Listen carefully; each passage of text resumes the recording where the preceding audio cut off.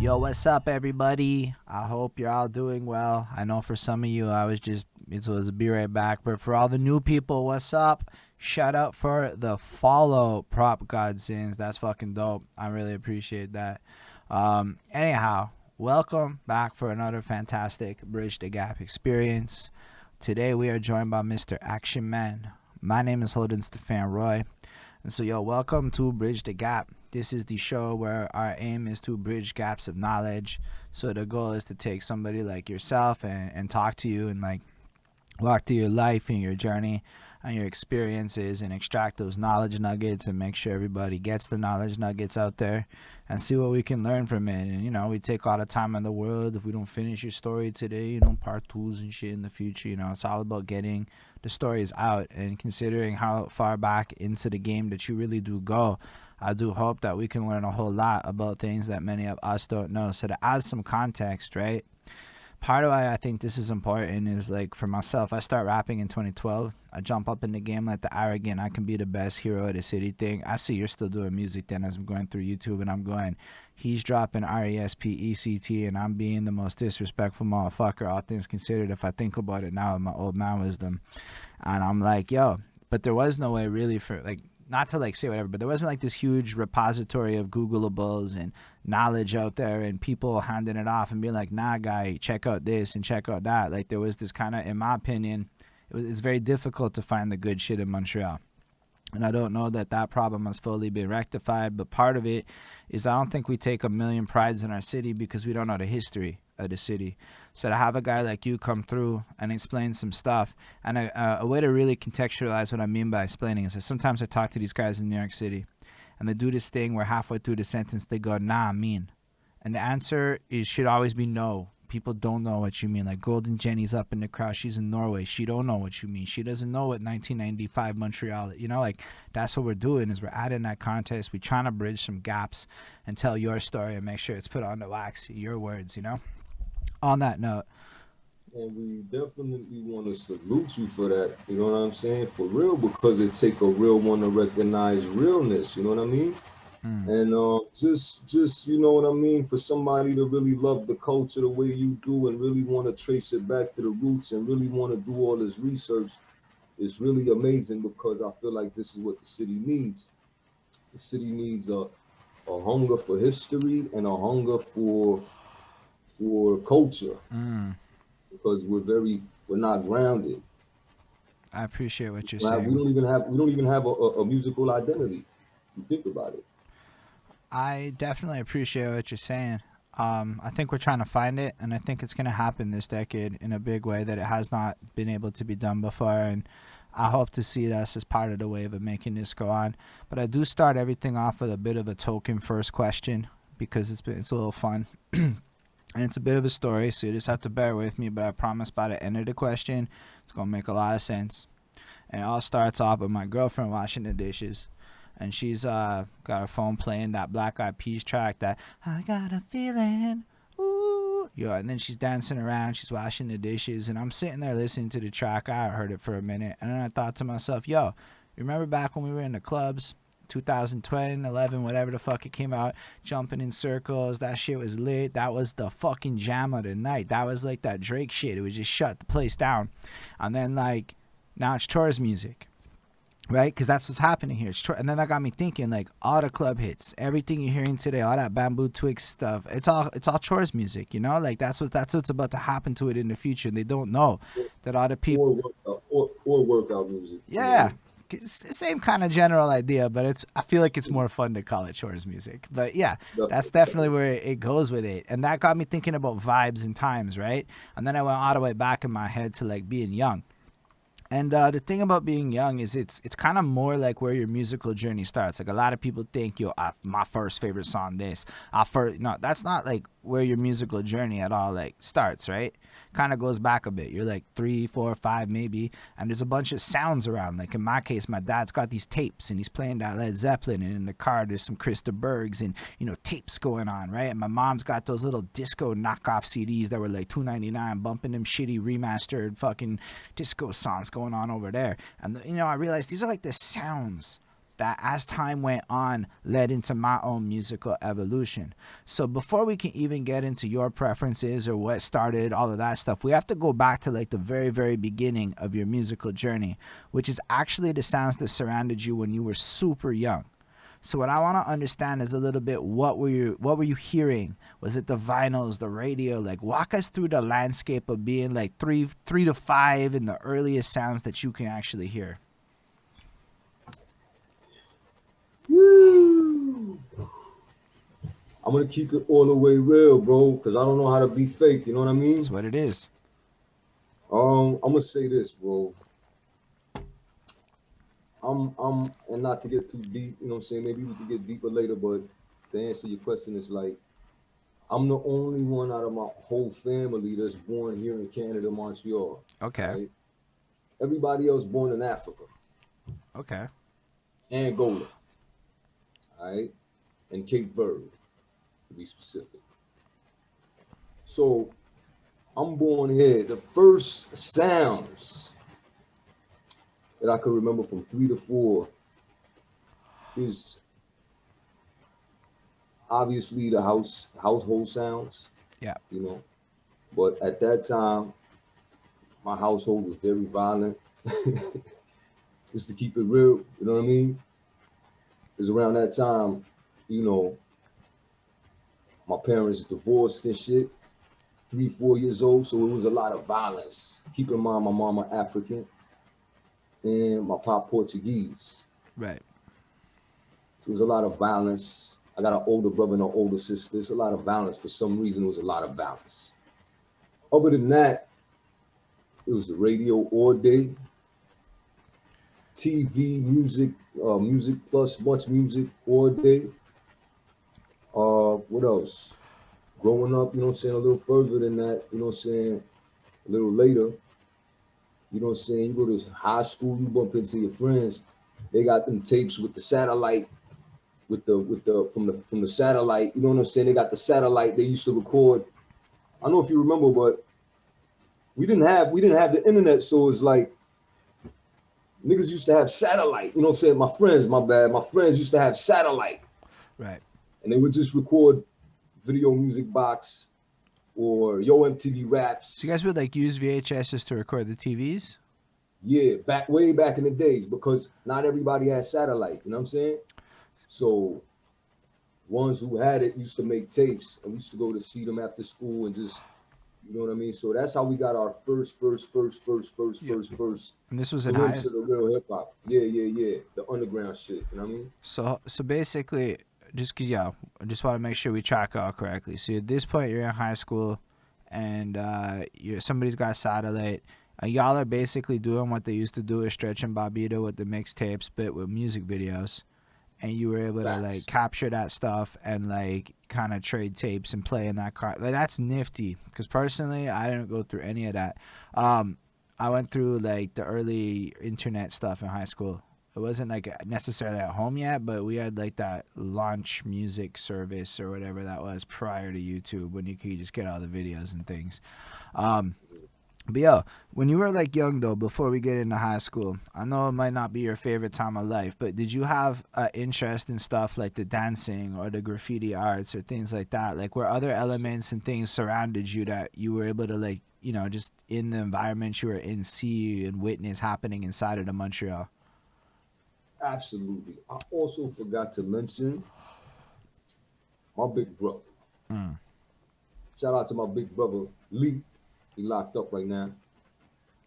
You know, he put me on to hip hop at an extremely early age, like 5 years old, and he was a breakdancer. He was personally, I think he's one of like the few first hip hop heads in Montreal where he actually used to, you know what I'm saying, really had a the cardboard. Right. Cardboard on the floor. Used to have that boom box, that big boom box, you know what I'm saying, people used to walk around with. They used to just break dance for change, man. Yo, Word up, you know what I mean? I do know what you mean this time. And this is in the 80s. Say what? I said, I do know what you mean. That's actually really fucking cool. Bro, this was in the 80s in Montreal, like, you know what I mean? So to me, that's my roots run deep as far as hip hop. You know what I mean? So it's like, I used to break dance. It wasn't really my thing. My brother was a break dancer. He tried to teach me, you know what I'm saying? I used to do the snake and all that. I couldn't really do the windmill, but you know what I'm saying? Little moves and shit like that. At 5, 6 years old, to learn how to beatbox. You know, Okay.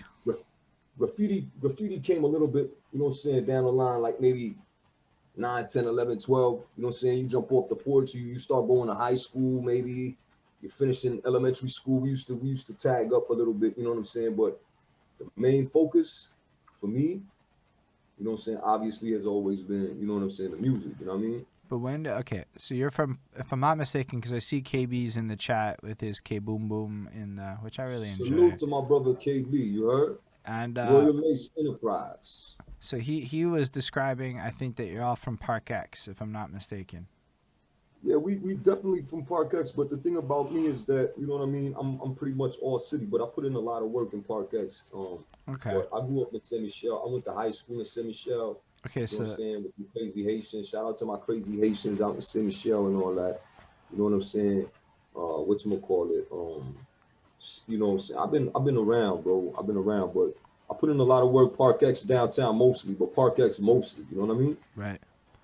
Definitely interesting. I'm just trying to make sure we know where everybody's from too, because like one day maybe we get the wiki up and things down the line that we can develop. So it's good to have it all down. All right. So when did you decide, like, at some point that you're actually interested in like pursuing music? Was this something you wanted to get into off the jump, or was it more like, yo, we're just around it, stuff's happening, you try the dancing, somehow you get into the VHS tapes, you start seeing hip hop? Like, do you remember like your first like, yo, this is the shit? Like, do you remember that moment for yourself? Yes, 100%. I remember like it's yesterday. I'll never forget. DJ, nah, what's his name? Rob Bass and DJ Easy Rock. It takes two. Mm. And also Kumo D. Um, and LL Cool J, bro. Those were the three ones for me. And when I seen them, I said, yo, oh, this shit right here, this is what I want to do. To me, they were like superheroes to me. You know what I'm saying? So when I saw that, LL Cool J Bad, Bigger and Deffer, Kumo D, Wild Wild West and all that, and I go to work Right. and DJ Rob, Rob Bass and DJ Easy Rock with It Takes Two and Joy and Pain, them joints. You know what I mean? So you're I like, used to see that on TV. I used to freak out, boy. Lose my mind, bro, every time, bro.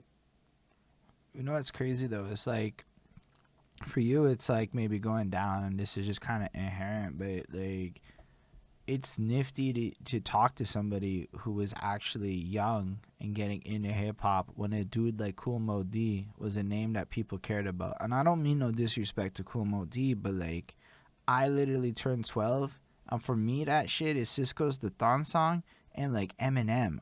Like, that's my version of what you're talking about. So you can see how it's like a very different world at that point. So for me, even at a cultural level, it's like, yo, Action Man's like all the way back with this. Like, maybe there's a little bit before, but not a lot before where he's at with it. Yo, I'm humbled by you, bro. It means so much. You know what I'm saying? That's why I salute you in a major way. You know what I'm saying? Because I got love for everybody. Anybody that got love for the culture, you know what I'm saying? I got love for that because for me, coming up from the way I came up, and we didn't necessarily have, you know what I'm saying, like positive role models and guidance and things of that nature and programs in place the way people got today and Google and stuff like that. To me, hip hop is what raised me, it saved my life in a literal way, in a true way. You know what I'm saying? So I love anybody that got love for this culture. I respect anybody got respect for the culture. You know what I'm saying? I do. So I see a lot of people getting involved with the culture for the wrong reasons.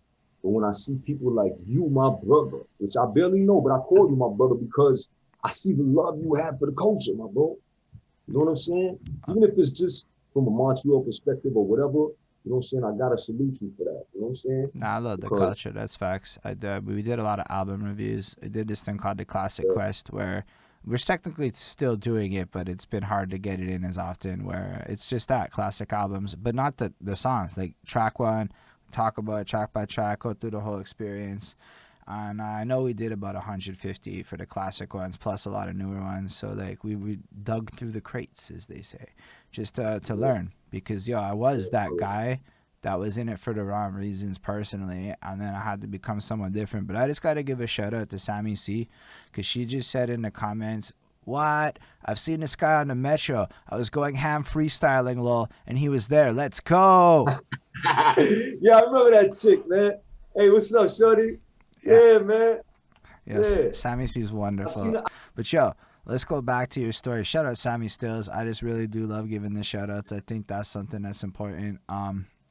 And I think the culture is important. And I think that look, I'm not in a position where I'm allowed to be like other people suck, but like I understand exactly what you mean, right? I respect everybody doing their thing, but I do think there are ways you can do things that are building and are youth centric, and a few other philosophies that I think are super important that I got from studying the hip hop culture. And that's just kind of where I'm at with it. But you've done a lot in your life, and I think I don't know if we're in the 90s. I think we're in the late 80s, whatever. We're about that time frame. You're in high school. You're bootlegging some music videos, which honestly, like, that's fire. Like, do y'all still have these like tapes somewhere? Because that would I be got a like a couple. I treasure got a fucking. couple. Mm. I'm sorry. Yeah, go ahead. What's up? Nah, I mean, yeah, nah, we got a couple tapes, but we don't have them tapes. Mm. We ain't got them tapes no more. We got tapes of our old performances and things of that nature. But those tapes, we're talking, that's from like '92, bro. That's That's like '91, '92, bro. you You know what know. I'm saying? '93. So you know what I'm saying? Like, nah, we ain't, nah. That's old news, bro. Shit, I You wish, never though. I know, wish. man. That question goes 50-50. That's why I ask everybody. Because you know what? For everybody that goes, nah, it's 92, the other guy's like, bro. And then, like, check this shit. And I'm like, yo, this is actually worth asking people. It depends, man. But I hear you because I ain't got shit Nah, from you right. 92. I don't have anything like that. So I'm, like, on your side of the fence on that. But it actually explains where all those really grainy, shitty music videos came from. Right? Like, for the longest time in my life, I have wondered, where the fuck did people get these music videos? But as you've now contextualized for the world, it's from private collections of motherfuckers who had the satellite TV or whatever back in the day bootlegging that shit. So Akshun Man just shed light on a mystery of my life that I had no fucking idea I was going to get answered today. So that's fucking dope, my guy. Salute. So you decide you're gonna start rapping then, or are you just like interested in at that point and then you wait a little bit, or are you like jumping Yeah, into so it?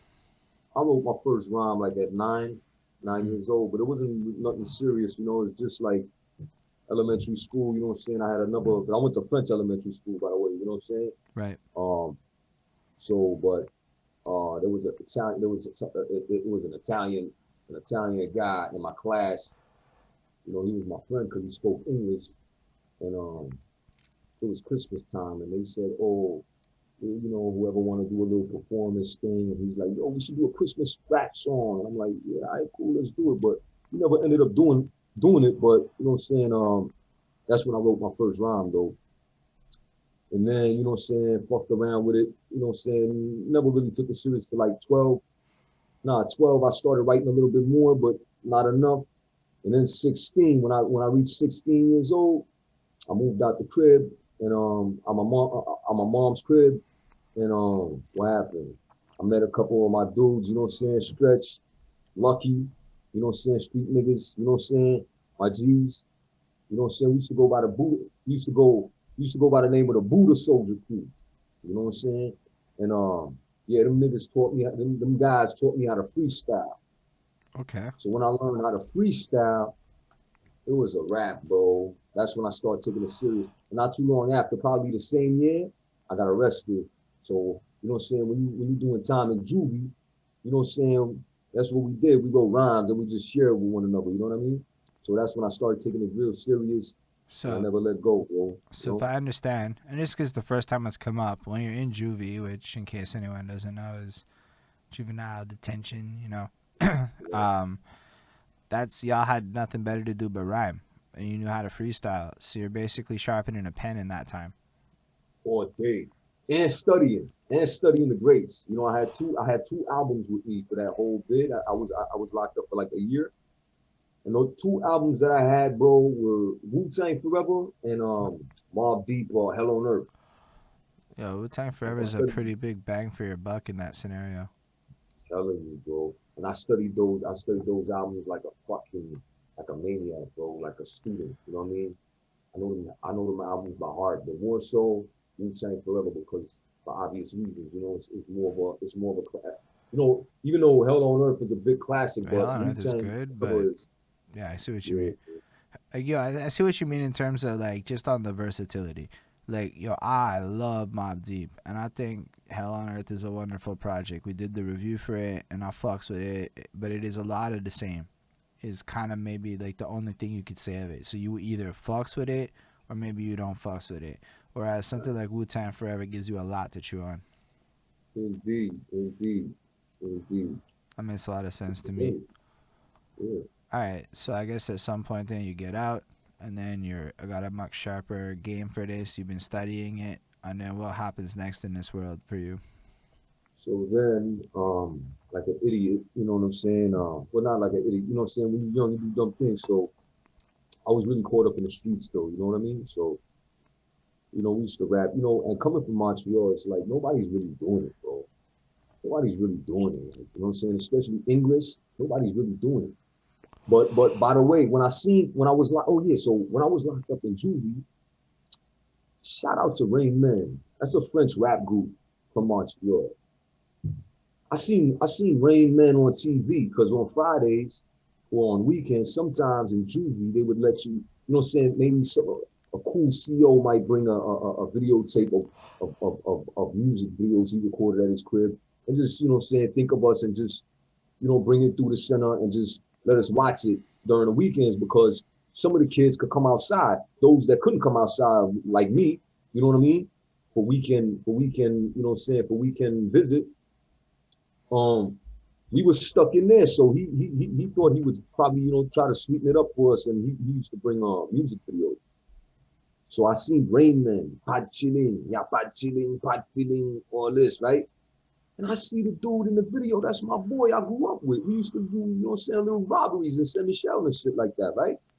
So that really inspired me that, oh, okay, maybe he's doing it on the French side, maybe I could do it on the English side, you know what I mean? Right. So when I came out, I really started, Yeah. keeping my pen busy. See, And yeah, I just have to say, you got a comment from PX MR Marleesh, much love from the PX fam. So that was fun to say that. But look, you already know what it is, PX, baby. and Yeah, I just really like what you said there too, from like a knowledge nugget perspective, because people don't always see some of the really important things about youth. And one of them is that you saw somebody you knew doing this music in this music video. And more mm, so than the Montreal, or the Quebec, or the English, or the French, it was I saw somebody that I personally knew changing their life. Maybe I can change my life too. very inspiring. And I think that that is a powerful knowledge nugget that people should maybe take note of, because sometimes when you're making choices in your world, you're going to be in moments where you might not realize it, but somebody's watching you and they see you in the background, or maybe he's the main center, So whatever. just to champion what you're saying. Now, I'm not the type. Anybody who knows me, I'm not the type of brother to toot my own horn. Right. I try to stay as humble as possible. But I must say, when we first came out, started doing videos and dropping music, it wasn't too many people doing it. Mm. And I feel like we inspired a lot of people to pick up the mic and pick up the video cam and do their thing. And it's just a shame and it's unfortunate that, as a matter of fact, Bamboo, that's how I met Bamboo. Shout out to my brother, my nephew, Bamboo Twigs, you heard? Because Bamboo, he actually hit me up on some, yo, you the first Montreal English rap I started listening to, bro. He was real enough to give me that, to give me that props, you know what I mean? So it's like, it's a lot of them like that out there, but I feel like people don't won't acknowledge it or won't respect it. I But think what I'm many saying? Like, people will now acknowledge and respect it because people just didn't know it, is the truth of it. It would be my perception. I'm not going to deny the fact that in your universe and with your friends and in your world, there's a certain reality. And maybe what you're saying is completely factual there. But my dude, I discovered you on a song called Magic by Bamboo Twigs, researching Bamboo Twigs for an interview a couple months back. mm, If I had known you existed, I don't know. I probably would have given you more respect. But like it was the nah, ignorance. but I'm talking about those who do know me. Well, That's what I'm talking about. I'm that's talking a about my generation. You know what I'm saying? Like, yeah. because I feel like my generation is more real than my generation. You know what I'm saying? And I say that respectfully because my generation is too caught up in ego, and I can't front like I don't come from Oh that. my god, I'm a We millennial. still It's deal with like that. we're not like we're right there with you. I'm 33, dude. I have to say my generation's pretty caught up in ego too. And I don't want to take shots at nobody, but this ego thing, Facts. if you watch my Facebook, you'll see like it's a subject that is a central theme of my subtle comments here and there is watch your ego, people. The kids is coming. The kids is That's a taking shit. fact. The kids don't care about your ego. The kids is coming. Facts. So like Facts. So I don't basically. So I'm not really talking about your generation, but I'm talking about saying maybe Bamboo's generation and mm, saying them guys and the ones after them. You know what I mean? Them guys are very humble and they're very real and they don't feel no way about giving somebody their props while they still alive. You know what I'm saying? My generation give you props when you die, bro. I Like do the think fuck. to a degree though, this change is happening, and I have a theory that within 3 to 5 years, you're gonna find the attitude, even across your peers, has shifted. I think a huge catalyst in this for all the positive and negatives you may have is the isolation that has come from this last year, and a lot of us have had to soul search because what else are you Fact. really gonna do? And Mm. whatever positive or negative, like I don't really want to go too deep into that, but that was a real thing that happened, and I noticed a lot of egos have shifted. A lot of people, including my own, my ego has Mm. subsided a little bit. It is not what it once was, and it's You're like absolutely right. I hope that it means that all of us are capable of just kind of like understanding the past from a perspective of not making those mistakes again, but also acknowledging that the future is not the past. Because yo, like let's be real, we're having this conversation, and there's no way in my head a year ago this would have happened, and yet here we are doing this shit now, and it's wonderful to me. We get to learn, we get to share shit. We get a junior to young star who I've never seen before on the channel saying thug minded with some emotes and shit. It's fucking fun. I love this That's shit. my artist. Yo, that's my artist. I want to shout out my artist. You know what I'm saying? I got a French artist on signed to Thug Minded Entertainment Mm, and Action Publishing. But yeah, that's my artist. His album is dropping on 4 days. B Day. that's super cool. Um, Jamais Amour. He that's, also got an album out right now called Mauvais Citoyen. You know what I'm saying? For all my French rap heads out there, go check it out. He blazing. You heard? Yo, trust. Most of us are bilingual. That's the truth of it. That's the one thing that's changing. Is honestly, who the fuck can't bump both languages and feel it these days? If you can't, I respect it. Like, listen, I'm not trying to hate, but like for me, it's like yo, the French rap comes on. It's like oh, it's just in French. Yo, but I'll also throw on German rap because if you ever listen to German phonetics and hip hop, it's fucking banging. I don't care what anyone says. It's just hard. You don't know what's being said, but it sounds hard. Respectfully, I love hip hop in all its forms, but I can't do nothing else but American hip hop, like English hip Mm. hop.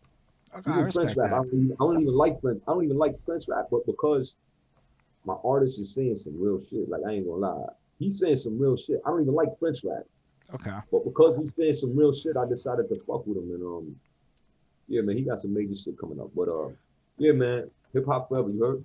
No, I respect that. And again, you don't have to like everything. And I think that's also important for everyone to remember. Just because we like a thing or dislike a thing doesn't mean you have to even like it or not. That's just also messages to put into the world. So let's go back to your stuff. You popping off. You see the dude. You get inspired. You get out of juvie. You're ready to go. And I'm not sure what happens next. So I'm still caught up in the streets. You know what I'm saying? Like, there's no really no industry for people to try to. There's nobody to go see like a manager or anything like that. You know what I'm saying? Like, Right. so we was in the streets, but slowly but surely was openings happening. Like, for example, in Park X, there was like this. I think KB touched on this, right? Um, it was a youth center, Shout out to PEYO, Park Extension Youth Organization. Right. You know what I mean? And it was a little what you call that, like community youth community center in there. Yeah. So it was a little thing they used to do every Tuesday and Thursday called Street Sound. Where they would rent out the auditorium, and you could just like grab the mic and practice your songs, and eventually be part of the show at the end of the year. You know what I mean? So that's when we first started, really taking it to the next step, to the next level. But we weren't ready as artists, yet, because performance wise, we wasn't sharp. Even song wise, we wasn't sharp. We was just putting together a couple verses here and there. Me and KB did a bunch of songs that were never released, but we performed a lot of them, and but we wasn't really sharp yet. You know what I mean? We might have been sharp with the pen, but we weren't sharp as far as song content, substance, and things of that nature and performance. So you know, during that whole Street Sounds boot camp, I like to call it a boot camp, they taught us how to perform, how to hold a mic, how to run up on stage, how to breath control and all this mic presence. So, and voice projection and all this shit. So, that really shaped us. But at the same time, on the flip side, we're in the streets getting into trouble. And it's like, I got into some shit where I did a little bit of time, but mostly, they gave me three years and a half probation. You know what I mean? And I couldn't be in Park X no more for that 3 year period. It was part of my probation. I couldn't be in Park X. So, I moved on the outskirts of Park X. I kept doing my thing, but just trouble. So eventually, I went to LA. I lived in LA for about a year. I got my sister out there and my niece. You know what I mean? So, just being out there kind of just gave me the true perspective of life, because I was just seeing shit, the industry of hip hop industry, the music industry, the way it really functions, the whole structure. I was seeing the true structure of things and how you start with a song. You start with the vocals and the beat, and then the whole process. I seen the whole process with real professionals. Like I'm talking about, I don't know if people know this guy, but he's a big producer. I met this guy called Seven Aurelius. I walk up in his studio. This guy's working on a remix for Janet Jackson, bro. Whoa. You know what I mean? So this is major, real fucking studio. Like, I met, cats like Heavy D, Raz Cass, Fredro Starr. I met Suge Knight, believe it or not. A lot of people don't know this, but I met Suge Knight, man. You know what I mean? Whoa. Shout out to Suge Knight, man. Free Suge Knight, you heard? Word. And, stuff like that. So when I came back, I had a newer perspective. Shout out to my nigga KB, because that's that brother that looked out for me when I got back, bro. For real. He looked out for me when I got back, you heard? Till I got back up on my feet. You know what I'm saying? God bless his children too, man. I want to tell that brother I love him. You know what I'm saying? I tell him all the time, but that's my brother. So, you know what I mean? Yeah, so just I had a new perspective, but I'm still in the streets. And from there, we decided, okay, well, let's see what we got. Let's see what we could do with this music. The internet is popping now, like around 2004, 2005. People are putting me on, and I'm learning MySpace. I'm glad you pointed it out before, because we were huge on MySpace. I'm gonna say, I keep saying we because I'm, I like, but it was mostly, it was me, man, me and my people. You know what I mean? And we just did one video called Ready for War. That was my first video. And that was with what you call that? So there was like an organization that goes from hood to hood, right? It's like a trailer, really. It's like, one of them RVs. It's like an RV, but they go from hood to hood, and they got camera equipment. Okay. And they go from hood to hood, and they show people how to use. It's like a course, It's like a workshop. And they teach people. They teach the kids how to use the cameras and shit, and shoot videos and documentaries and short films and things of that nature. So when they came to Park X, I was like, yo, let me shoot this video I got, you know what I'm saying? Ready for War is my first song that I ever did solo and that I was proud of, and you know what I mean? So so we shot the video, I did the editing, I did everything, man. And it came out nice. I'm actually proud of that video.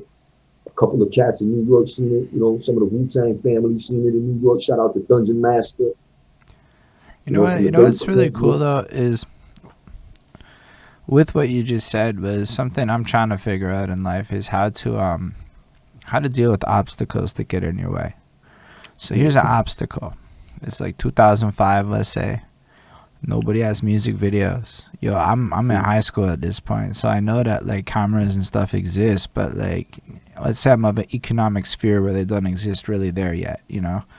Um, and you notice some opportunity, which is this van thing that's bringing gear to you, and you took advantage of a local community resource. And even with the community centers, these are local community resources, and I want to emphasize it because I think a lot of people sometimes don't look around to see what actually exists in terms of resources and opportunities when they talk about all the I can't do things in their life. So what I think is incredible is you took advantage of one of those things. And technically, like, you know, probably in some way our tax dollars or some bullshit are paying for this crap. So it's good to see like it goes to things that turn into really big and meaningful things to people. Just so that when we have these conversations, we can remember moments like how Akshun Man's career gets launched off of some movement like this. This is a true fact that you are spitting, my brother, because you know that shit kind of say, you know, it's like I keep saying, this music shit saved my life, saved a lot of our lives, you know. And you know, if it wasn't, you know, what I'm saying, if we weren't in the music at the community center or in the studio or freestyling in some kind of way, we were outside doing, you know, selling drugs and robbing people and all kinds of stuff. You know what I mean? Beating people up, man. So it's good, you know what I'm saying? Like I know how the system is built to make money off of you and off the youth and off ignorance. And I don't want to get too deep, but what you're saying is 100% factual because if they would invest a lot of this money that the government gets from federal government, Yeah, you can go deep on this one a little bit. I'm with you. I know where you're going with this. they less. So if they would invest a little bit more money instead of invest, I remember I forgot what year it was, but one year the federal government gave Canada something like $9 million for police force and things of that nature. And half of that 9 million went to Quebec police alone, bro. Like all of Quebec. You know what I mean? So I feel like, you know, it's always better to, you know, it's better to, how do you say, what's that saying? It's always better to safe than sorry. No, not safe than sorry, but it's always better to prevent than to cure, Right. right? So if they would invest that money in these youth centers, keeping these kids busy, keeping these kids off the streets. You know, I used to work as a street worker for a small period of time as well, you know? And these kids need that shit. You know what I mean? Yeah. They need it, man. Like it just. And another thing, and you know, listen, so let me just finish that thought, right? So if they would give that money, instead of giving it to the police, give it to the kids, man, and start putting money into police community interactions, you know, and communication, there probably would be no crime. But you know how much money they make off of crime, right? So um that's probably why they don't do it. But the other thing that I wanted to add on was, you know, a lot of times also, which is what I came to find out later on, working as a street worker, it's crazy because I used to be one of them kids. I ended up being a street worker, but then I seen how a lot of times when these community centers get federal money from the government, they pocket that shit, bro. This is a true story. Yeah, that's You big. know what I'm saying? And the kids don't see none of that shit, or if anything, they might see crumbs, bro. So when I seen that shit, I seen this. It's all politics. I got out that shit, man. You know what I'm saying? Like it's crazy. So at the end of the day, you know what I mean? I feel like one thing that could really reach the youth had always reached the youth and actually reached me was this music shit. So I figured, you know what I mean? Let me just focus all of my soul, life, mind, body, spirit, you know what I'm saying? Into this shit. And you know what I mean? Hopefully I could inspire somebody. Yeah. Same way how I was inspired. You know what I mean? Yeah, I'm really glad you shared all that. Honestly, I never thought about the corruption in that industry, but I mean, I've learned enough So bad. parallel industries in this field. Like, if you watch John Oliver's and shit, you'll get like really good breakdowns I can't give you. But first of all, man, I commend your diplomacy. Like, fucking A plus. Like, you navigated that with finesse. You said like 0% offensive, but dropped all the knowledge. I'm like I really appreciate impressed with that, my guy. I don't think I could have. I would have just been way blunter. But then again, my reality is a little different. I think I can get away with a little more.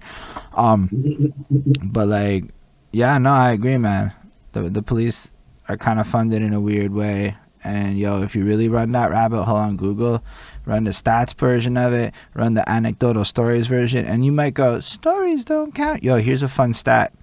Pick a decade, pick a city that hip hop is prevalent, pick a decade and pick a city, and you will almost find on, let's say, 98% of the albums a reference to police brutality in any decade in any city. Whoa, that's a big number. I'm willing to say with proof because I did a lot of album reviews and I was like, that's a metric nobody talks about. That's easily documentable and would debunk a lot of things a lot of people think. Why is nobody talking? Anyway, so yo, he's right. I feel what you're saying, man. And the thing is when you there's one on Elmhurst, not on Elmhurst, Harley and Elmhurst. I think Jamal Hussein works over there. I used to live close to Elmhurst. Yeah, I was on Elmhurst for a minute. I right across from Goldie's. My like window would see Goldie's. So like, You know where I was at? where? I was right in that lane, man. In that lane in the back of Goldie's, man. I was there for a minute there. Yes, I know exactly that area. But so yeah, I remember that little youth center. But they got the whole setup and like this little studio in the bathroom and shit. It's fucking nice, and it's fucking like the thing is a lot of people. When I say a lot, I mean in my relative little universe of interviews, a significant number of people have mentioned the power of youth centers changing their lives and whatnot. And in my world, it was like church youth groups, right? Which effectively played that role. They did cool shit. You know, they kept me out of trouble per se, doing things that weren't at home. It's powerful, and then you get a little more inspired. You get to see life. Like we climbed a mountain. You know, when I was like young, that meant nothing to me. But as an older person, you're like, yo, but we did climb that fucking mountain, yo. That was a cool experience. You don't think about that at the time. So like, just to add to it, like, yo, check your communities, people watching this in the future / present. Maybe you can contribute in some way to your local youth center if other people aren't willing to contribute in a way. These are all possible things that are probably really Googleable that I don't have on hand. Google your shit, my peeps. So yo, I'm change you wish to see. You heard? Yo, it's cool that we're having this chat. This is what the show is. We start off in one way, we tangent, we go back to your story. If we can drop knowledge nuggets and educate the people, then we do in the world some justice. That's awesome. That's awesome, man. I'm really happy. I'm happy we're having this chat. I have way less coffee in me than normal, so I'm a little off in terms of, you know, whatever. But I'm with you, my guy. I'm riding with you. I'm trying to be healthier with this. So, yo, let's say you're back then, you do the first video. We totally watched the first video, right? Because you saw we put on my channel, we start at the beginning. That's on your YouTube stills, right? So that's incredible that he's got it all there, so you can go check that shit. I don't know, Bonnie, you can link the Akshun Man YouTube and y'all can go like subscribe to him. That would be very nice of y'all. I would really appreciate y'all subscribing to my other channel as well called Thug Minded Entertainment and stay abreast of all the things that's going on with that over there because you got my artists on there and all other people that's involved with Thug Minded Entertainment got videos up there, so go check it out. You know what I mean? Thug Minded Entertainment. That's fair. But I looked at your subscriber count and I'm like, we must elevate that, my guy. It is far too small. I appreciate that, bro. So, you know, I get a lot of hate in this city, man. You know what I'm saying? But it's all love, man. I don't know anything about this hate. I'm not, like, that's the thing about, I guess my advantage comes in, like, I just am not from the streets. I'm, like, so fucking detached from that universe that, like, I'm like, that's okay. Y'all can do that. Let's talk about what actually happened in music and entertainment and who deserves what props and etc. etc. Like, a lot of people are in their feelings about a lot of things for sure, but it doesn't change anyone's significance. You know what's incredible? Is most people have significance. So they don't even have to worry about it. They all can come through here and get their fucking story out too. You know what I'm saying? We equalize it a little bit is what I'm trying to do. Maybe some people have bigger stories. That's not my fault. That's not your fault. That's on other people. Listen, if you want to talk to me about fucking, I don't know, turnips and you can make that lit for 3 hours, that's your life and that's your story, my guy. Make it happen. No, I'm not really propositioning turnip people, but you know what? I'd still do it though if it was fucking fire. You know, who knows? Maybe turnips are cool. Sometimes you just run with it. So tell us about working with that first video and all of that. Like, how did you actually edit it? Because that was another thing you said that was fucking ridiculously interesting. Because we're talking about very early days of editing and video. Well, early, but you know. Headaches, bro. Like, that's not my thing. You know what I mean? Like, I hate editing. You know what I mean? So they taught me how to edit. You know what I'm saying? They taught me how to use what was it? Final Cut Pro on the Mac. And also shout out to my brother Carleon Brown. You know, who I like to call, you know what I'm saying, Ruckus, because that was his first name I met him as, you know, back in them Street Sounds days. A lot of people, you know what I'm saying, came from the Street Sounds days. You know, I feel like Street Sounds don't get enough props, but it's you know Street what I mean? Sounds. Street Sounds, like I said, it was like a little thing that niggas, like the community center. Okay. Right. Now I understand. Tuesdays and Thursdays, they would do the mic, Right. Street Sounds. Yeah. Okay, nah, sorry about that. No, it's making sense. That's all good. It's all good, my bro. But that's also interesting too that you said that, right? A lot of people came from that centralized location that actually applied proper content marketing tactics in order to cultivate some shit in an early day by accident. If they didn't come from it, they had, like, at least everybody passed by there. Everybody came through there. Everybody came through there. All of the greats came through there. In Montreal, all of the greats came through there. Okay. You know what I'm saying? So I don't care if you name them, man. They all came through there. You know what I'm saying? So shout out to Street Sounds, man. We love and miss that shit, man. So Carleon Brown helped me with the editing because he had a little bit of prior experience more than me. And yeah, man, he helped me with the editing, and we dropped the video, bro. You know what I'm saying? It's one of my favorite videos. You know what I'm saying? You know, we shot a couple of videos with that organization. What's the name called? It's called Video Paradiso. I don't know if they're still around, but they used to go from hood to hood in an RV and just teach kids how to use cameras and edit. You know what I mean? That's amazing, though. Even if like it doesn't exist, somebody else can start that again. But it's definitely around. It's still around. They exist. It was financed. It was financed by the National Film Board. Yeah, respect. Yeah. All right. So we shot a couple videos with them. We shot Ready for War. We shot Montreal Anthem. We shot what's the other one? Pussy. You know. Yeah, man, those are the 3 videos we shot with them. We shot another video called Move On, but I don't know where that video is. We shot another one called the one y'all seen before. What's it called? It was Goody, for my man's Goody. I ain't seen Goody in years, but you know what I'm saying. Goody, yeah, that song called By My Side. You know, so we shot those videos with them. The rest of the videos we shot independently. You know what I'm saying? Let's go back to the videos though. How do you release a music video in 2005? Like, I know how I do it now. It's like YouTube. Hey, look, I released a video. Check it out. Like, that's what we do today. That's actually been my whole career with it. It's always been YouTube. So let's go back to 2004 and talk like, what do you do to actually move your song, to actually promote your shit? Like, how do you actually do this stuff? So you know, when something first comes out and hits society, it's less control. Than when it's there for a while. Because when it's there for a while, you know, the owners or whoever's in charge, the powers that be, they perfect ways how to control it. You know what I'm saying? Like Facebook and all this stuff and YouTube and MySpace, and the whole internet in general. But back then, it was like it was a free for all. It was MySpace, it was YouTube, Vimeo was popping, there was Black Planet, there was High Five, there was what's the other one? There was a bunch of Facebook. There was a bunch of like saying new websites that you could just promote everywhere. I had like I had like six accounts, six, seven different social medias. You know what I mean? You could just share them everywhere. But MySpace was the biggest one. You upload your music or your video on YouTube, and then you take that link and you blast it all over the place.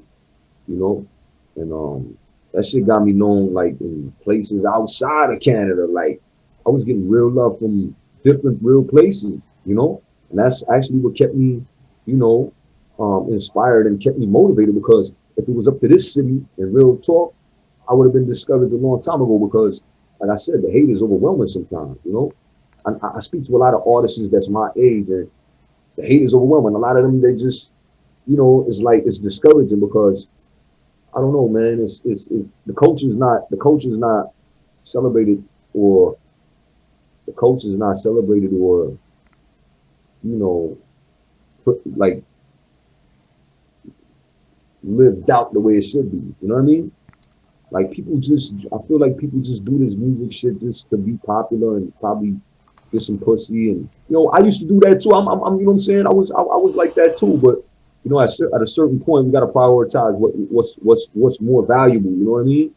Is it just popularity, or is the culture more valuable? This is something we cherish. This is something that raised us. You know, So that's why, to me, I take it more personal. I take it more deeper. Than a lot of people. I definitely think a lot of people don't understand the cohesiveness of culture. I think there's a lot of bad ideas based on bad habits. I don't think there's a lot of trust. I don't know what happened. I wasn't really around back then. There's certainly more to discuss about this era, though, because you were probably performing and other things that we must talk about for sure. But on the idea of culture, I come into the scene in 2012, right? And things are happening. But I mean, I'm unaware of how much things cost, right? I just know things are happening. And I was given a couple of opportunities. I got to perform at some shit. Nobody ever asked me for money. It was dope. I was lit. I got invited back.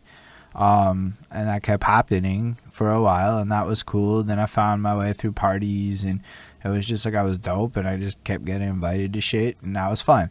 And then it just it all of a sudden cost money to perform. That just felt like it kind of happened overnight for me, and I think that changed a lot of the attitudes.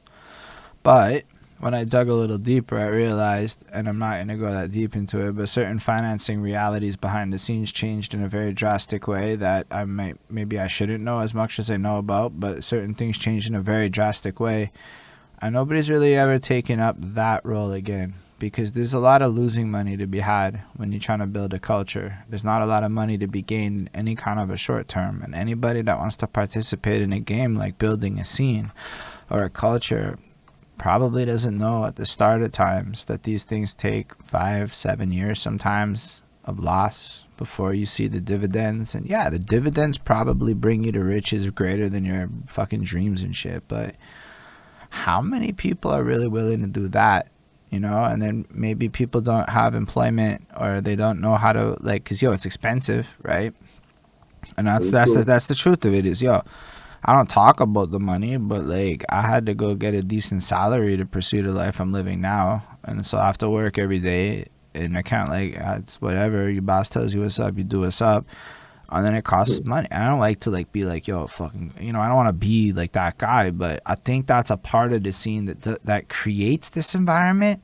Because like people don't want to admit that it costs like $4,000 to drop an album that you're probably not going to sell a lot of copies of, and unless we all are willing to spend money together, taking losses. It's hard to create the ecosystem that actually creates the fan base. Anyway, if you look at the successful things from that like 2008 to 2012 period as an example, there's regularity.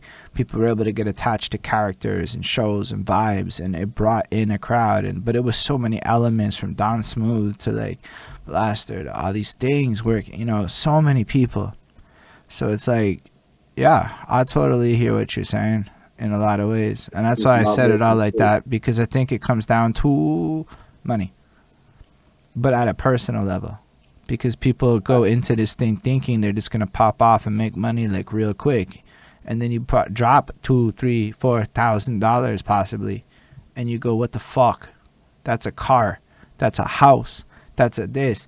Yo, my girlfriend, she said to me 4 years ago, I'll let you do whatever you want. You can spend whatever. You have 5 years. I bet everybody in a relationship got a chat like that at some point or another. This is a lot of money. You know what I'm saying? That's the real truth to why things got weird, in my opinion, is because nobody wanted to have honest conversations about money. That's 100% accurate, bro. I wasn't even there, my guy. I'm just guessing a little bit. No, and I don't. If I understood you properly, you said something like it started in like 2008 and 2012. They started charging for shows, but it started way before that, my brother. You know, That's just, it started like they wanted you to sell tickets for you to perform, like to open up for a big act that comes from out of town. They want you to sell tickets for you to perform. A lot of times they want you to pay a certain amount of money for you to perform, or just sell tickets, even if it's not a big name. So that's why I kind of like got turned off because I'm an artist. I'm not a fucking promoter. yo, I'm not a promoter either. I can't sell shit. Yo, you know what my least favorite thing is? Is when motherfucker goes, yo, you can't sell 10 tickets to a show. And I'm like, probably not, my guy. I don't even know 10 people who go to a bar. How am I going to get 10 people to go to a show? I don't know 10 people in my life right now that actually go to a bar. I can't sell tickets, my guy. I can perform. That's what you're supposed to do, you know. But it's backwards over here, and I feel like my personal theory, and you can call it a conspiracy theory or whatever, but my personal experience leads me to believe that it's powers that be that are, you know, in position to block certain and a lot of things, you know, and control certain things the way they want it because, you know, for every major city in the world to have hip hop, you know, as a culture, and you know, and I probably wouldn't have noticed this if I didn't travel to the few places that I did travel to. But Montreal is like they really don't want us to have a culture. Like, I don't you know, think. it's really crazy, man. It's like they don't want hip hop to breathe and evolve, and they don't want it to improve and evolve. And I don't know, man. I don't know. I think that again goes back to money. So one of the things that's come up a few times on my journey is grants. And the reality about being in Montreal is there is a lot of grant money. It just doesn't come our way because of the language that we speak. Now I'm not really in a place where like I'm worrying about that but it is worth stating that grant money is fueling the French scene. So it's not that there aren't people that want to have like a culture here. I think that there are people. Yo, imagine a bunch of us started rapping about language politics, like you know. But that's what I'm saying now. You see, so it's like that's how you're suppressing the art, because true art is what is it? It's expression. Yeah, It's like I've human actually like expression. wondered, like, yo, where is the rap about like again, I don't want to be like too deep with it, but yo, I'm an anglophone in Quebec. I got my fucking feelings on language politics. I think it's weird that every time the Quebec election rolls around, we talk about two things, and they're not economics, and they're not Why education, and they're isn't there not health. nobody making a song about that, bro? I tried one time. It's on YouTube still, but But anyway. that's what I would rock with. I Yo, would listen to that. let's give Travis Bryant and D Shade their credit. We the same week before Pauline Marois got voted out, we dropped a track on similar subjects. So I want to give credit where it's due if that happens. You I know. want to respect that. I want to respect that. You know what I mean? I want to respect that because most of these artists are monkeys, man. Monkeys see, monkeys do. They see what the states is doing, and they want to rap about that too. I mean, it's cool, whatever. But what about what's going on in your environment, bro? I What's feel that. happening in your Montreal experience, bro? You know what I mean? What's going on with your Canadian experience? I want to hear what you're going through in Canada, bro. Yo, like In I, Canada, I bro. just want to say something about your lyrics that I enjoyed. And again, I didn't listen to like everything, but we went through a bunch, and I heard a bit before that. And as you say Montreal a lot, and I realized as because yo, I didn't even know Montreal music was dope. I actually like I'm trying to collect a playlist and shit now, right? Because like it's kind of fun to listen to Montreal music and realize yo, like this isn't me that I'm listening to, but it's actually still fucking dope to a point where like mainstream is like okay whatever, but we got Montreal shit to be bumping. That's my current feelings. Is my honest like shit. It was yeah, I got to this Preach and Cobia track, this Walkley shit, this Walkley anthem, and I live 3 blocks from Walkley. You know how fucking dope it is to have a motherfucker shouting out some shit on a track that's 3 blocks from your crib and it's hype? Facts. Like, Facts. I'm just kind of sitting there going, yo, wait a second. Why did I never say Montreal? And I didn't say Montreal in a single fucking song until 2020. That's the truth of the situation. Not even one time. Hey, Big mistake. Sorry? that's all good, but the reason why I took it upon myself, first of all, I was a big Tupac and a Wu-Tang fan. I'm a big hip-hop fan, period, but Tupac, man, and he said something like, I think it was an interview or something. He said something like, you know, even if you don't have nothing, like whatever you have in life, whatever you come from, whoever you are, be proud of that shit, man. You Mm. know? And it's like, yo, listen, man, nobody's repping Montreal, you know what I mean? And I was always taught to represent, you know what I mean? So it's like, yo, let me go ahead and rep this fucking Montreal shit, man. You know what I mean? Let me rep it because it's where I come from. I'm really born and raised here. And I know it's a lot of talent here. And by the way, if that's preach, if that's the same preach, if that's power preach from the South's finest, Maybe. he came through street sounds as well. Them in the whole the South's Yeah. finest. Nova Kane and what's his name? All of them, man. All of them came through there, bro. All of them came through there, man. Street sounds. That's how I met all of them. You know what I mean? I'm pretty sure it's the same Preach. There's not that many Yeah, people named Preach in Montreal, to my knowledge, in the English Montreal hip hop scene. yeah, man. So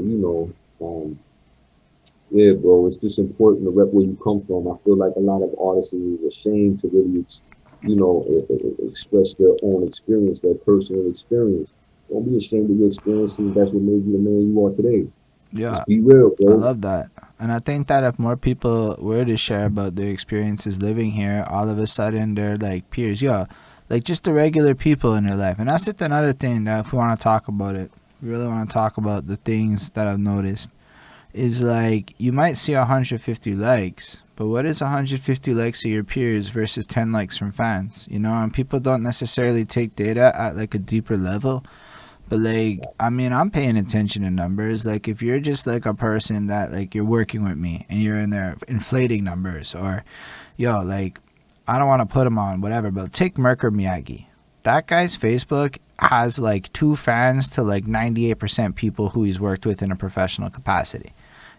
Now, I'm not saying that's a problem. It's actually really great for his business. It's an amazing thing he's got going on there. But if we talk about fandom, I'm like, are those actually fans? Like, let's talk about what a fan is. It's somebody that consumes your content and supports you. Usually this is a relationship where they're not a creator of the art that you are making, thus making them your peer.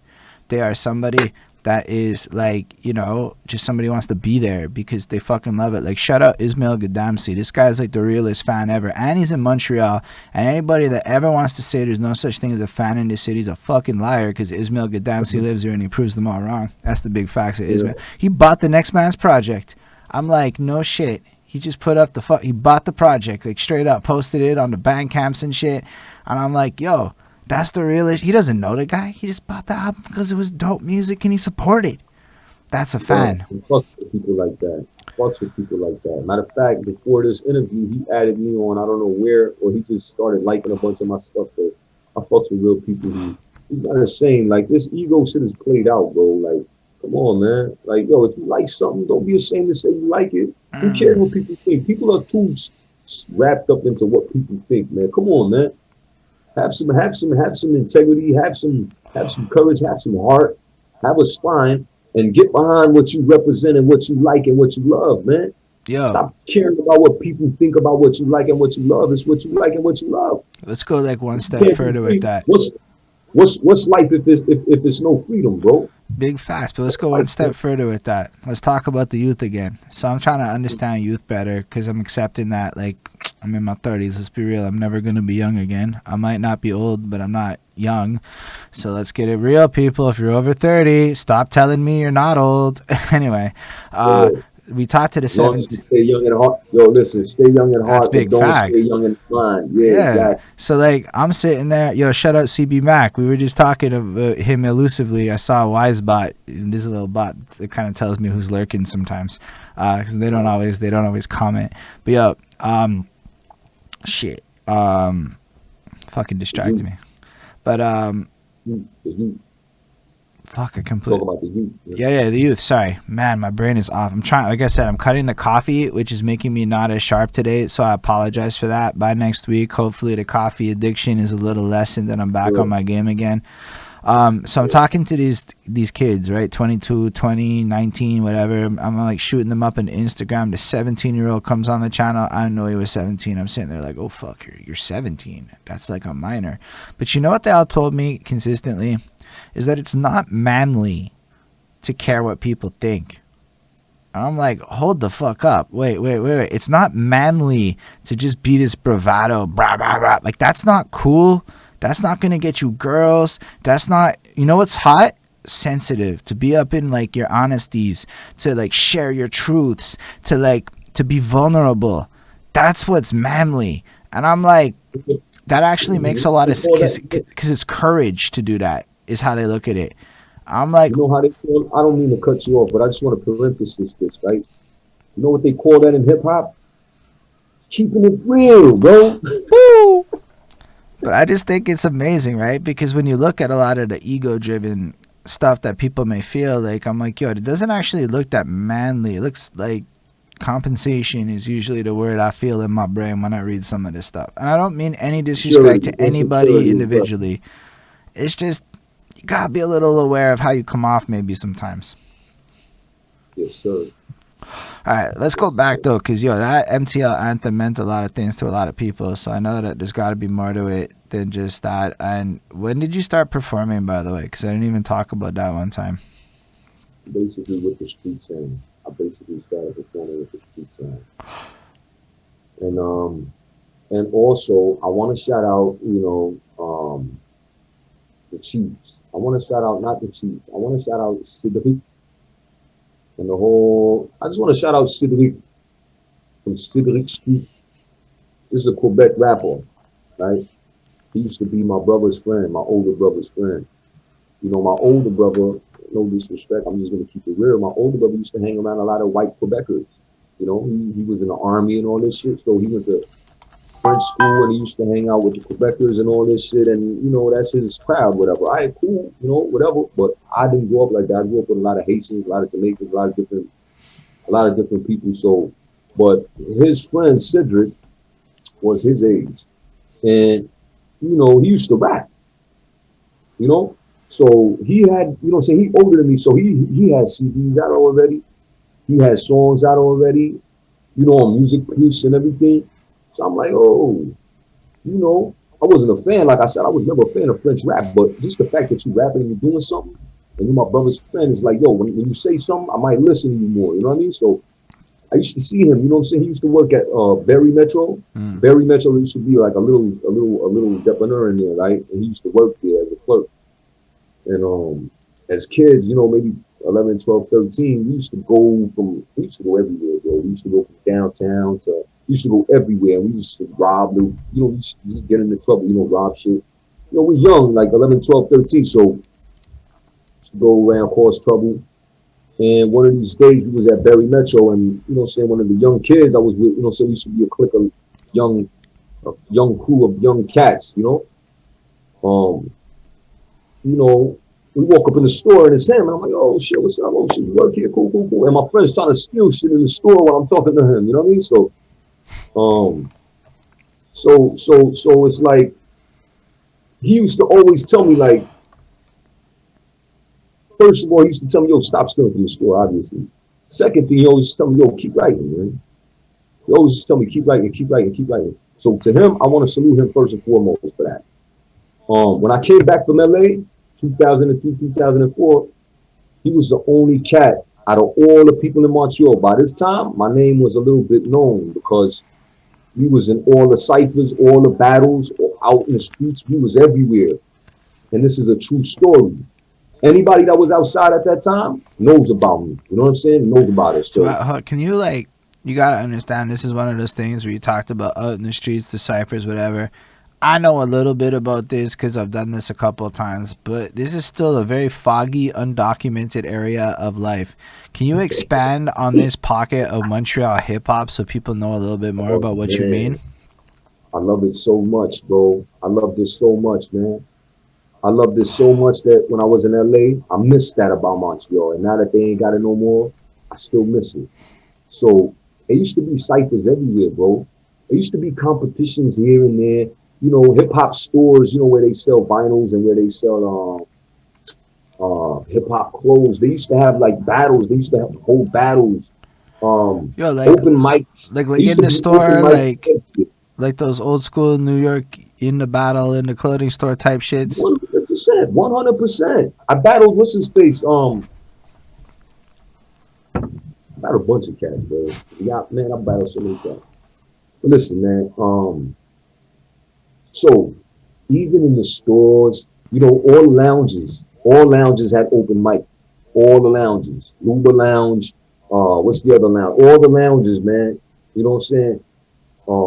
I forgot the other name of it. All of them, even the big clubs. You know what I'm saying? The after hours area, all of them. You know, circus, all of them shits. Back in the days, it would all be open mic everywhere. So we were out there. We were out there really monkey footing people, bro. Like lyrically, bro. And I dare anybody to test what I'm saying because it's true, you know? No, but that's And like nifty, right? Because yo, there were not a lot of open mics when I started. Okay, like I'm gonna be real. because you had internet, Okay. that's why. We didn't have that. So it's like hip hop was still booming back then, but we just didn't have So you're the saying machine that or the the media. internet and the YouTubes effectively kills the open mic in popularity as a thing? Because what I like wouldn't say necessarily. or I there's wouldn't say necessarily, but or I think that the correlation. powers that be shifted it over to that, you know, and they started reinforcing laws on the open mics. Like I don't know if you remember, but like I think it was a few years back, they banned hip hop from all the bars. Yeah, I do remember. This is retarded. It's the only country in the You whole can't world that use I've that R heard word. My bad. besides China. Besides China, Montreal the only place where they do that at, bro. And China's a communist fucking country, bro. You know what I mean? So it's crazy, bro. You know what I mean? So, but yeah, so that's how we used to get into, man. We used to ride, you know what I'm saying, the mics everywhere. We used to be in the streets. Sometimes it was cyphers in the streets. You know what I'm saying? It was cyphers downtown in the streets. Late night, you know what I'm saying? You outside the club or whatever you doing, you hustling or whatever. It was ciphers here and there. You know, sometimes you take the metro and you see a cipher of people. You're like, oh yeah, let me jump in. You know what I'm saying? And show them what's up. You know what I mean? And it was fun, man. It was real. It was organic. You know what I mean? And and You know that's what? and This that's is like this explains why a lot of people are so like. Because something I was always puzzled by is these people who will rap until 4 in the morning, like five of them, standing in a parking lot just ciphering, that's a fact. unfilmed. Yo, shout out to my man. Yo, listen, I'm sorry to cut you off, but yo, listen, one of the main cipherers out there, one of the main, this is one guy that he was a cipher rat, if that's what you want to call it. But rat is not a good term, so I'm gonna just call him a cipher lion. Okay. This guy was in almost every cipher, and he was never down with us, but we was always real, recognized real with him today. My man's raw, man. A lot of people don't know raw, but a lot of people do know raw. Mm. Internet people don't might not know raw, but shout out to my man raw, man. RAH. You heard? This guy was in every cipher everywhere. Yo, You know what I'm saying? we got a question from the chat. If you're okay with that, What's up? was Montreal anywhere near what NYC was like in terms of crime/drugs? Somewhat in certain areas, but not. You can't compare America to Right. Canada. But um, there's not a ghetto in Montreal if you want to compare it to state standards. There is not a real ghetto in Montreal. Okay. There are hoods and, is what we call ghettos, but compared to the States, I got to keep it real. The States is way more destitute and devastated. Okay. Like the rich is really rich and the poor is really poor. But I will say that where I came up at, where I grew up at in Saint Michel, there was a lot of Haitian cats that brought that Brooklyn game to Montreal, Saint Michel. And I grew up with a lot of those grimy guys. It's a lot of grimy, Brooklyn is known for being grimy, and I grew up with those guys in Saint Michel, you know what I mean? So definitely was an element, definitely was a big element. But even then, you could compare it, but it's not at the same scale, But that's you know? interesting because when you hear the music, it almost sometimes comes off like it's at the same scale. And I'm not trying to say like it is or it isn't, but sometimes to an ignorant ear, it would come off like to at the same scale. And that's kind of why I'm saying it, because I understand. Like when I listen to your stuff, I love the way you're like, we're not these places. We have our own problems, our own struggles, and we do have our own problems and our own struggles that we need to address. But sometimes you listen to it and it's like, yo, I know how much like welfare pays, my guy. Like, like I'm not saying that you can't choose these. Like, I'm just saying like that doesn't exist in other places. Like, I had a conversation with my boys in New York just the other day about the lack of rental protections, the lack of job protections, the lack of pickup protection. It doesn't exist there. We're too comfortable over here, bro. But when you hear the music, it's like, I don't know. Like, I think that's possibly some part of why it doesn't resonate with the general population, is because people Exactly. are like, where? Monkey see, monkey do, bro. People are trying. Don't forget that hip hop is really competitive, man. People see the states doing what they do, and they feel like they got to compete with that. You know, when I hear these rappers talk about, yo, I got keys and this and that, I'm like, bro, sit down, bro. You know how much keys go for in Montreal, bro? You barely make a profit. That's why I got out the game. Like the whole game is rigged over here, bro. You know what I'm saying? So it's like, bro, you know how much a key is in Montreal? Last I checked, it was close to 50 G's, bro. Who the fuck's gonna buy a key for 50 G's? How much money you gonna make off of that, G? I mean, I don't And who know, you but getting it from? And things of that nature. So at the end of the day, it's like, you right, bro. You right. This is why, and don't get me wrong, I was involved with a lot of fucked up things, and but you're I did incorporate it in my music, but I don't necessarily want to glorify that. But I At the end of don't the day, listen to your music and go, this guy is like sounding like he's from somewhere else. It felt like you were involved in things, and if anything, you're more like checking everyone else your whole career. So it felt a little bit more like you had to say it because other people were saying things you disagreed with, and you could tell the difference. Now, again, I haven't done a crazy deep dive into your lyrics, but you can tell the difference between a guy who's sitting there going, I'm the shit because of, or yo, sit the fuck down, or you can't take me out, or you can't stop me when I speak my truth. And, like, these are like the core themes. And with that, you're validating your experience with some of your experiences, right? Whereas, look, some people might do their things. I'm not hating on anybody. I'm not saying it doesn't exist. I'm saying that sometimes it sounds a little preposterous because I've lived in Montreal my whole life and I've never felt unsafe ever. that's crazy. That's crazy. But then again, that's your personal Right. experience. That's You how I know, felt, though. And I know that that's me, but I'm saying I'm sure a lot of the city resonates with my experiences. 100%. The people that went through the hard, rough shit that we went through is very a small percentage, bro. It's very a small percentage.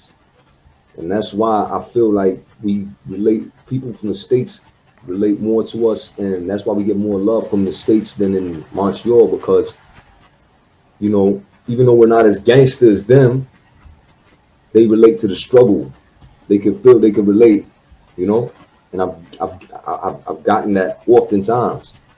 And I'm not trying to, but I just want to state the facts that Montreal is asleep, bro. Montreal is asleep. So I yeah, would man. say the youth are not that asleep. Older Montreal's a Youth. sick. That's why I'm really excited about this next generation, bro. Keep it all the way 100 with you. Yeah, me This too. next generation is bringing in like a new hip hop vibe. You know, like I feel like, listen, back in the days, I used to freestyle all the time with this cat named Brazen Monk, and this guy, man, we always used to talk about the golden era of hip hop. You know, it was the '90s and this and that, the golden era, and we always used to talk about, yo, when's the diamond era, yo? I feel like this next youth generation coming up right now, they bringing that diamond era in, bro. Yo, there's And I'm fixing myself to be sharp to ride that wave too, because I gotta adjust. Like I'm here, you know what I'm saying? Like, and I also seen somebody in the chat before I hopped on. They were talking about, yo, if you got anything 2021. I don't, man. You know what I'm saying? But it's coming. It's coming like this month. Like it's coming. Like something's dropping. Like in the next coming weeks. I got a single coming out in the next coming weeks called "Ready for Action." You know, and I'm dropping a drill project. This is gonna be MTL drill. You know what I'm saying? Official MTL drill. And just keeping up with the times, But after that project, because I got 3 projects already recorded, man. After that project, Lord willing, I got a traditional hip hop album coming out. The classical hip hop that we all love. You know what I'm saying? So my next project I'm dropping is a drill project, and the one after that is a classical traditional hip hop album. yeah, I see you doing really well with drill though. I see how that works for you. Your attitude though, that's what it is. Your attitude would fucking crush that. I appreciate that because I couldn't get in the trap, man. I really tried and I couldn't get I'm into the fucking trap. with the trap, but I learned how to sing over the last few years. So when I'm looking at melodic trap now, I'm going, what can I do with this shit? Yo, I try to do drill. Oh, it just fucking laughed me out the room. Like, what the fuck are you doing up in here? And that's another thing that people don't necessarily understand is lanes. And what that actually means, like, listen, I know who I am, right? I understand that, like, Very key point is to know who you are, man. like I've never lived, like, yo, we were doing this cipher thing yesterday. And at one point they started doing this like cops thing, and everybody was rapping about what the cops do that are corrupt, and I'm like, I don't know what the fuck to say here. Cops let me off. So I flipped it and I went in that direction with it because I'm like, yo, it's still a point. We can talk about why the cops let me off if you want. I can contribute to that conversation because it's actually kind of whack in general when I thought about it. And then I met other people and I'm like, oh, wait, not everybody gets let off by the cops? Oh, that's a weird thing. And then I stopped making jokes about that shit. Facts, but that's what hip hop is all about. That's why hip hop is so fundamental, bro. Because it's dialogue, man. If anything society needs is dialogue, God damn it. You know what I'm saying? Dialogue. We don't do enough dialogue here. That's what we're doing now. It's amazing. If it wasn't for this hip hop shit, people wouldn't be able to exchange different ideas, different perspectives, and still in a respectful way. Because it's all art. You know what I'm saying? It's all artistic. So, like, that's why hip hop is so fundamental and so life saving, because a lot of these dialogues don't get played out in the streets. It's really fighting and gunplay. Anyway, from where I come from, and I know that today's youth nowadays the gunplay is going up in Montreal for some reason. Yo, listen, and I also want to say that with that, I understand that there are pockets of reality that are not mine, and that there are real problems. If we talk about Montreal as a city and how to build a culture and a scene on the real, you have to acknowledge the demographic realities of Montreal, the city, at a mass scale to leverage the 1.8 to 3 million people in the greater Montreal area, Like, I think that's another part of the conversation that has to be had by maybe some of the older cats, is that the percentage of blue-collar workers to white-collar workers has shifted drastically in the last 30 years, and a lot of the people in the city act and behave more like me than like other cats. 100% right. And 100%. And I say that more because, like, who do you want as a fan? And this is maybe a weird question to ask, but a person that is capable of buying your merchandising because to them they had a budget to buy a shirt at your show, or somebody that might not want to do that? I don't know about y'all. I want a person that might be willing to put some financing behind my passions, 100%. 100%. Anyway, I don't want to, like, I'm not trying to be negative with it. For me, this is a matter of constructive advice. It's like, it's a matter of trying to be like, y'all need to, like, I actually want to make a series, and I haven't got to it because I'm very ambitious and I always want to do a lot of things, where a little YouTube run where I try to explain basic marketing and scene building using the NHL as like a metaphor. Where like we're really good at the team level and we're really good at the player level, but we completely never talk about the league. But if nobody promoted the NHL, some like random league in Europe would become the new hockey league that mattered. And then the NHL gets for, I mean, it's super unrealistic, but it's actually how it would work if all of a sudden everybody started shit talking the NHL every chance they got. I'm like, yo, when I tell people I'm a Montreal rapper, sometimes they kind of laugh at me a little bit, like, you're a rapper.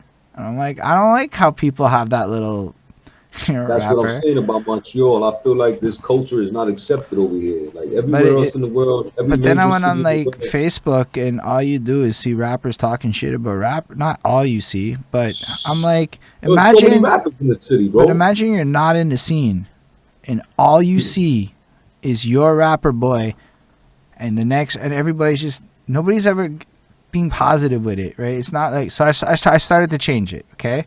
I started sharing shit and trying to be like, this is dope and whatever. And yo, it was incredible how much amazing music is here when you start actually trying to do that.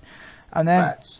just then like to add to like, okay, so maybe you don't fuck with my music. Okay, I accept that. You might not like my music. I make some weird shit. But what if your guy likes my music? You could at least be like, he might. But use some intelligence. Don't fucking send me to all your people. Like, you know, like let's all like strategize together. Like, you listen, off the jump, I know a whole bunch of people that would never understand what you're doing. But I know people who would understand what you're doing, and those are the people I should send over to Akshun Man, right? Like, why am I going to put you over there and just bump you aimlessly? Like, yeah, I might share random shit on Facebook because it's like a fucking game, apparently. But, like, this is stuff I'm trying to, like, figure out how to explain to people even. Like, we need to all kind of Everything be ain't more for everybody, strategic with bro. this. Sorry? Yeah. Everything ain't for everybody, bro. Mm. You know? Like, you know, some people like fucking fruit, some people like vegetables, some people like this, some people like that, bro. Like, listen, it's enough for everybody. You know what I mean? Like, Huge you know, facts. Like, that's that's just life, man. But for me to shut down a whole perspective just because I can't relate, that's ignorance. You know what I mean? Because the next man's gonna relate, bro. You know what I big mean? So facts.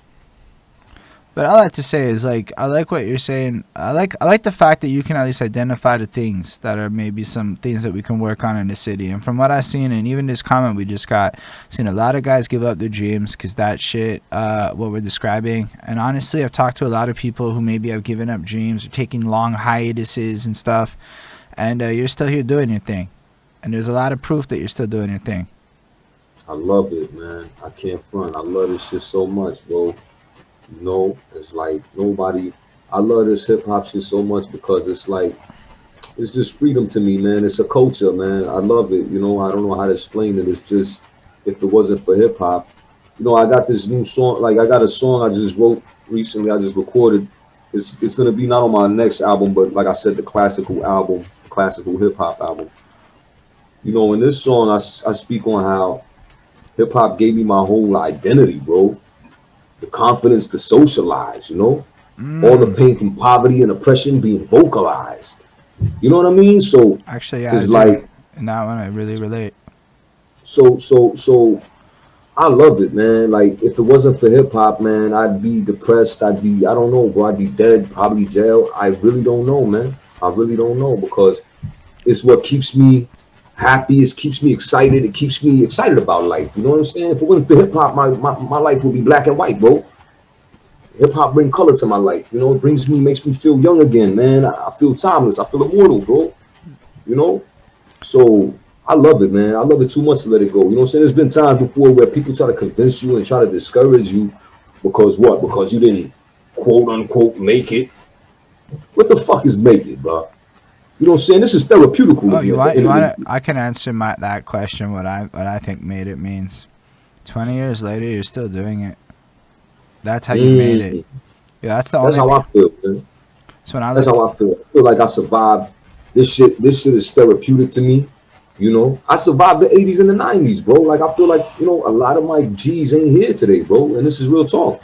Rest in peace to Lorenzo, man. Rest in mm, peace to Sonny, man. You know what I mean? So rest in peace to Nikitas, man. Rest in peace to all. Shame Allah from LaSalle's finest, man. He used to rock with Preach, man.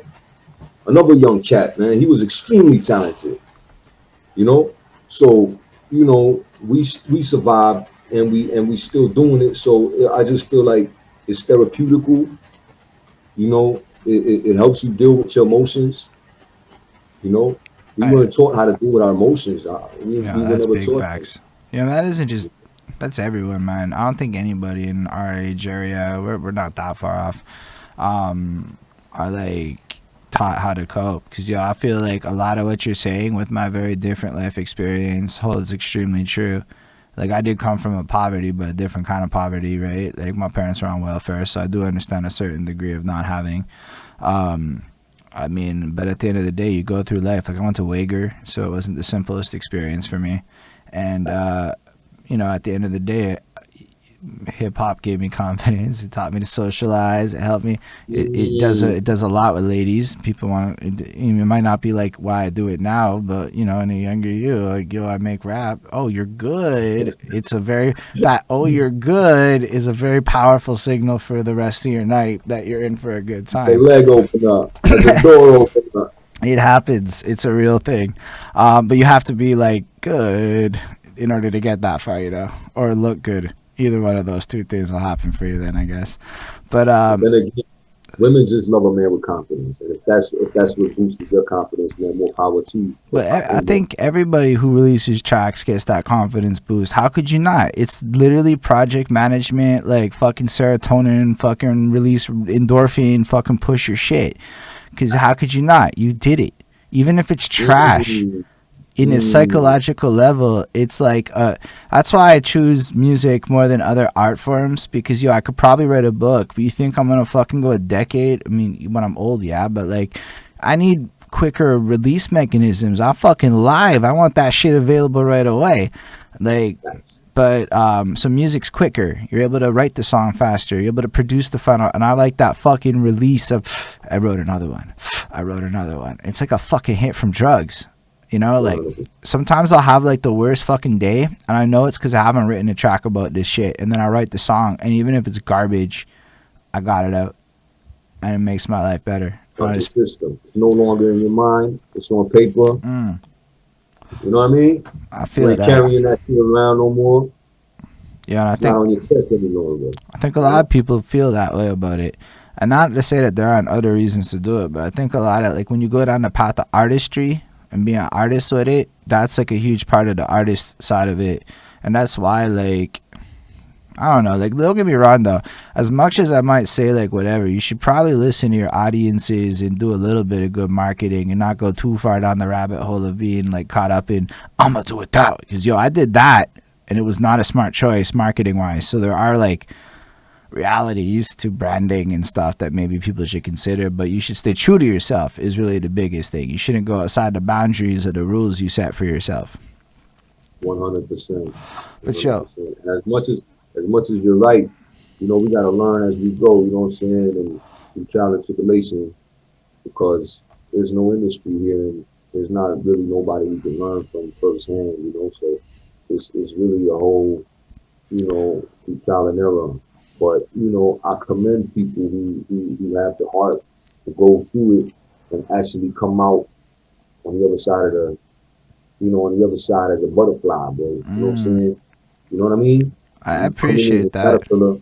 Yeah, bro, I appreciate that for real because, bro, what are we living for? Come on, let's keep it real now. What we living for, man?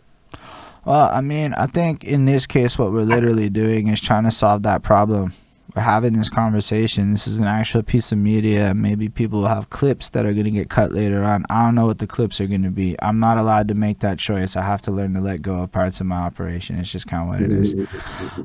That's some real boss shit. You have to learn how to not make the choices sometimes. Right. But like at the end of the day, people are watching this, even if it's 1 million people or if it's 8 people, who fucking cares what the number is? People are gonna watch it after. That's gonna happen. People are gonna see it down the line, and one day it's gonna be like, yo, check that Akshun Man interview where he said this, that, the next thing. And we are capturing stories and using this information ideally to at least teach the youth. I mean, if I can't teach millennials and Gen X, fine. The 22-year-olds are fucking with me, so I'll talk to them. Like, I don't care, Facts. like, who gets the knowledge. Our main emote is a knowledge nugget. So if you subscribe to the Mm, channel, you get a gold nugget. This is knowledge with a fucking hat on and shit. So mm. that's like knowledge nugget moments when they come out. That's the whole point of what we're trying to do. But we got to actually talk a bit because we got halfway through a story that's got to get completed. You met the guy who had the plug to Music Plus and shit, and y'all were robbing the store, and then we got tangented up. So I don't know what happened after that. Yeah, man. So this guy, man, Cedric, man, when I came back from LA, so he always used to tell me, you know what I'm saying, write lines, keep writing lines, keep writing lines. So when I was locked up, I used to write lines, write lines, write lines. So boom, boom, boom, I end up in LA, come back, and then it's like, despite the fact that a lot of people knew my name, man, from rocking the mics and here and there, like especially the older cats. And I know they wasn't in no position of power to really do much for me, but I would have respected them more if they would have at least, invited me for a pizza or something. Because, like I said, I don't like to toot my own horn, but bro, who was nicer than me at that time, bro? Like I'm waiting for somebody to tell me who the fuck was nicer than me and coming up and doing the moves I was doing at that time. It was nobody. But I felt like, I felt like the older cats wouldn't want to give me no shine. They were afraid of that. You know what I'm saying? So so the only person that showed me love was Cedric, man. This little Quebecer guy. He put me on a song. I murdered it, So when I came back, I put even KB. Everywhere I went, I try to bring my peoples with me, man. I took KB. I got Lady Justice. Shout out to Lady Justice out in TO. You know what I mean? And what I'm saying? I got them on the album he was creating at the time. Then boom, when I came back from LA, he hollered at me to be on a project. He's like, yo, I'm putting together a project, a little group. You know what I'm saying? It was him, another Quebecer, which was his beat maker who also rapped. Another Arab guy, and myself. I was the only English rapper.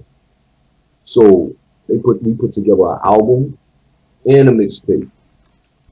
And we did a small tour as well. We went to go do shows, so I learned a lot from that. You know what I mean? So Where did you guys tour? Just here, Canada, like Quebec, not even Canada, just Quebec. Saguenay, Saint Jean, and Quebec, and these three rivers and So yo, if all y'all these listen to what he said, he Saint gave Julie, Saint Julie. You know what I mean? yeah, that's a big hack though. Basically, make friends with some French guys, do some tracks, and go tour small town Quebec. Bingo, That I'm saying bingo. actually, Because they're closed minded to English rappers.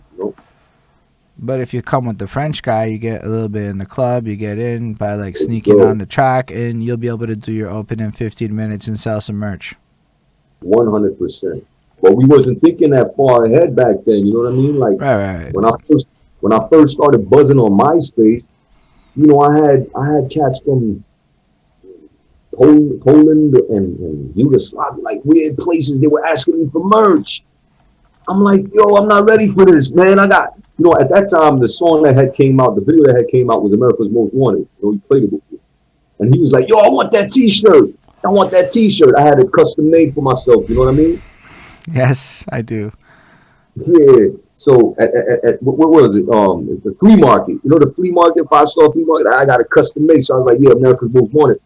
I had a fan. He was like, yo, I want that shirt. I was like, fuck, I'm not ready for these guys. So. But yeah, anyways, just to get back to the story. So, the first shows. I think the question was my first show, if I'm not mistaken. I gotta Yeah. give it up to Cedric, and then also Street Sound, because it was them two that introduced And me to then my first show. so then you had so then from the shows you're performing now. Are you like getting a lot of shows over this area? You go to LA, you come back, you shoot your music videos. Like what's going on in the live scene here? Are you like involved at this point as well? 100%, man. We were monkey footing everybody, bro. Like there was nobody nicer than us. You know what I'm saying? Like Is nobody. this like in the streets, or are you like We had a certain participating in the energy events that are going on in the city? on me. Are you involved in a lot of the shows and events that are happening, or is it More on I the never streets. really, I never really was a type of brother to what you call it, organize events. I was never really that was never really my forte. But you know, I always used to. I was in a lot of shows, but I was more so in the streets than I was in shows. You know, a lot of times shows like especially in Montreal is like yo, you know, it's a hip hop night, it's open mic, but there's a dress code. Like, you know, and we were street guys. Like, we weren't fucking with the street. We used to fight bouncers, man. Like, we used to fight bouncers for stuff like that. You know what I mean? This is real life. What's that club name? Polyester back in the day. You know what I'm saying? You fought them bouncers for shit like that. You know what I mean? Like, we were some wild kids. Like, I feel like we were the wild. Let me say this. I feel like we were the livest rappers, MCs. We were the livest. We was the type of people that we would jump on stage and toss water at the crowd. You know what I'm saying? You know, you know, Yo, it's interesting you say that because somebody threw water at the crowd and got in a lot of trouble on Facebook after. yo, listen to this. Once upon a time, right? This is cold, I know. This is monumental shit. This to give you an example of type of legendary shit we used to do. Like nobody do this shit no more. But you know, I recorded this moment as a matter of fact, but it's on VHS, and I'm hoping to maybe make that shit available to the internet, you know, sooner than later. But yo, listen, man, we performing at the Cola Note. Like that's on Park Avenue, right? Yo, I'm talking about, you know, it's me, KB, um, Genocide. I forgot his name today. He has a different name today, but Genocide. But it was me and KB. It was me and KB's set. It was actually my set, but I invited KB on my set. Hmm. So we performing. We got 2 tracks in, boom, boom, boom, right? Now we about to perform the third joint, which is our biggest joint. And in between the second joint and the third joint on our set, we had injected a small interlude. You know what I'm saying? And the interlude was that song from Redman called Time for some action. Time for some time for some. So we had that play for about a minute and a half, right? Before the third song came on. Bro, I'm talking about weed. I bought an ounce of weed, you know what I'm saying? And listen, mind you, back then we was illegal, man. Yo, son, I bought an ounce of weed, bagged it up into nickels, right? Bagged them all up into nickels, man. And when I get there, I'm like, yo, this is what we gonna do, you know? So yo, boom, we get on stage. Second song's done. I go in backstage. I grab that bag, and yo, as soon as that interview came on, time for some action. We tossing nickel bags into the crowd, yo. Yeah, Yo, you that's should have big seen the moves. pandemonium. Yeah, You that should is. have seen, bruh, pandemonium. You know what I'm saying? To this day, Yeah. people hit me up and be like, yo, remember that shit you did? I was like, fuck. Yo, I'm talking about people were fighting over the nickel bags, bro, in the crowd, you know? People were trying to jump on stage to get the nickel bags, bro. It was wild, bro. So that's the type of shit we used to do, man. We used to just be live and just bring an extra life, man, an extra energy, an extra vibe, you know? No, but actually, I like the interlude thing. So I saw Insane Clown Posse. Now, you may like their music or not, but if you don't know about their live show is one of the latest things in the fucking world. They brought out like a whole carnival experience. They bring out all the Mm. Fago soda, and they consistently stop the show for interludes where they do Fago breaks, and they go like double down on spraying the crowd with Fago. And it's What's not that figure? it's a soft Okay. drink. It's just like a cheap fucking Coke. So it's like you're at the Okay. show and you're getting sprayed with fucking Coke the whole time for like 90, like whatever the set is. But like the fact is they bring the interludes, they create the whole experience. And honestly, I don't know that I ever really saw a rapper in the local scene do an interlude before. So that's fucking Bro, cool. people tend to forget that it's called a show, man. Yo, I'm with you on that, man. No, but they don't throw It's shows just, now. It's showcases and parties, my guy. They don't throw shows. that's crazy. People just grab the mic and start rapping. They start looking at the floor and just rap, blah, blah, blah, blah. Yo, where's the show? People want to be entertained, man. You know what I'm Yeah. saying? And that's what Street Sounds helped me a lot with So that. you know what? Street You know Sounds what? Like helped a taught lot. me that shit for real rails was hip hop karaoke, which had a D Shade hosting it. Mm. I didn't know who D Shade was until like way after. I'm like, I stood next to a legend on stage for like 6 years, not knowing that I was standing next to a legend. That's fucking nuts when you really think about it. Anyway, so like, but like you're doing popular hip hop songs, so I got brave with it. Like my second night doing it, I did "Roll Out" by Ludacris. So I gambled. Mm, I gambled. my business. Yeah, I know how to self censor, so I'm good on certain parts of that. But like, the problem with the hook was we couldn't find a version that had the roll out. We couldn't find that part, so I gambled. I said, I need y'all to help me, and I roll with it. And it's on YouTube. They held me down. They just did it. They fucking each time the chorus came in, they held me down. So I did the like, I got my twig, and then they held it down. And I'm like, but it got me like fucking bold. It got me to start fucking with the crowd, jumping off the stage, moving around. And you know why? Because none of it's my music, and so everyone's invested in shit. And I'm like, y'all should try out hip hop karaoke. Get your like stage shit up. And they're like, bro, I can't rap somebody else's song. I'm like, you can't perform for 200 people either anywhere else. Worst come to worst. Worst come to worst. Like I'm saying, that's hard to do. I ain't gonna lie. Street sounds is the ones that helped us with that. Because if it wasn't for street I didn't know that. I'm just saying, I didn't know that wasn't there for me. I mean, maybe it existed. I mean, I know there's a cipher and there's some other shits that's out there, but like, that actually came after I started rapping. So like a lot of that was in its very infancy stage. But hip hop karaoke had a full fucking Belmont. And I don't know where the fuck you're starting to rap and you're on a full Belmont in your first year. That's called a hack, my guy. Facts. So I'm trying to tell people about whatever the hack is, you don't find that shit. You know what I mean? So like I got to do that. Actually, then the crowd dipped over time. So it was more like there was because they did it every month for like a year. And it was fucking, and I think I missed one of them that year. Because it was dope. I was young, and it was fucking lit, and Belmont still had the $20 rum and coke pitcher. That was the biggest thing that killed Belmont, in my opinion, in terms of the crowd. It was the $20 rum and coke pitcher. I could go to people and be like, guy, they have a $20 rum and coke pitcher. And that sold Belmont. People don't know that that's how you sold these bars to people when you were trying to convince them to come. And then all the bar drink prices and specials disappear.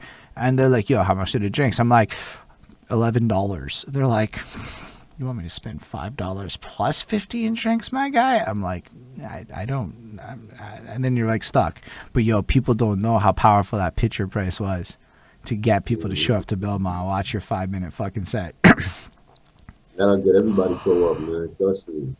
But yeah, and because people keep talking about the future sometimes, and I'm trying to think about the future, and I'm like, honestly, 2014 to 2020 wasn't the latest live party scene in the low end of things. It might have had a lot of festivals and a lot of really cool things happening, but like Montreal got a heavy tourism push, right? So like, there's like a lot of money in big things, meaning there's a lot less attention on small things. But then, so if you're gonna do the small things, it has to be like sexy to people. Like cheap drinks, that's a sexy thing to people. Expensive drinks in inconvenient locations and like everybody doing 10-minute sets is a weird sell to get somebody to go out of their house and spend money on, in my opinion. Now, I know there are salesmen who can do that. That's not me. I'm not that salesman. But if you make my life easy, I can sell that shit. You know what I'm saying? Exactly, man. You know what I mean? Like, I don't know. I'm already playing my part as an artist. Play your part as a fucking club owner and hook up the specials, man. You know people want to drink. More time when artists go see a club to try to get a performance in there, you know what I'm saying? What we used to do, like I wasn't never in charge, but my brother used to always go see the owner and be like, yo, listen, we keep the door, you keep whatever you make at the bar, you know what I'm saying? So it's on them to make the prices sexy, bro. Come on, man. What you doing? But they don't. And it gets even deeper. So I tried to like learn more. This is again, I don't know shit all before 2012, but I learned that there are 2 time slots at big clubs, the bigger venues or whatever. So what they would do is they would force you to go to this 11 to 3 time slot because they wanted to have a 7 to 11 time slot. So they would run 2 events on a lot of nights. So that means if you want to start your show at a good time, you have to book both time slots. That makes it real expensive if the place is like $1,000 a time slot. Otherwise, it would be a shitty night. You could get it, right? So I think this taught people in the scene that everything has to start late, even if it doesn't have to start late. So everything started late. But that's generally everywhere, though, I believe. believe that's pretty much everywhere. Man. It's not the big leagues. The big league starts at 7. I went to Wu Tang. That show started at 7 at the That fucking shit. Place Belle because it was Place Belle, and that shit's not gonna. It has like, yo, it's $90 tickets. Your shit's starting on time. You know. That's crazy. So Yeah. why is it that like a Wu Tang show at Place Belle can start on time? It's hip hop. You know, like the people showed up. More people probably showed up, in my opinion. What year was this? Though? I 2019. remember this was not too long ago, right? Yeah, but I'm saying the show started on time in the modern era. And like I'm going, look, we can act all we want about whatever we as individuals want, but if the people who are willing to spend $90 are accustomed to a 7 o'clock start time, that's the professional league. So why are we trying to act like we're not the professional league? Maybe the smarter time slot was 7 to 11 the whole time. I'm not like, again, saying anything other than what I selfishly want. I have work at 9 in the morning, my guy. No, that's a very good point. 9 in the morning. I can't be out on a Thursday. Half the times I didn't even try to perform for like years because I'm like, I don't know that it's worth it for me to literally take a day off work to go perform. Yeah, I have vacation days, but like, is that worth it? That's a vacation day we're talking. Just no, listen, sometimes the answer is obviously fucking yes, I want to go do that thing. But that's like 3 times a year, my guy. Like, I don't really want to take work off to go to at 11 p.m. start time, run it till 2 in the morning, take an Uber home, da-da-da-da-da type shit. Like, that's just not, to me, that cool. The 7 to 11 means I can take the Metro home and I save $30 on that Uber at least. And I think most humans like that. Facts, especially nowadays, bro. You know, it's a different world we living in today, bro. I'm just trying to like, I just feel like people need to hear these things, whether or not they like it. You seem like a guy that's like very fucking reasonable with it. So unlike others who have argued with me to death about the streets, this and everything, this and that, I'm like, yo, it's money. Nowadays, I'm gonna say one thing, man. Nowadays, the streets is YouTube, bro. The streets is the internet, bro. The streets no longer exist like that the way they used to. You know what I'm saying? Like, if you still in the streets, cool, that's whatever. But you know, the real streets is the streets of YouTube and the streets of the internet, bro. Because that's where the money's made right now. What are you gonna do? You can't sell it. You can't be on the corner no more, bro. You can't be like before. It's not like before. It's a new world we're living in right now. So definitely, bro. You know what I mean? Sometimes we need different things, bro. You know, maybe it would be the best. Maybe it would be the best. Not to be clear, not for everyone. I'm saying make a few of them at that time slot. I mean, yeah, man. Like, I mean, shit. Why not, bro? Like, why I gotta be like so strict? I don't know. This time for everybody. Nah, well, I got theories on that, but like I think it's changing. So there's 2 things. One is because people worried so much about the artist showing up. So if the artist is what your focus is, then the artist can come when they want and do what they want. So what's the sound check? I mean, I've been to about 60, 70 shows, right? Like, I've seen sound check like twice. So like, I'm not like saying this hyperbolically. I'm saying I'm surprised at how little I've ever had to sound check in my life for the amount of times I performed. You know, that's kind of weird if you think about it. That's right. Like, if you think about it at a professional level, it's a kind of weird thing. You know? Right. So then why is nobody sound checking? Well, if the artist can't show up for sound check, and then artists have flipped that on me and said, but bro, I'm making no money. What do you want me to do? Show up for 5 hours and drink at the bar? And I'm like, yo, that's facts too. So, I mean, there is other sides to the equation. Don't get me wrong. But all of these are sides to the equation. And who's talking about it? How are we solving these problems? So if people don't want to show up on time or early because of their life and they don't want to, fine. But then, like, if nobody's getting paid and everybody's fucking unhappy with the situation, then how the hell are we going back to this after COVID? That's what I'm saying. The whole world is changing. And I feel like personally, you know, first of all, I think that history always repeats itself. So when you're talking about future, you know, there's something from the past that's going to come back. You know what I'm saying? That's number one, from my humble perspective. Number 2, it's a new world we're living in, and I feel like it's changing right now. So I feel like personally, my personal prediction is that Um, what's the fucking topic? What are you talking about? What's Fuck, gonna I just happen next with, I guess, music post COVID yeah, man. shows, all that? Oh yeah. So I was basically gonna say that number two is that I personally feel like this is the end of the industry as we know it. I feel like it's the end of this industry in general, like just industries in general. Like look at taxis. You know, taxis is obsolete almost now. You got Uber and all this other shit. Look at all these other industries that are crashing and new ones are spawning up. So I feel like the music industry is crashing right now. And this is Mm. why it's so much of a rise of an independent artist. But I feel like a new industry is taking shape some way, somehow. I just can't put my finger on how it's going to be exactly, but you're 100% right. That's a very good question. How is it going to be? You know what I mean? But So, I know for a fact that the old model is no longer going to be relevant. I mean, all we have to do is think about what's fun. That's what I realized in life, because it's music. So you know what's gonna ultimately win? Fun. You know how I know? That's what kids do. They're good at fun. We're bad at fun. I'm not gonna lie. We grind. I bet you're as bad at fun as I am. You're like serious. You think a lot. Grind, grind, grind. Fun though. Maybe you have some fun. I'm not lying. Like, you know what I'm saying? But like, You're yeah, right. You're right. But I would love, to be fun all the time. But life don't permit that all the time. But yeah, I like to keep in touch with that part. Obviously, I especially feel that.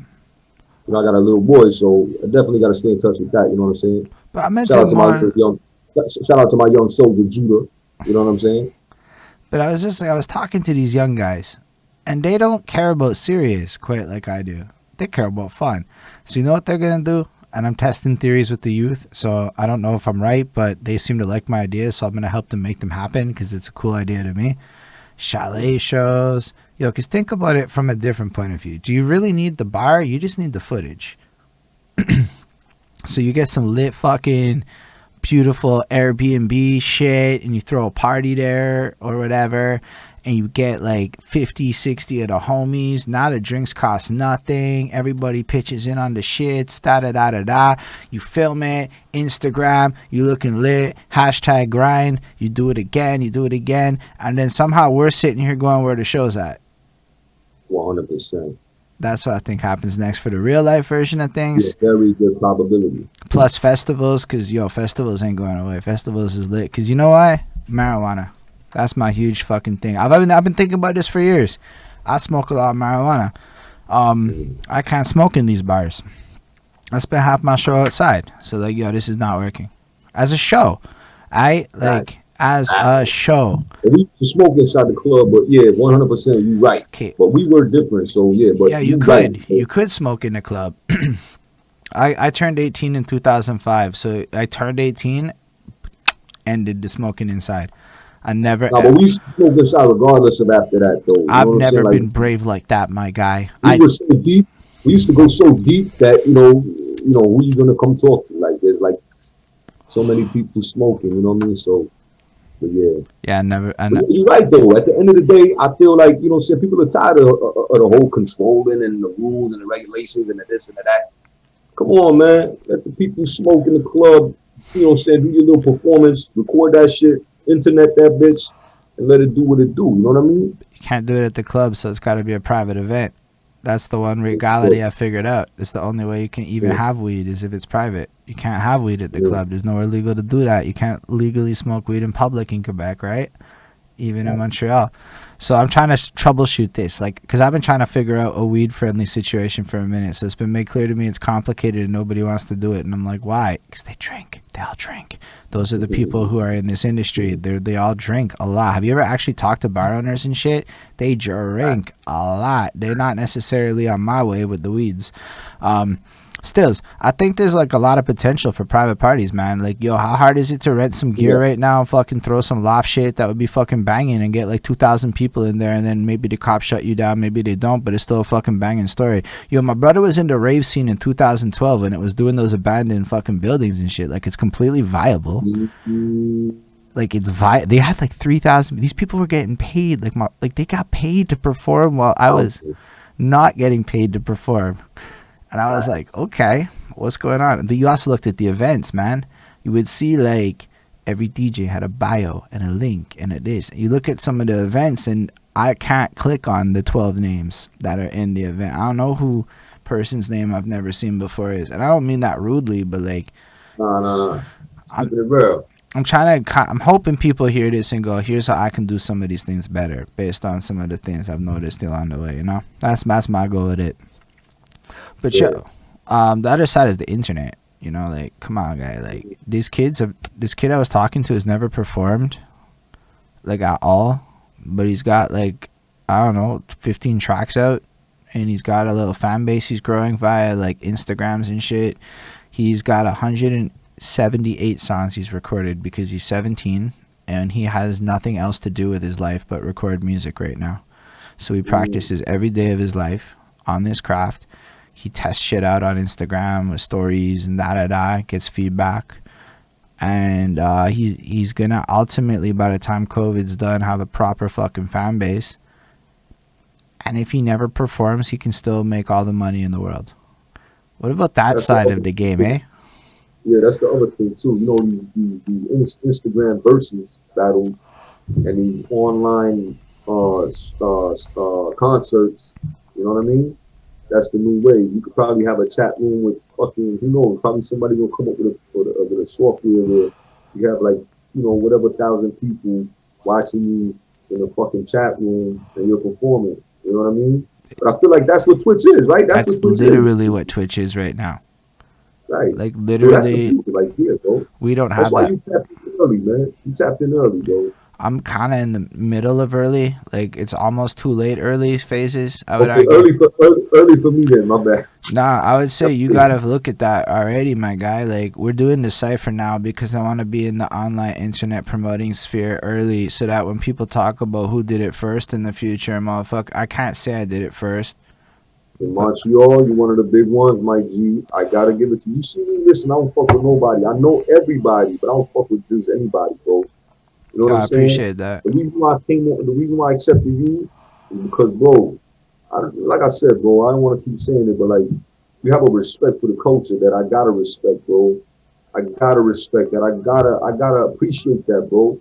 In real time and in real life, bro, because you know, if I feel like you don't respect the culture, how much more respect do you have for me? I'm a living representative of that culture, bro. Yo, I agree with that sentiment though, and I want to say that just to give you your flowers properly, cause yo, when I first talked to Akshun Man and like, I guess with video chat, that's the world we're in. It was over Instagram Live, and you were talking, and you had a young guy there, and you were you were working with him, and it was like, you know, you work with the Bamboo Twigs guy.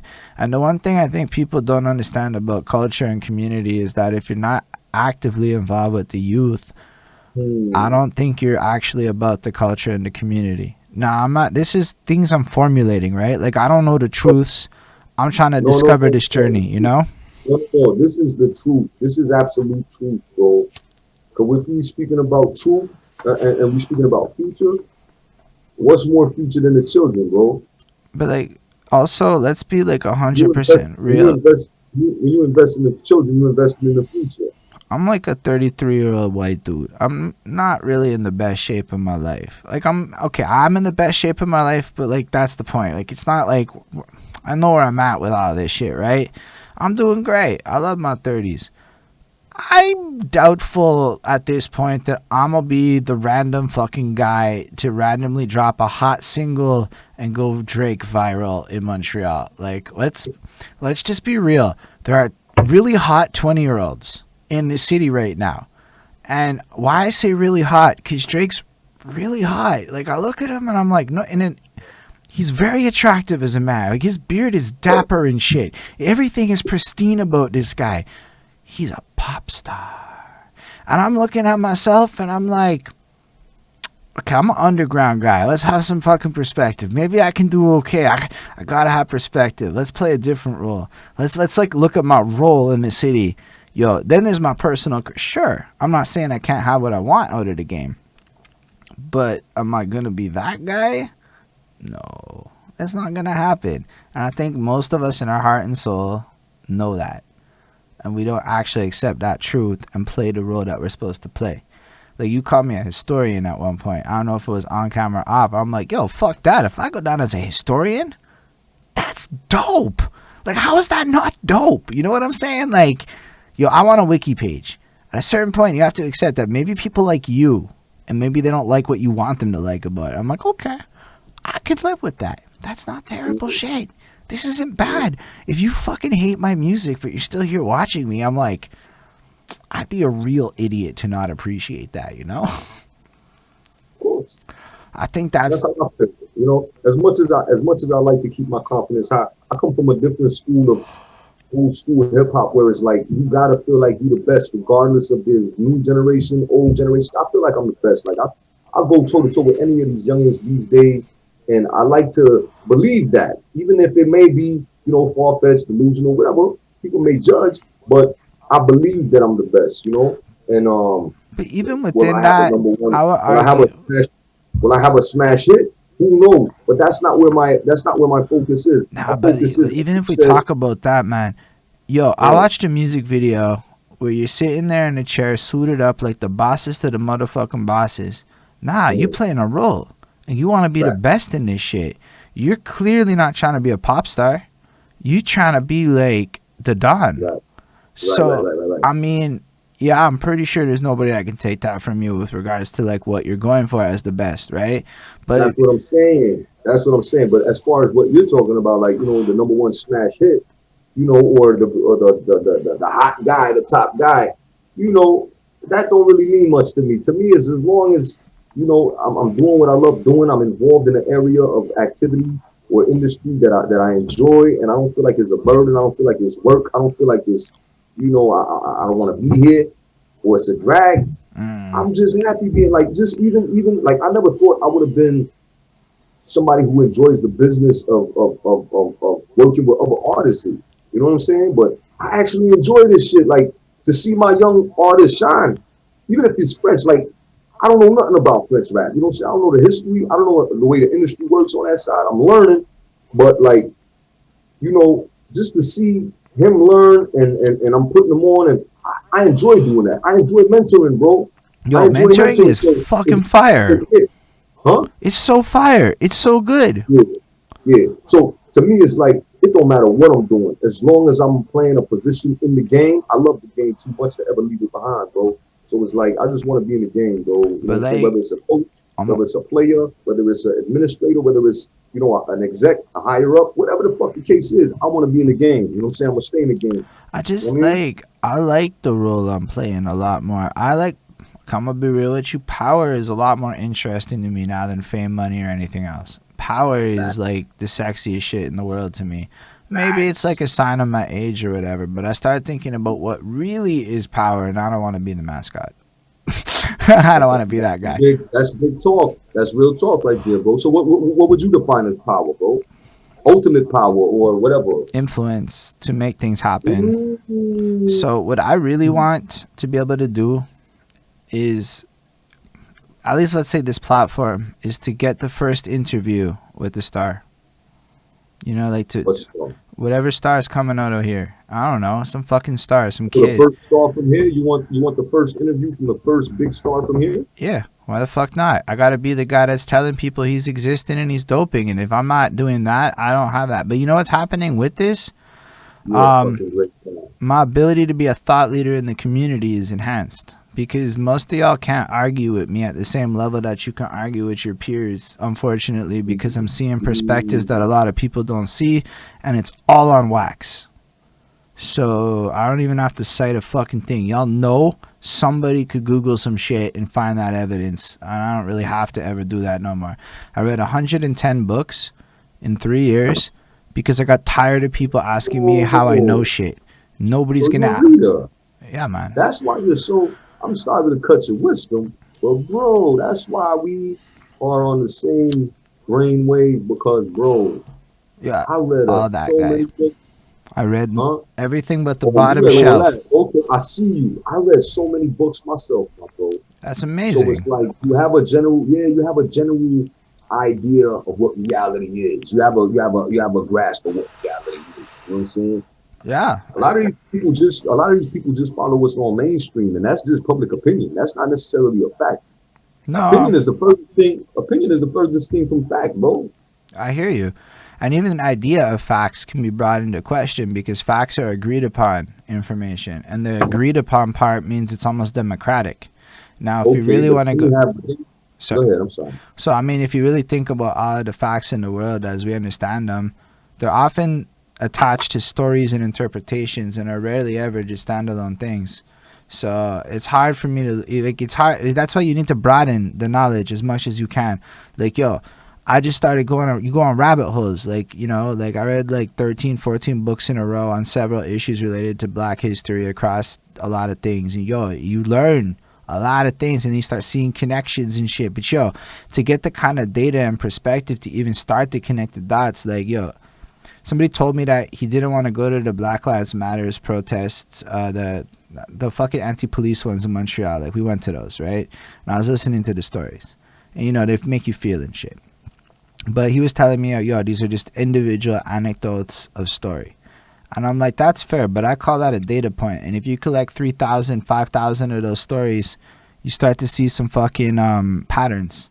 But it actually requires the effort of going. So these books capture some of these stories where it's wild shit. Like I learned about Jamaican slave revolt stuff going on back then, where I have almost like vivid like nightmare ass pictures from the vivid descriptions of how life used to be. And this is not even that long ago. So the only way you can really, because you think people are really going to talk to me about all of the levels of nuances of like fucking Jamaican slaveries and shit? Nobody's going to fucking go that deep with me unless I already have some foundational information, And I don't know. I like, Even then, because within our community, whether it's Jamaican or what have you, Haitian, whatever you have, within our community, this is taboo, bro. Like you don't talk about what the fuck you went through. You don't talk about what your ancestors went through. We just don't talk about nothing. And this is why, like I said, come always back to hip hop being fundamental because of the dialogue, bro. that's We need that interesting. expression, bro. We need that, bro. Yeah, I didn't Because we even need to realize learn from that. one another. We need to learn from one another. You know what I mean? So, No, that's I wanna big. I didn't even realize that people don't really talk about that shit. Because this thing, again, a lot of things, like, I don't come from that. I'm Jewish also. Like, my mom's Jewish. So, like, yo, if you want to talk about it, like, it's the opposite. It's more like you over talk about all your feelings, which is kind of where I come from. So, sometimes it's kind of weird when I actually encounter, like, my girlfriend, on the other hand, is of a stoic, waspy nature.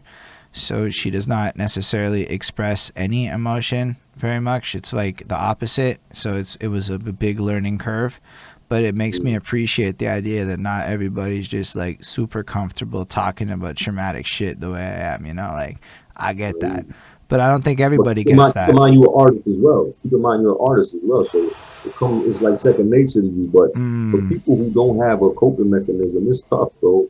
It's really tough, man. Yeah, I really like what you just said there. For people who don't have a coping mechanism, that's a big fact. Because I remember it and I forget it and then I remember it, but not everybody. I try to tell everybody right, even if it's bullshit, because it helps. But like sometimes you have your arts or exercises or whatever. Meditation's apparently really big. People fucking like that. I'm a big meditator. But I tell people all the time, just try to develop like an art because that's something they don't teach us in school. They don't teach us in society. It's how to deal with our emotions. And a lot of times when you don't deal with your emotions, they end up dealing with you. And Mm. it's like they spill over to your loved ones around you, bro. And Oh, it's like big that's not facts. fair. Yeah, that's not fair because yo, I'm dealing with my emotions. Now you want me to deal with yours. It's like this has nothing to do with me. So a lot of conflicts could have been resolved if people just learn how to deal with their emotions. Man, it's crazy, bro. So I Mm. try to tell people all the time, like even my baby moms and all this shit, like all the girls, most of the girls I've been with, I used to tell them like, yo, find something that you like doing, like the art, what I'm saying, whether it's painting or poetry or music or singing or, yoga, whatever it is, man, that you enjoy doing, just do it because it'll help you deal with your emotions and the bent up energy inside of you and all this other shit, man, for But real, it's bro. also like creation. I don't know why, but there's something to the creative process that maybe it meditates. I don't know, but it's just something special. Even if you're bad at it, even if I like look at coding as one of the coolest forms of creation that exists. A lot of people disagree with me, but I'm like, yo, what's coding? It's a bunch of dudes writing shit and magic happens. Let's be fucking real. How is that not creativity at its finest? Yo, writing is boring too. Let's be real. Writing a book, not fun. Writing a program, not fun. Final products, amazing. Shit, that sounds like the studio. Recording vocals, I don't know about you. I fucking hate recording vocals a lot of the time because I'm bad at it and I'm inefficient. So I do a lot of time waste and then I get frustrated. I know there's better ways to do it, but that's the way I am with it. So it's not my favorite part. And then I realized everything in fucking life is basically art if you really want to look for it. But like certain things are creation. Sorry, I meant to say anything that you can create with is kind of art to me, even if it's 100%. not like regular. 100%. As long as it's creative, it has to have two requirements: creativity and expression, bro. That's all it is, you know. And expression is usually creative. If your expression is not creative, it means it's reactive. For my personal research, that's what it is. It's like if you're not creating a personal expression, and you just reacting to what another expression is.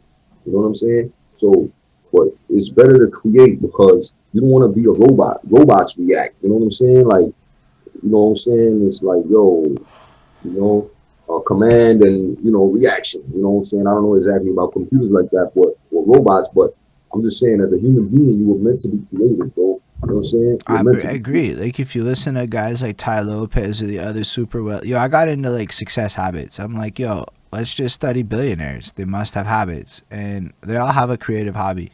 Why? It might be dorky and shy and hide about it. Why is fucking Stephen Harper in a rock band? You know, like why? Like why are these people all doing this shit? And another thing I usually bring to light to a lot of my friends is that, you know what I'm saying? We take this art like whatever, it's a hobby, it's things we do for fun. But you know, these rich people, like these highly positioned people, they treasure the fine arts. Like they actually call it the fine arts, like spoken word, and to them it's high society shit. Like when you go to opera or when you go see paintings and all this other shit, yo, they value their art. You know what I'm saying? So we should value it more. Big you know facts. What I'm saying? We should definitely value it more. You know. I think that comes down to like valuing ourselves. Like I think, yo, check it. So, but it's also like to the other side of it. Like let's create more valuable stuff. And I don't mean music. I mean the peripheries.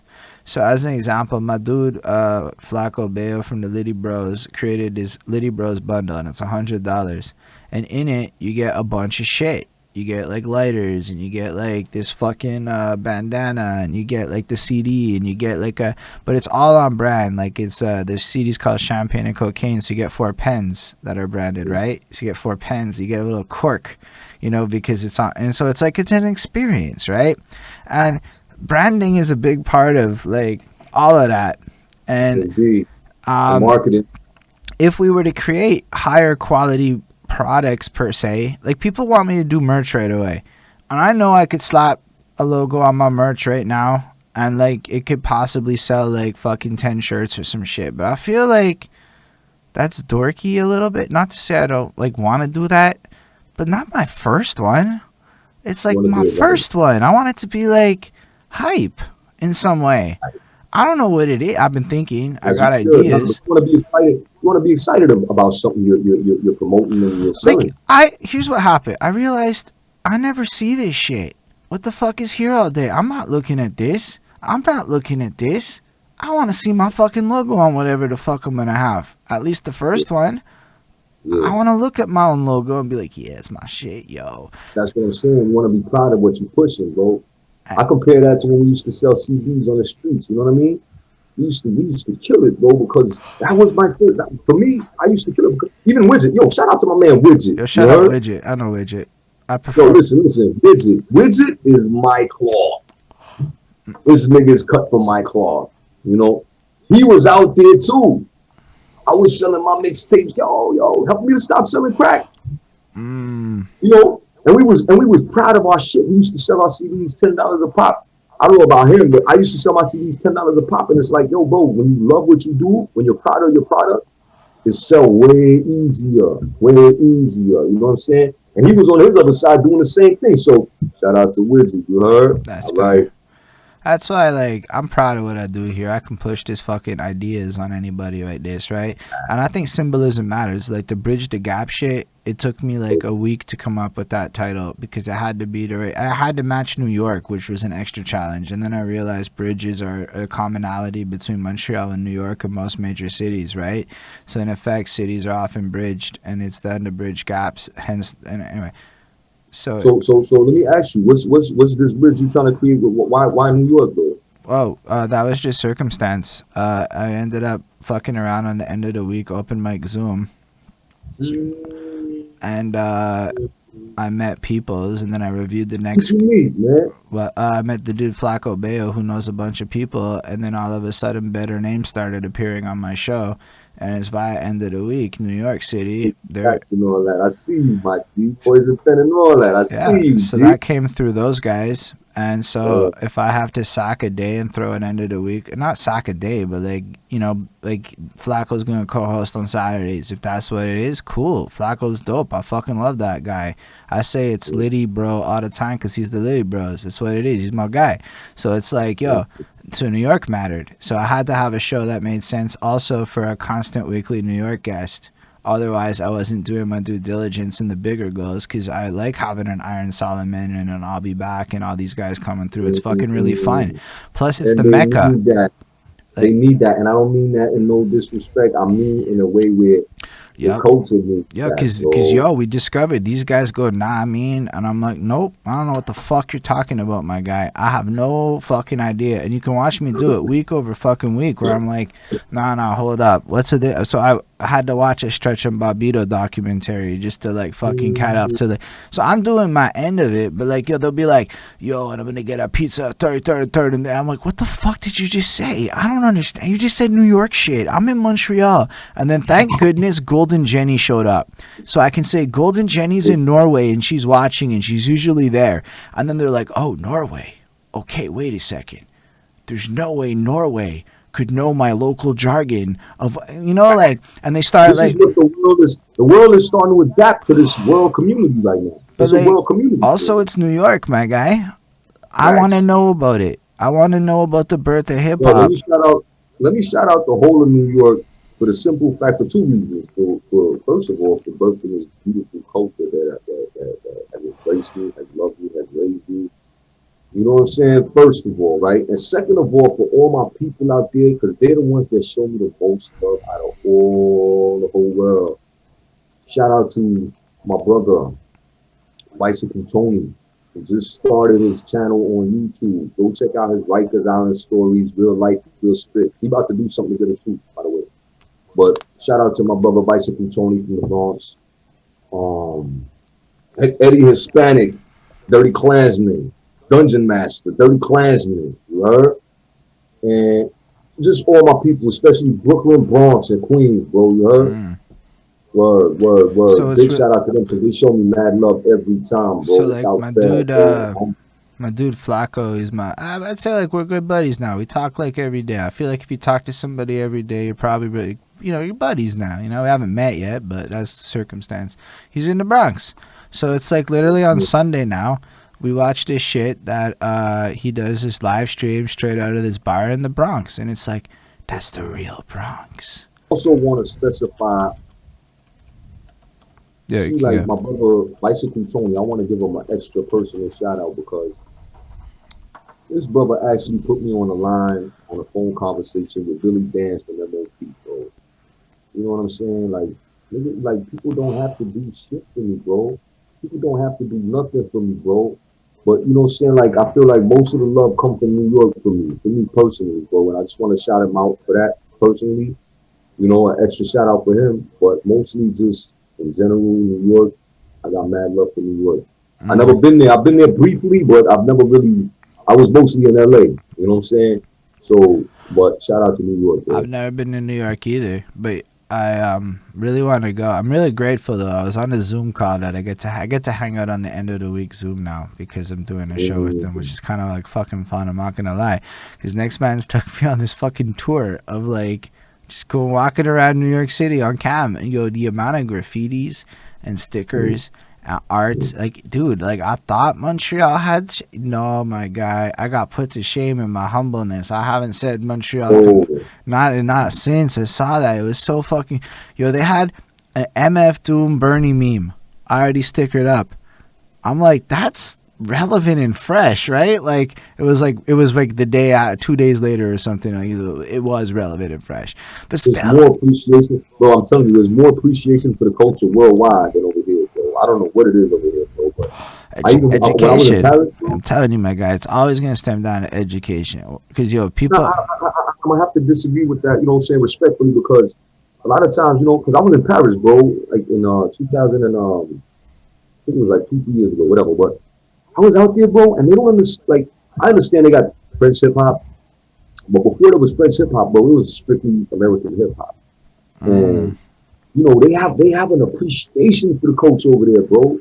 Like we used to have some before, like back in my time when I was coming up, we used to have some appreciation. but what does appreciation for the culture mean to you? Let's because that's For an me, interesting term. What is it? I just don't know what it means to you. for me, is to actually live the culture and celebrate it. Live it and celebrate it. You know what I mean?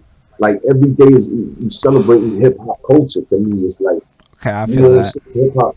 You know what I'm saying? Like Okay, hip that hop is not just music. Music is the expression form of hip hop, but there's so many intricacies and details that come with it. Like you see how they come up with all kinds of slang in New York.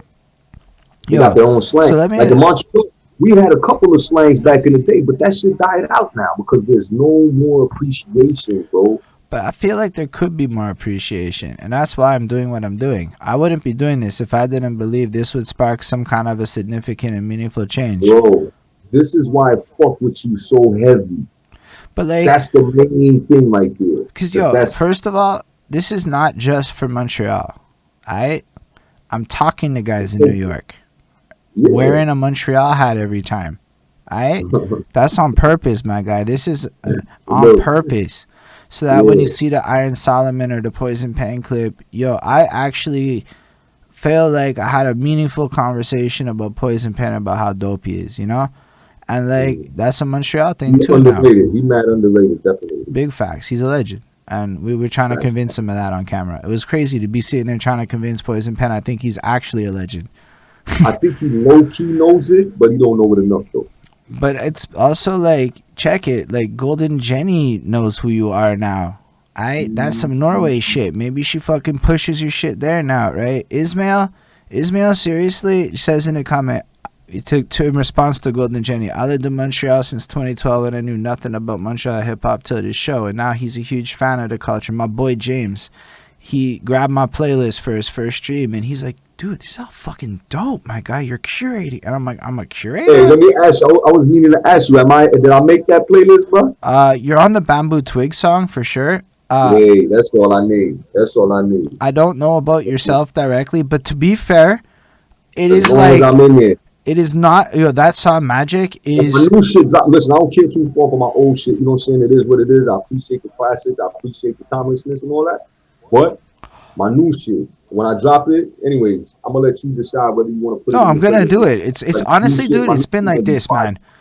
I am not. I don't have a lot of time to sit there and do what I would love to do with this fucking list. If I had Right. all the time in the world, so I listen to people as I interview them, and then I listen to, and so it's just like that's my life. And then I try to squeeze in a 1, 2. Okay, I'll listen to your shit here, but then it's Mm.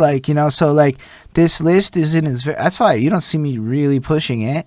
It's just Nah, bro, it's what I play on my Among Us game. This is my no Among, doubt. No doubt. and then you know what? It lets me collect a bunch of dope ass Montreal music so that when I play Among Us with my peoples on Thursdays, which is what we do, because Among Us is fun. I don't care what anyone says. You should play Among Us. It's free and it's fun. Well, come on, guys. Anyway, so we're doing this live on the internet, and we play a Montreal hip hop the whole time. And yo, that Magic song, fuck, dude, I I love never get tired of hearing it. That Yo, little I love the that little I like love it. line where you let him splash up your voice and go saucy, that one lyric, that's my favorite part of the whole song. Salute. Yo, listen, man. I love the fact that you love your culture, you love where you come from, you're proud of where you come from, and you push that shit all day, bro. You push that line all day, and that to me is a courage that a lot of people don't have.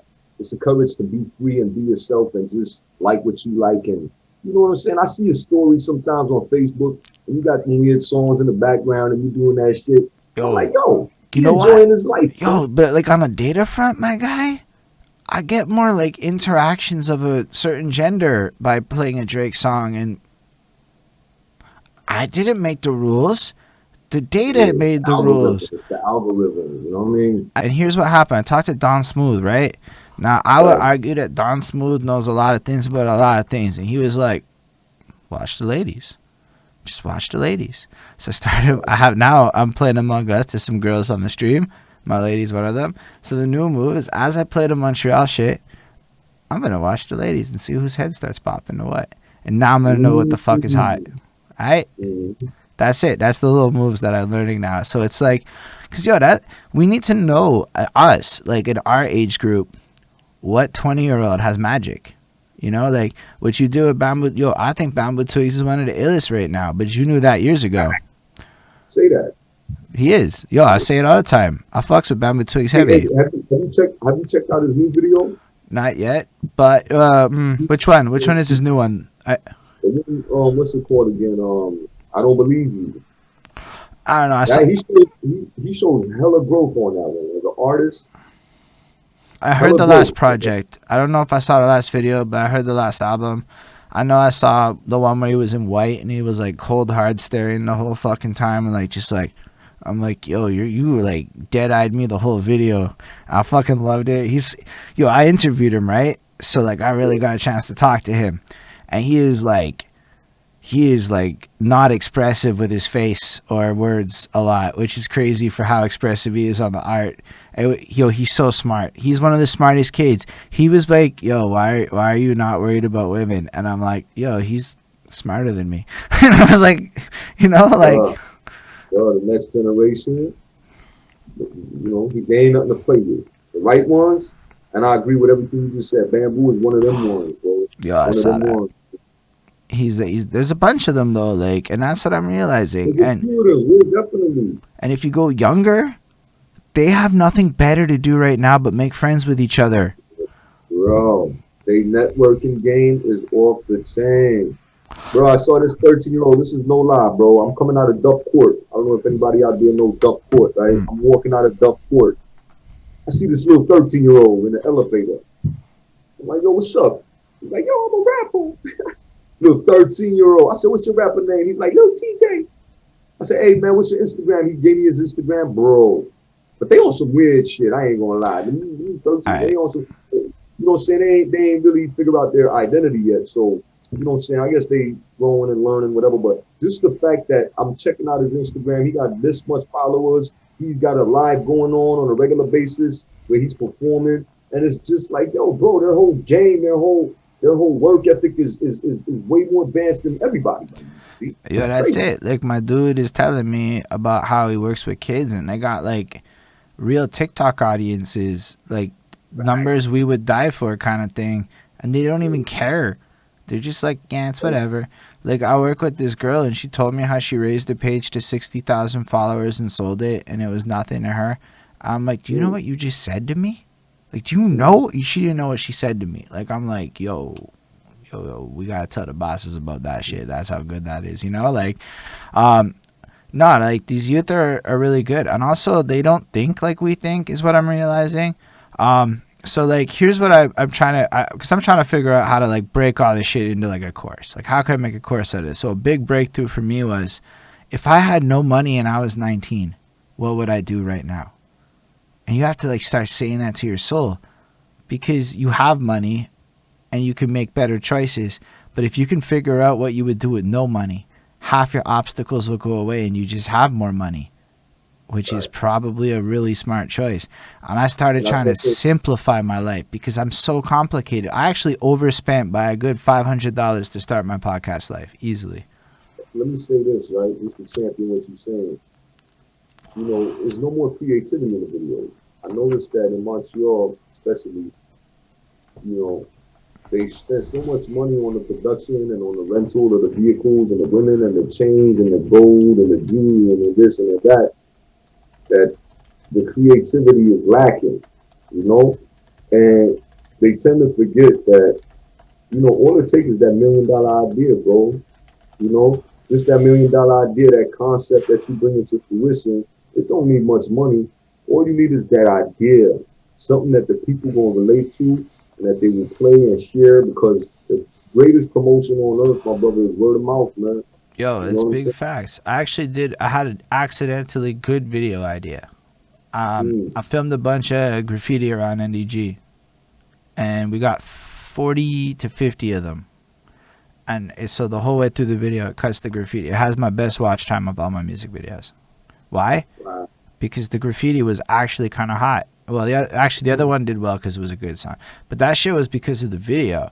And I know it was Mm. because people are like, yo, that's a lot of art in NDG right there, like that. Like, that's just there. And it is. If you've never walked around NDG, this shit's got, and it's not the only borough.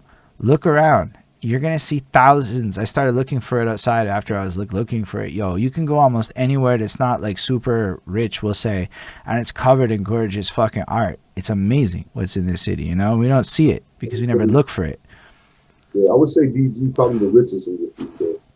There's a couple places that compete. Like, I was up by like fucking, I don't know what part of town it is, but like, north of Rosemont, but like the north part of Rosemont, that part, like there's just this sector. It was just fucking littered with art. Like the more hipster parts of town are doing pretty fucking great on that front because it's like cool, right? So they all these buildings commission the art. Like it's all commissioned. Like some of it's not, but most of this was commissioned. Somebody paid for this fucking art and like made it happen in this city. Like it's actually kind of cool if you think about it, but nobody talks about that. Like if we're talking about hip hop, when was the last time we all gave love to our graffiti artist? Do y'all know about Monkey? This dude fucking sprays like crazy. I don't I know him know that that. well, but He got two. he does. He's so good. He's an insane freestyler. But like I couldn't tell you one other fucking graffiti artist in the city if I'm being truthful with you. That's probably a problem. I should probably rectify that if I really want to talk Montreal hip hop. I know DJs, I know rappers, I even know b-boys. I don't know a single fucking graffiti artist right now. I know a few graffiti artists, I know a few mural painters, you know what I mean? But that shit's fire to But, me. It's a beautiful part. absolutely. It's just another part of the culture that, like, if we're talking about all the amazing stuff here, that because we gotta also talk about the amazing stuff. Also, there's some cool DJ shit. DJs is lit right now. I don't know if you knew the DJs is on Twitch organizing and really like pulling shit off. That's So I know that. But I'm gonna also say that DJs, to me, anyway, I know what you mean, like in general, they weren't always celebrated, but to me, DJs were always the shit, bro. Like that's the backbone. Like that's how the culture started with the DJ. So yeah, bro, the DJ's always been the man, bro. To me, my older brother taught me how to DJ and beatbox and breakdance. That's my older brother. He put me on a hip hop early, so he was a DJ and a breakdancer. So yeah, DJ, you gotta give it up for the DJ, man. it took me You a know, long time to learn that though. Cause yo, I come from that era where you're like 12 years old and Eminem just took over, right? That's me. facts. So I'm like, hi, my name is. Okay, I was a little bit later than that. I think it was like Real Slim Shady or whatever. Next album. Anyway, by Eminem show, I had them all, and I'm like memorizing that shit. So it was like, whatever. Dre's cool, but yo, it's all about me. And now, then the rest of my rap career was that, right? When was it really ever not very MC rapper centric from that whole point onwards? And I'm 33. That's funny. Yo, that's funny you say that. I just never thought of it like that, though. It's crazy how usually, like in the beginning of hip hop, the MC used to big up the DJ, like you know what I mean, like Cool G Rap and DJ Polo and Raw Bass and DJ Easy Rock Big and facts. Fresh Prince, DJ Jazzy Jeff and the Fresh Prince. Nowadays, it's just like whatever. And then when you talking about Eminem, he actually would shout out to DJ, but he would shout him out where it's like, yo, Dr. Dre, don't worry about him. He locked in my basement with his head cut off and things of that nature. I'm like, yo, what the fuck? I understand that's part of his whole, personality, his whole, Like to give M credit, he's actually a guy who constantly gives the shout outs. That's But a fact. That's a fact. like, Yeah, I got to give it up to him for that. He always like, big up the legends, man. like He I heard always big up the legends. like Rap God I know intimately because I performed that shit at Just for Laughs through fucking hip hop karaoke. Got me to Just for Laughs. That's a real Are you thing that happened. serious? I That's did Rap crazy. God at Just for Laughs in front of a bunch of old white people. It was fucking Oh, crazy salute to awesome. you, bro. Oh, salute, Highlight of bro. my life, honestly, up there. But when I had to really, so the first time I did that song, I hadn't started doing the classic album reviews, and I missed like half the bars. I didn't know half this shit. I didn't know what a pack in the back in the back of the back was yet, because I hadn't got to that pun album and shit. But then I realized Rap God is him shouting out the entire culture. It's a fact. A lot So of people don't know that. when you hear the Dax version where he shouts himself out and does tricky shit, you're like, nah, this doesn't feel right. At least, nah, this doesn't feel nice. This isn't right. This doesn't feel snug to me. In the way that, like, the Eminem song gets you to Google shit if you take the time to listen to it. If you care for the culture like you do, you know what I'm saying? I used to do the same thing. Like I said, when I had those two albums locked up with me in Juvie, man, let me tell you something, bro. I used to write their lyrics down, bro. I used to, Mm. sell them to the French kids and shit. But writing these lyrics down made me want to not Google. There was no Google back then, but I had a dictionary next to me. Believe it or not, there ain't shit else to do in the fucking Juvie, bro. But study and keep your mind busy. So I would write these rhymes, listen to the fucking in the Walkman. I would listen to these rhymes, write this shit down. Whenever there's a word I didn't understand, I had a dictionary next to me. And I would just look up what it meant. And bro, believe it or not, that shit fucking educated me to a certain extent back then, bro. It's like, you know, but that's for people who care for the shit. I don't know too many people who do shit like that actually research shit Mm. like that. Not in So Montreal. I I know know a that in the whole lot of States, people in Montreal who do it. They're just afraid of you know a people. lot of people in Montreal that do that. Kind of, yeah, because I'm socially Oh, salute to awkward. them. Well, gotta understand, I roll in a different world, right? I'm like the Right, opposite. I'm the guy right. that likes sitting in front of a computer talking to people and hibernating in my room with like two strangers and shit. So all the people like me, Anti-social type. yeah, we're geeks about this shit. We're like, I respect that so much. but the truth is, it's on some validation shit. Like we're trying so hard to like get our pass, so to speak, that we like study so hard, and then we go so deep into weird underground shit that we kind of So hurt you ourselves have a to, little bit. no, but you have to understand. You have to understand how much people like me appreciate that and respect that so deeply because But that's what we had to do, bro. but That's what basically, we had to do, I'm bro. trying to like Yeah, collect those people. I realized that the issue is that most of us are so busy and distracted that we are mm, literally not talking to each other because unfortunately try Googling. Try finding it. Like it's kinda hard, right? So I used to be Mr. Whiny Wanker, and then I realized along the way that if you want to complain about something, you best be part of the fucking solution.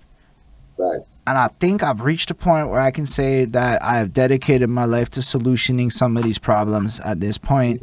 So I'm really Mm, trying here to make a difference with some of it. But that also means that we all have to acknowledge of all generations that all the things we want exist here. We just have to find them. Yo, I was like kind of complaining about Montreal to the New York guys and like, shut the fuck up, go find them. It was basically what was told to me because they don't like complaining like that. And I learned that you can't just that's a complain like fact. that.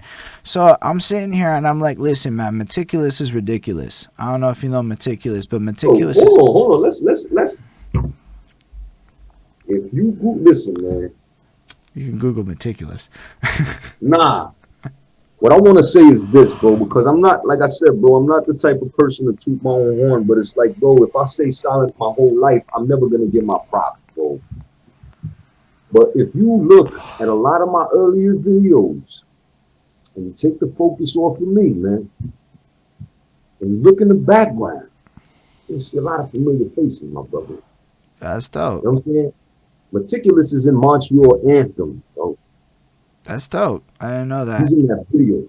I don't know. So I feel like, like when I was saying, like, I inspired a lot of niggas, I feel like he's one of them, bro. And I just feel like, you know what I'm saying? I ain't trying to start no shit. I love Meticulous, bro. I love everybody. If you keep I it like 100, meticulous too. He's been hooking me up with I free love beats. everybody, bro. But you know what I'm saying? Like, yo, come on, G. You know what I'm saying? Respect me, my nigga. That's all I'm saying. Salute me and respect me when you see me, my G. But And here's that's the not just thing. for Meticulous. That's That's not just for Meticulous. That's everybody. I'm talking to the whole city, bro. but we're You know what I'm saying? gonna Because a lot of this shit, I feel like I trailblazed a lot, bro. I trailblazed a lot for the English side, bro. I don't know too many people who was doing it before me, bro. And people I don't don't. really acknowledge me, So, bro. but that's where like I come into the equation, That's why I honestly, fucks with you so heavy, bro. because You're the historian, man. like listen, I mean, I know that there are some people who did things before you in the timeline, but I also recognize that you did a lot in the timeline.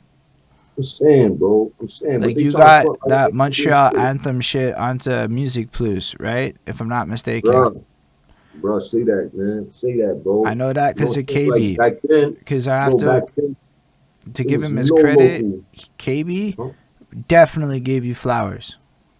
I salute that. I salute that. I really salute that because it was a time in time. There was a moment in time when KB was kind of shitting on your boy like that in public. So it feels good for him to come back to his senses and be like, yo, that's that dude, bro, in real life. You know what I'm saying? And I love KB. You know what I'm saying? Regardless of whom and what. Those are all my people, bro. For real. I don't want to be misunderstood and you know what I'm saying? Misunderstood. I want to be misunderstood. I My want to man, make it I'm not gonna clear. lie, I dude. want to be If you were to judge me on my past, I talk shit about a lot of people that I would hope would not hold me to that today, and we can all move past that because it is the only way forward. my only thing is this, right? My only thing is this is that when we grow up as men and we get a little bit older, it's okay to start acting like men, bro. Hmm. It's okay, bro. Like when I fuck up personally, when I fuck up and I come and I bring and it's brought to my attention, I'm man enough to say, yo, you know what? That's my bad, bro. I fucked up. I was young. I was stupid. But I You know what think I'm we're saying? learning that shit though. Again, as a Well, I culture, hope it was so because that's a part of the whole but that's a like, part of being an artist, bro. That's a part of being a man, bro, in general, bro. You know what I mean? so here's the thing. So I I just wanna be clear. I just want to be clear about one thing because I feel like you know what I'm saying. It might be misunderstood, but I want to be clear that you know I put some names out there. That was not my intention. You know, niggas like you know my brother like meticulous. My brother's like KB. Everybody, I love all them cats. You know what I'm saying? I love them all, but I just feel like yo, listen, man. You know, like I should be. Matter of fact, I shouldn't do nothing. I just want the culture to live, bro. You know what I'm saying? But I just like, want people I to think it's a legitimate feeling, my guy. Like, here's the thing. I'm not in it like you, but I'm 8 years deep. I've done a couple of interesting things here and there, and people possibly still to this day don't even know I have songs out. Like, I put out music, and like, it's like, no big gives a shit. So like, I can't say I fully empathize, but I'm in the ballpark of understanding what the fuck you're talking about. People, I hit up somebody recently to say, yo, I think you're a significant part of the culture. Can I do an interview? And he's like, you do media? I'm like, you couldn't have fucking taken 5 seconds to do the clicky clicks? Like, come on. Like that was my, and you know what? Whatever. It is what it is, man. I put in all this work now, and 5 clicks, my guy, come the fuck on, like, but what's the point? That's how I feel about it. Now, when it comes to you, I understand your feeling.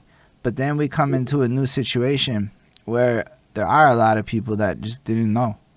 And you know what? Maybe people didn't even know yeah. you felt like that. Maybe they did. Maybe they Nah, but didn't. because this is what happened, my bro, and I'm gonna keep it all the way real with you. And I don't want to go too deep into this fucking. Like, I don't want to, like, again, it's not about You trying to have drama, but like, if we spin this in a way where you're telling me that there's a lesson to be learned and we can resolve it, then I'm fucking cool talking about anything. I'm not here to Yeah, put here's what shade I or want to dirt talk. on things. I fucks with Meticulous and I Yeah, fucks with KB because listen, they've been good to me. I have no beefs with anybody. I ain't got no beef with nobody. You know what I'm saying? And like I said, I wanted to, that's why I wanted to make it clear that I love them brothers. But it just feels like you know what I'm saying. Listen, I'm gonna tell you a little quick. I'm gonna just skim over a quick story because I don't want to get deep into that story because it's old news, but it must be talked about. It must be said on a certain platform because it's part of essential and vital Montreal history, if you ask me. All right. We are asking you. So here it is, right? You know, I was the hottest at a certain point. I was the hottest, bro. On the English side, I don't know about the French side, but on a certain when put it in the airdrop, and that other feature I did with a Kappa, shout out to a Kappa and the whole DG Music, real ones in the fucking game, bro. It's a shame I don't see them no more, but I hope to see them drop some music soon or something because I love them brothers. But once I dropped those two joints and I was on fire, I was the hottest, bro. So Then out of nowhere, you know, God bless the dead, this guy B&B, right? It was a little friction between us, right? Before he died. So, when that friction happened, I felt like a lot of people chose sides, bro.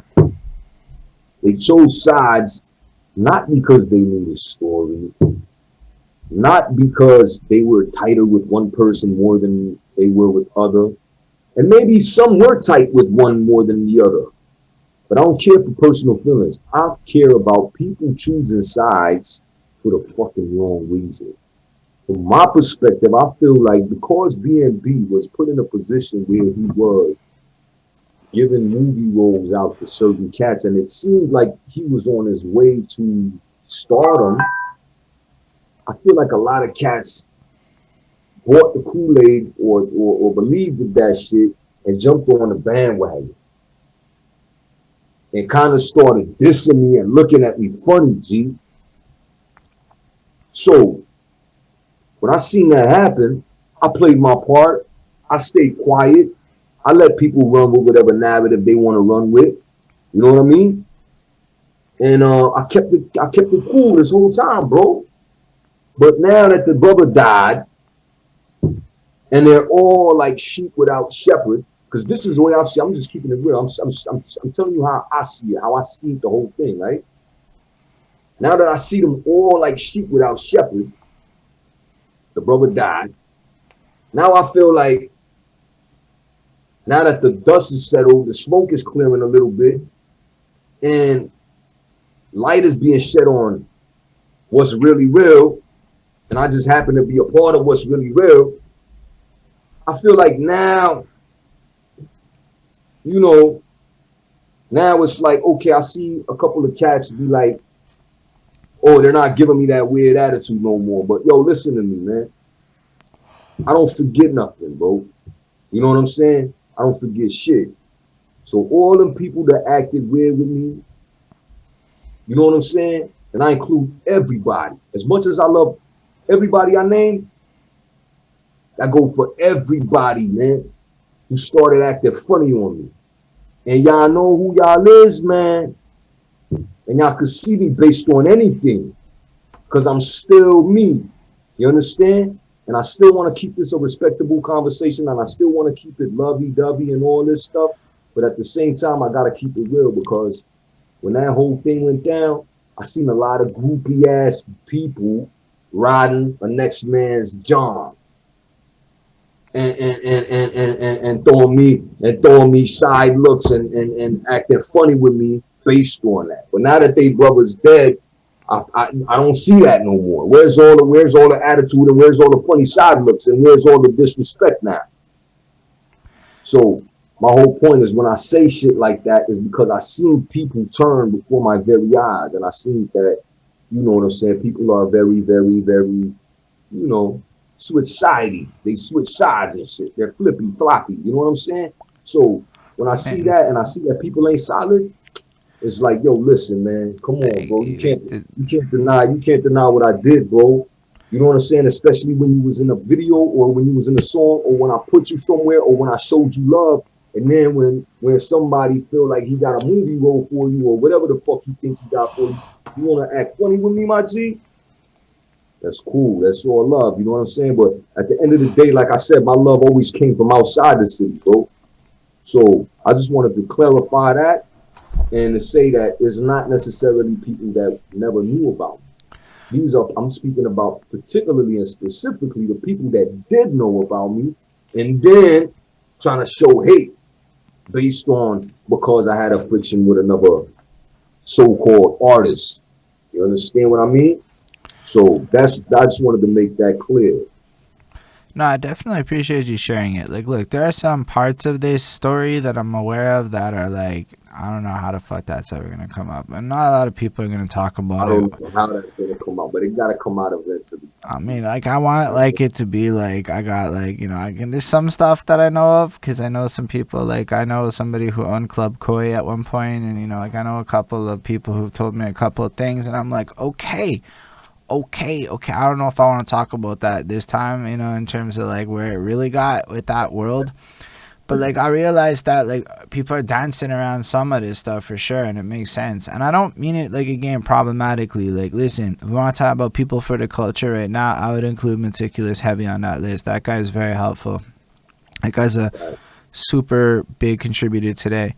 On the other hand, memories are long, everyone, and people sometimes do act flippy floppy, and sometimes people commit to things and they see things and they get distracted, and they might be have ideals, and then they get blinded by ambitions. And yo, when I was young, I made all the terrible choices you could think of, like I was very not smart. So like I think it's always worth having a conversation that's uncomfortable here and there, because anyone watch because again, it's the youth, man. The youth, look, man, our egos are what they are. I could tell you a million stories about dumb shit I did. If it'll help a young person be a little smarter, is my opinion on it. Some of that shit gets complicated, but like, listen, I don't really think those people that you named are gonna be mad. If they are, whatever, we can talk after, I suppose. But like, at the end of the day, we're all kind of martyring ourselves with our stories in an effort to show people in the future what actually happened. Because otherwise, yo, we can't learn from the mistakes, and we can't optimize the process, and we can't like do it if people don't know. Like, I didn't That's even what know. I know so very little about Bad News Brown. Okay, I don't know anything about him. I know his legacy. I found his tribute album the other day. We discovered that, but like, I don't know anything my really. point exactly, my good sir. I feel this is my, and I don't want to get too deep once again, but I'm gonna just say my personal opinion. I feel like he was a puppet for who? I don't want to get into that. I feel like he was a puppet, and I feel like how is it that everybody knows about, not everybody, but some, not even, that's my whole point is, if you're such a great, they trying to make him, they trying to paint him out as, you know, Biggie Smalls or the Tupac of Montreal. But if that's the case, how come you never heard of him, bro? Um, How come so many people never heard about this so I guy, do bro? I do know a lot of people that I heard about him, and Yeah, like he did have apparently some reputation with like enough to get a wiki page. That's not an easy thing to do. I looked into getting a wiki page recently. Actually, to have a wiki page is not easy. Um, you he had agents and he had industry. He was connected in the industry, right? He had an agent. You know what I'm saying? He's an industry guy. And first of all, he was a harmonica player. You know what I'm saying? So that's a different lane. You know what I'm saying? But when it comes to this hip hop shit, it's like, bro, this is my lane, bro. And it's like, if we're gonna do a clash, if we're gonna do a rap battle, if we're gonna compete, I'm all for it. You know what I'm saying? I'm all for the culture. But if you wanna slander me, man, bro. You wanna slander me and you wanna turn people against me, and people is actually stupid enough to follow your lead, and then you die, bro, and then everybody looks stupid, bro. That's like, come on, my G. You know what I'm saying? It's like, bro, you're not. You know what I'm saying? And I'm not a petty brother, but I'm just saying, it's like, yo, listen, if you was my enemy while you was living, you my enemy of death, bro. You know what I'm saying? And I never changed that. You know what I'm saying? Because it wasn't supposed to be like that. We was supposed, if it would have been a more culture, if it would have been about the culture more, we would have had a clash, a battle. You know what I'm saying? And the city would have ate off of that. right. Movado, Vibes Cartel, Nas, Jay Z, you name it, bro. It would have been big for Montreal. You know what I'm saying? But he chose to go on the radio. He chose to do a bunch of sucker shit. To be 100% honest with you, bro. And I just ate it like a man, bro. It's whatever, bro. You know what I'm saying? I've been through worse. It ain't nothing. But to see the way people was acting funny is like, oh, okay, I see how y'all is. You know what I'm saying? Y'all some weirdos, bro. Y'all some male groupies, bro. You know what I'm saying? I mean, I definitely get it. I mean, I am not in a position to know. So Facts, like, facts. But my whole point for saying that is that it should always be about the culture, bro. It's not about me. It's not but about that's school. why This is why. like I'm also like okay with you telling your part of the story, because at the end of the day, what people are gonna have to come to realize is there's a lot of stories. Somebody And commented. another thing, Somebody commented on one of the YouTube videos already saying this guy wasn't as significant as he claimed one time, and I'm like, maybe so, but in my head I'm okay, also going, that's his story though, right? Like, how am so I gonna listen, tell at the the end of guy the his story's not what it is? How am I gonna tell him that the biggest moments of his life are not the biggest moments of his life? yo, tell these people to name one person who was bumping bigger than me, bro. Just tell them that, bro. Let's No, keep it to real. be fair though, nobody's acting. I haven't encountered this attitude like whatever. Now, has your name come up a lot? It might have actually, and I just This is, didn't register it. That is possible. but So, you gotta, now you gotta keep in mind this is probably 12 years ago, my bro. This is probably mm, 10, 11 years ago. You know what I'm saying? So it's like a lot of these people don't know the story, but the thing about it is that he always told his side of the story on multiple radio stations, including Don Smooth. And I don't know if it was Don Smooth or if it was the other guy, but I know he was on that station and he said his side of the story. And everybody heard his side of the story. I never got to tell my side of the story unless people heard it through the music that I be dropping here and there. And I didn't even drop much of it. This is probably the official platform where I'm actually opening up a little bit more than usual about this. So this is my side of the story. You know what I'm saying? So at the end of the day, I don't care what these people saying. They heard his side of the story. Well, but listen to mine. that's all we're doing here. And I'm Like, not even digging deep into my side of the story. I'm just surfacing over it. yeah, You know what I'm I saying? appreciate that though. Like, cause I would rather vet any deeping before we talk live. But like, in general, for me, it's like, how do you? One day, I would like to write some book or something that is the story of Montreal, and there Yeah, are probably parts of that story that there are going to be people that might not like what gets said, yeah, and I'm aware of that. Like, I'm super aware of that, and I'm like, but we're not at that phase yet. This is the research part, right? Like, everybody has a truth. If I've learned anything from young people, I'm basically, you're here telling your truth. Who am I to say what your truth is? Other people can dispute that shit all they want. Other people can get offended all that they want. That won't change the fact that it's your truth. And if they want to come and speak their truth in a respectful way, they can absolutely count. I don't want to turn this into some fucking petty back and forth beef. This guy said that shit no, either, because that's not going to no, happen here. But if you part of your story is and this happened, then that's no. fucking acceptable.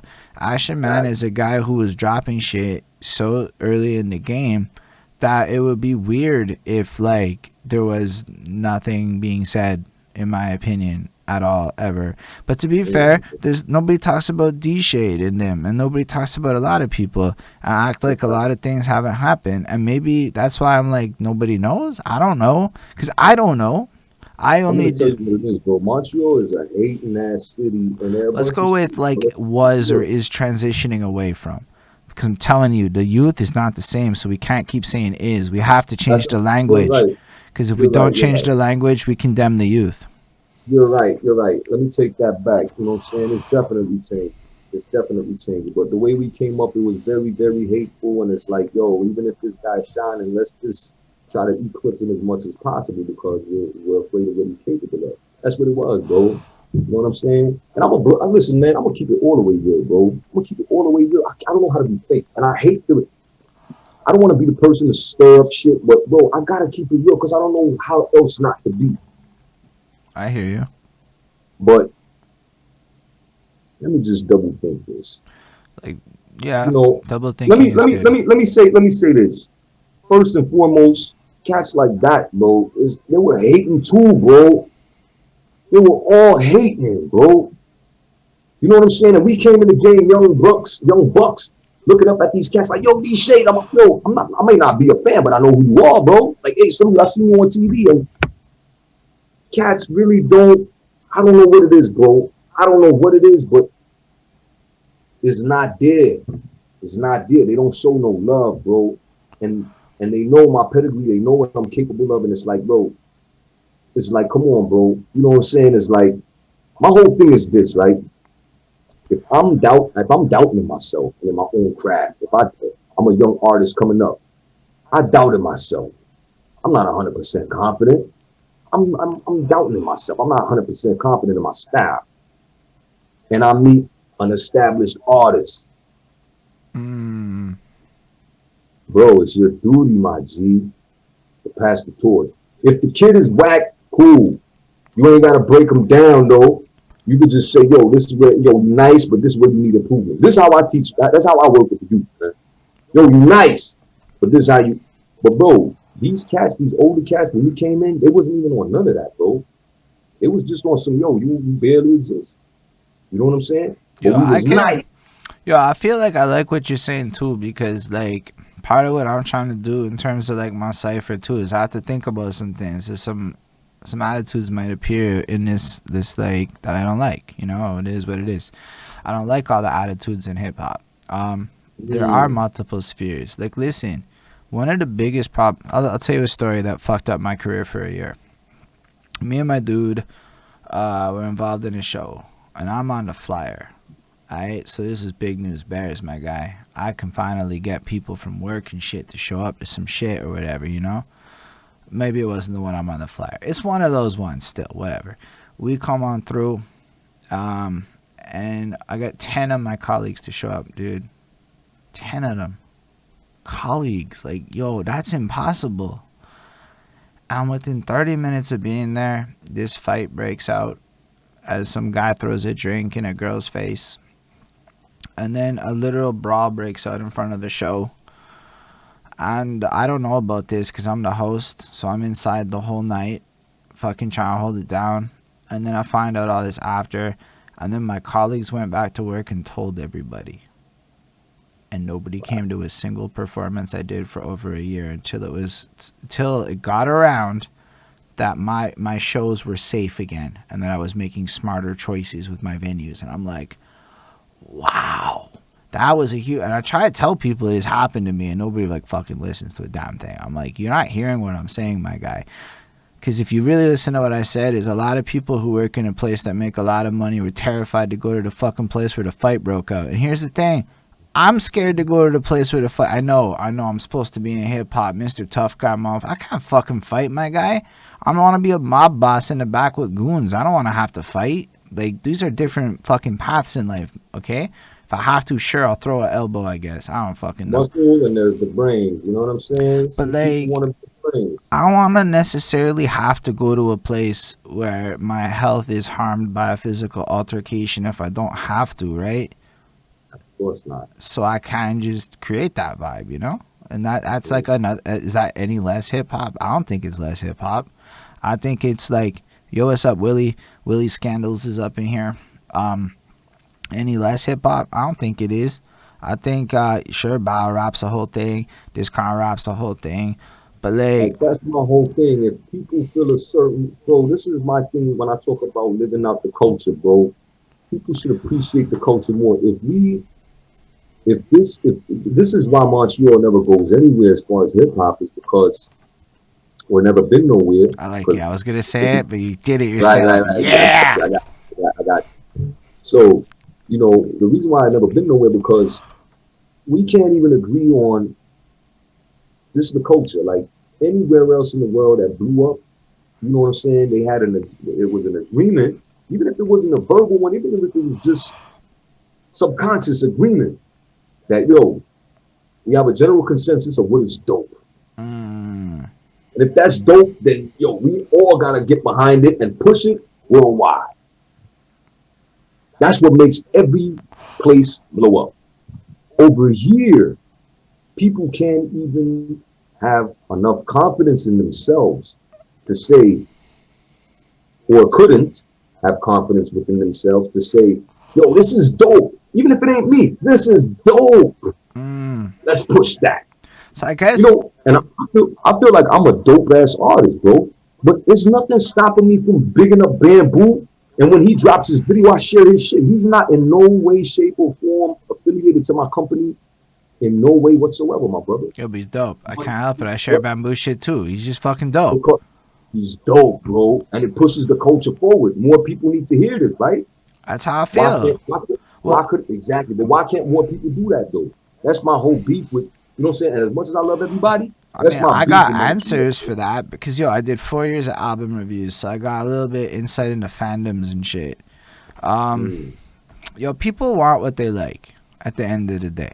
So it's all this, like, democratic game. Like, you think I'm not playing a game to create the world I want? That's exactly what I'm doing. I'm trying to convince people that maybe there's more economics in the direction I want things to go via good business tactics, and this is the strategic elements I'm using to make my plays. But I'm also trying to listen to people. You know what? My girlfriend told me she wants to have fun at a show and dance. I'm like, that's smart.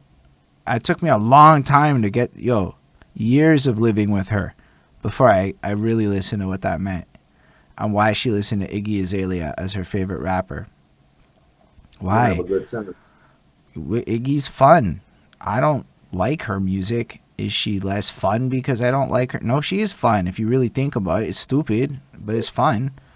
If you really want to break it down, bro, hip hop, the word and term hip hop, actually started off as a slang for fun. Yep. Or dope ass party, or like that shit was lit. Yo, that shit was hip hop. Yo, you went to the party last night? Yo, that shit was hip hop, bro. So that's what it's all about. The culture is all about having fun and dialogue and growing, and that's what it's about, man. So that's why all this hate, all this, yeah, man. If we focus, it's not a good look, but that's why we have to focus on that. So like, I want all the stuff I do to be focused on. Like, people seem to find these chats fun. Otherwise, we wouldn't be doing this for this long.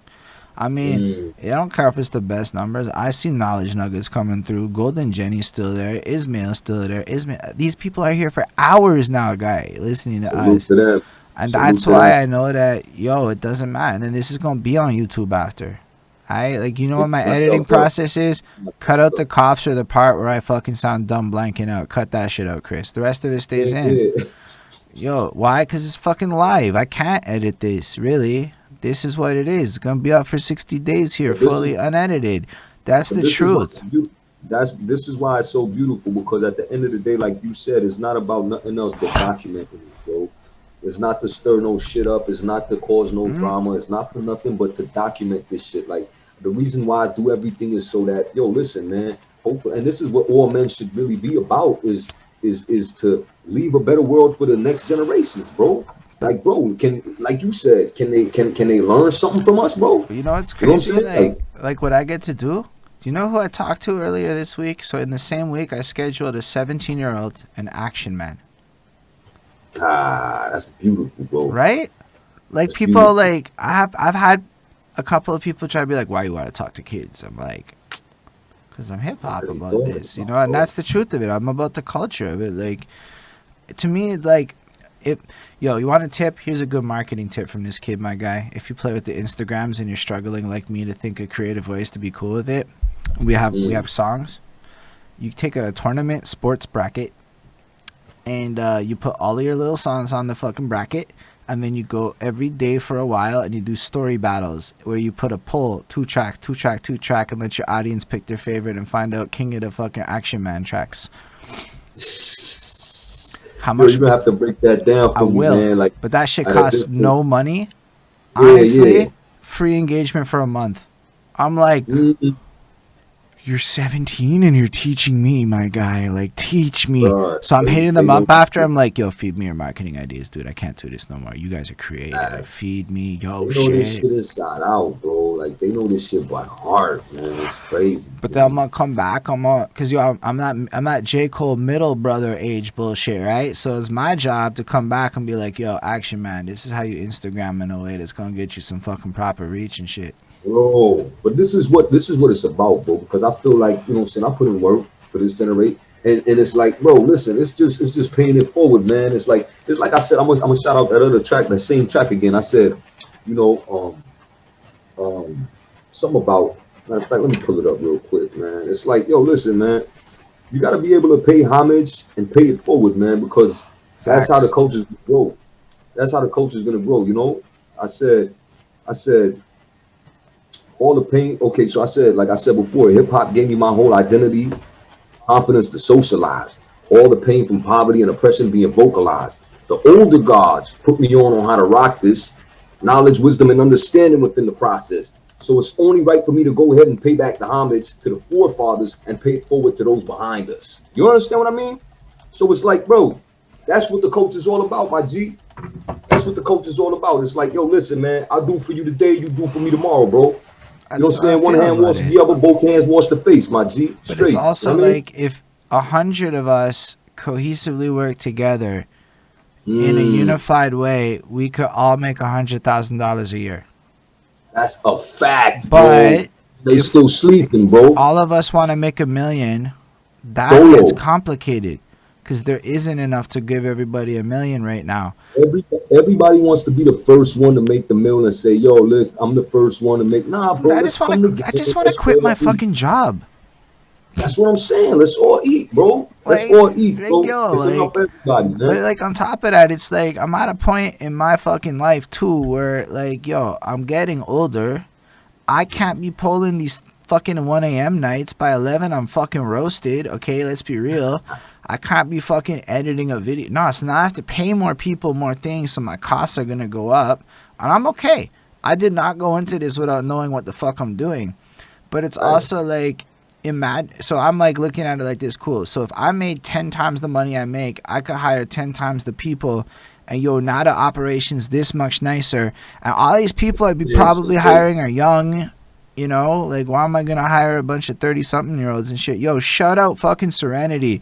Serenity's one of my absolute favorite artists in Montreal. I put her in my top 5. That's what I decided lately. She's fucking fire. That's what it is. She's going to be on the show, I think, in a couple of weeks. Boom. But, all I'm saying, man, is like if people saw it like that, like we could create like a business. But currently, if I'm gonna be real with you, it's the mind the miners mentality. It's everybody realized you can make money on rappers, and that's what's happening.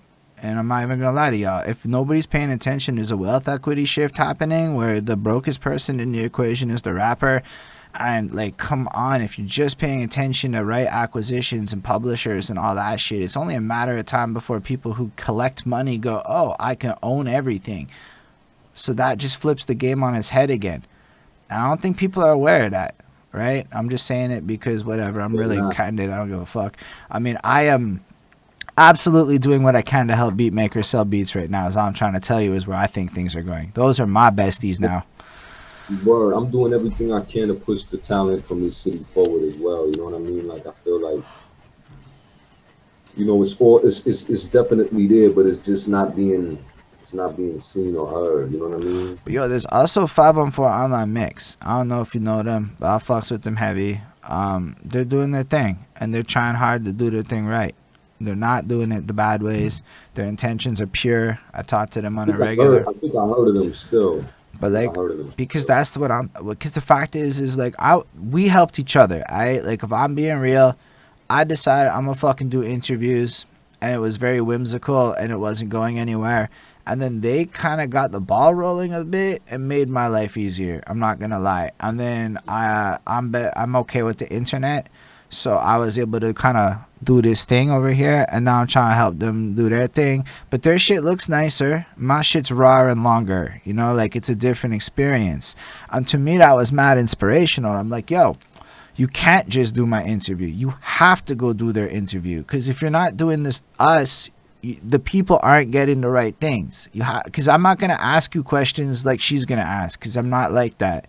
And then we need like 4 more of these shits, is the truth of it. That's what it's about. And if you're looking at it from a rapper's perspective or from an artist's perspective, that's and any perspective actually, that's the only way to go, bro. Because if you look at, you know what I'm saying, perfect example is Dirty. When the Dirty South first started popping off, yo, listen, Lil Jon was in this guy's video. That guy's video was in Pastor Troy's video. Pastor Troy everybody was in everybody's videos, bro.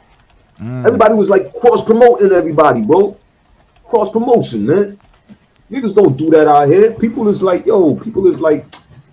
people are too selfish out here, bro, to be honest with you, man. Not people. But this is the perfect time to be an artist, because internet, direct to consumer. But here's the thing, I wanna just interject, my guy. Not all people are selfish in this game.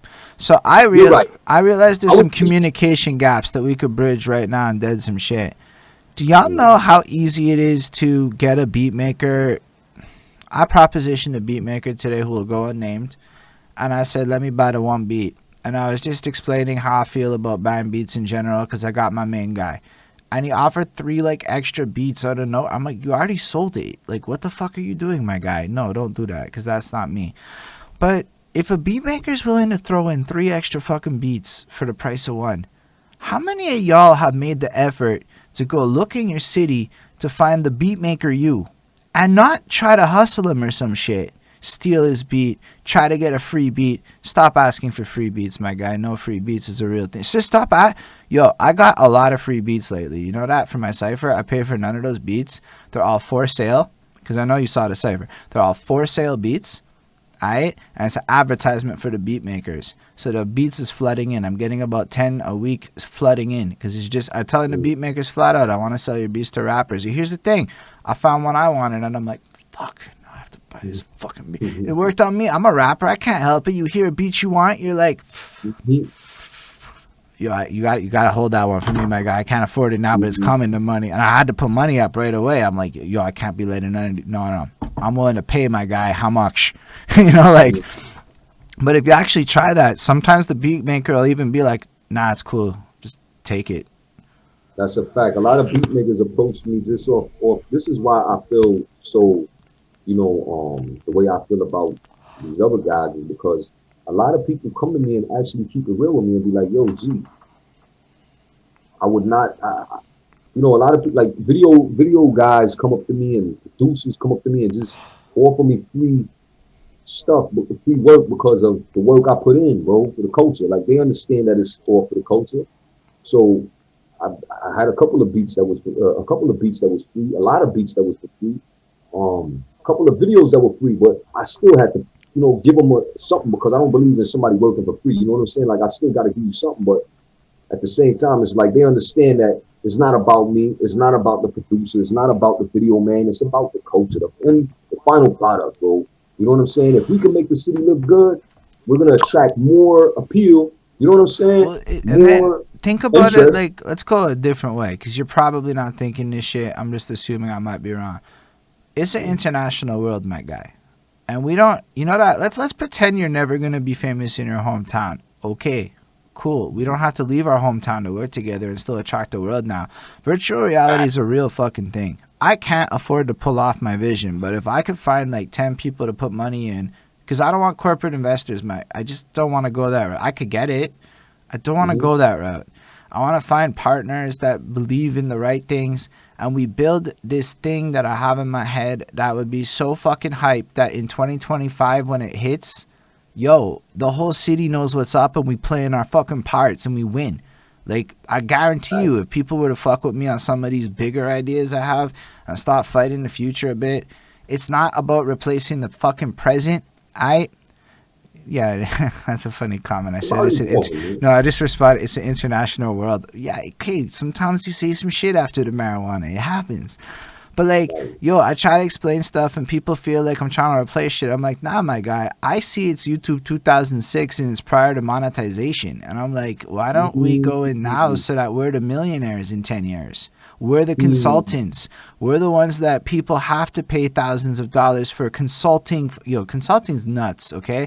Y'all want internet knowledge? It's free for a little bit more, but for real, it comes with a fucking no, I meant international demographic audience potential in terms of prospects as opposed to an individual prospect of your local region, which is the old school way of looking at it.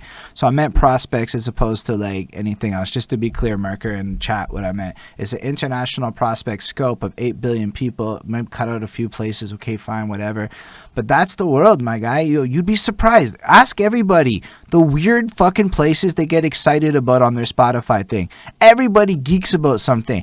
I got 7 fucking things in this country. And it's like 7, but they're so happy. Meaning it's everywhere in the world that you could be possibly listened to on any platform. Why are we so focused on pleasing the dude that lives in your building or some shit? I don't get it. To me, it's like not how big companies... I have to be careful here. I can't go into detail. It's not how big companies play the game. It's not. Instead, it's like, yo, stop looking so close. Look at all the people that will pay you $5 in the world, and stop looking at the people, anything else. Just, there are people that will pay you $5 a month, I learned on YouTube. Thank you, Ismail. I know you're still there. $5 a month, my guy, for years. I don't know that people know that they can't take shit from me because of Ismail and Lindell and fucking DJ Black Hurricane and Scribble and fucking Chris Prado does 2 a month, but still he gets named and shit. who's this Scribble guy? Is he from the States? Yes, he is. Yeah, I think he added me recently on IG. Salute to Scribble, Yo, right? shout out fucking Merker for this subscribe thing. That's money. So Merker was like saying, I'm re-upping and I'm letting you know, Akshun Man, I also pay Holden money. That's what happened right now. Hold on. So he's telling me that he's paying you? Yeah, Merker just said, here's another $5 a month, my guy, or $7 or whatever. Straight up. We get half of that is facts. But like the fact is he put up that to subscribe to supporting this piece of content on Twitch. So between But that's what Patreon, the game is about right now, bro. but between Patreon and Twitch, I would say, and I'm not trying to flex, but I'm trying to contextualize to people the new business model to make some money. There's about 11 people, I think, down to pay me a monthly right now. Isn't that like, imagine somebody said to you, 11 people are going to subscribe monthly to your psychology. What would you feel about yourself right now? Of course, bro. How would views feel to you? Your confidence is a confidence boost, bro. Views mean nothing to me, my guy. Subscriptions, bro. I mean, like, look, I would love Anybody views. could buy a view. Anybody could buy a view, bro, but subscription? Yo, it's nuts. And yo, thank you all. Guys, like, you don't understand. Like, I would not be able to sustain the pace if it wasn't for the fact that people are literally doing that, because it's not about the money. It's about the psychological support of knowing that there are people that are that willing. Okay, like, that's serious shit. I don't know how else to put it. That's how you know your skill is real. That's how you know your skill is real, bro. And none of it came from music, people. You wouldn't be doing that just for no fucking reason, bro. I rapped for 8 years and none of it came from music. But what kind of a fool would I be to not pursue this? That's another big lesson. I think some people need to consider pivoting. I still make music, my guy. Definitely on that tip. I was just talking to my homeboy from the BX yesterday, man. We about to do something on YouTube together, man. You know Twitch. We're just gonna say Twitch off the jump, my guy. Welcome to the platform, because you know why Twitch has this rating feature. Twitch, yeah. Not YouTube. YouTube is the after. Twitch is the live, and it has to be like this. It's the practice for the virtual reality. Be ready for the virtual reality. Don't fight the virtual reality. The virtual reality is Twitch with a headset and better graphics and better interactivity and some shit like that. Yo, Serenity, if you want to have a conversation about this shit, holla anytime. You VIP, that's what I'm trying to say. Some people are VIP, that's all I'm trying. Merker's also a VIP. He's fucking cool. Merker puts up with me in DMs. He has to listen to me rant sometimes as I give my dribbles, so I appreciate that shit for reals. But if you're on Twitch, I can do some shit that I can't do if you're not on Twitch, alright? So check it. If I fucking, after this, there's this DJ Bobby Payne guy. He's currently live on Twitch right now. I'm gonna rate him. The whole audience jumps on his fucking channel. These people, I go, yo, we follow that guy, right? And then everybody, if he's not live, then fuck it. I have another guy. Mostly I'm picking DJs in Montreal. You know why? Because there's nobody fucking else in the MC world for me to rate, alright? I'm trying to tell people for literally 4 months, I've made $110 on Twitch. In 3 months, how much did y'all make on your music? Some of y'all made money. I'm not trying to be like a guy. I'm just trying to like put it into perspective. Like, yo, come on Twitch so I can help us all. You know what I'm saying? Like, but then I'm definitely gonna come fuck with it, bro. I'm gonna learn all this shit, bro. It's taking time for old dinosaurs like me to get on. That's your boy. I'm trying to get this, yo. Anybody that really and sincerely wants help, I'll figure it out. It might take 2 months to find an hour or two. We come from, and I'm not trying to use this as an excuse, but we come from these phones right here. Like, you know what I'm saying? The ones you gotta turn I did tech support where I had to help grandmas over the phone. Grandmas over the phone. I could not see their screen, and I had to help them solve problems. So trust, my guy, none of y'all are complicated. I'm spoiled in this regard. If I can master IG, I'm gonna get up on Twitch next. Trust me. Yo, Twitch is just great. This is Twitch, my guy. If you were to have conversations on Twitch for hours at a time, you're twitching. Done. You want to play music? Play fucking music. Done. You want to do this? Do that. Yo, I'm actually writing. I did a songwriting session. I wrote yo, thanks for the bits, Serenity. You're amazing. Bits are tips. She threw pennies at me, my guy. Hey, So like how you feel? You feel like a stripper when they do that shit? yeah, and I love it, my guy. Trust. I've told everybody from the jump. Those Atlanta strippers are the smartest people in the fucking world right now. They make so much bank. They then flip that into real businesses, acquire real equity, and the power dynamics in America are shifting. And you are Hey, about to actually watch a generation of women corporate bosses actually take over because men are too busy not paying attention to some of this shit that's happening as they throw their dollars at the strip club. yo, keep throwing them dollars. Yo, on that note, I'm gonna be right back. Yo, do your thing. Keep throwing them dollars, bro. Yo, I appreciate y'all for real. No, so the bits work out as being pennies. So if you throw like 40 bits, I get like 20 cents or some shit like that. So it's like my metaphor to explain to people quick and simply what it means is to throw, well, it doesn't equate to dollar bills. You actually have to put like dollar amount of like bits at a time for it to equate to that. So it like in a because it's math. I can't fucking. I'm sorry. I'm one of those people. Like it's hyper literal. I literally run like the number in my head by accident of like how these things translate because I worked out like the 50% split. Yo, not drinking coffee is actually that fucking big for my pee shits. So it's not to like insult you. Yo, I fucking love this shit. Yo, I fucking really, really do. I just am sitting here humbled as fuck that you would even consider to do that, right? Like that's how it really feels. It's just in a literal capacity to explain to people who might not understand it. I find using hyperbolic, ridiculous humor that would appeal to a certain individual, like a clear and concise way to explain concepts.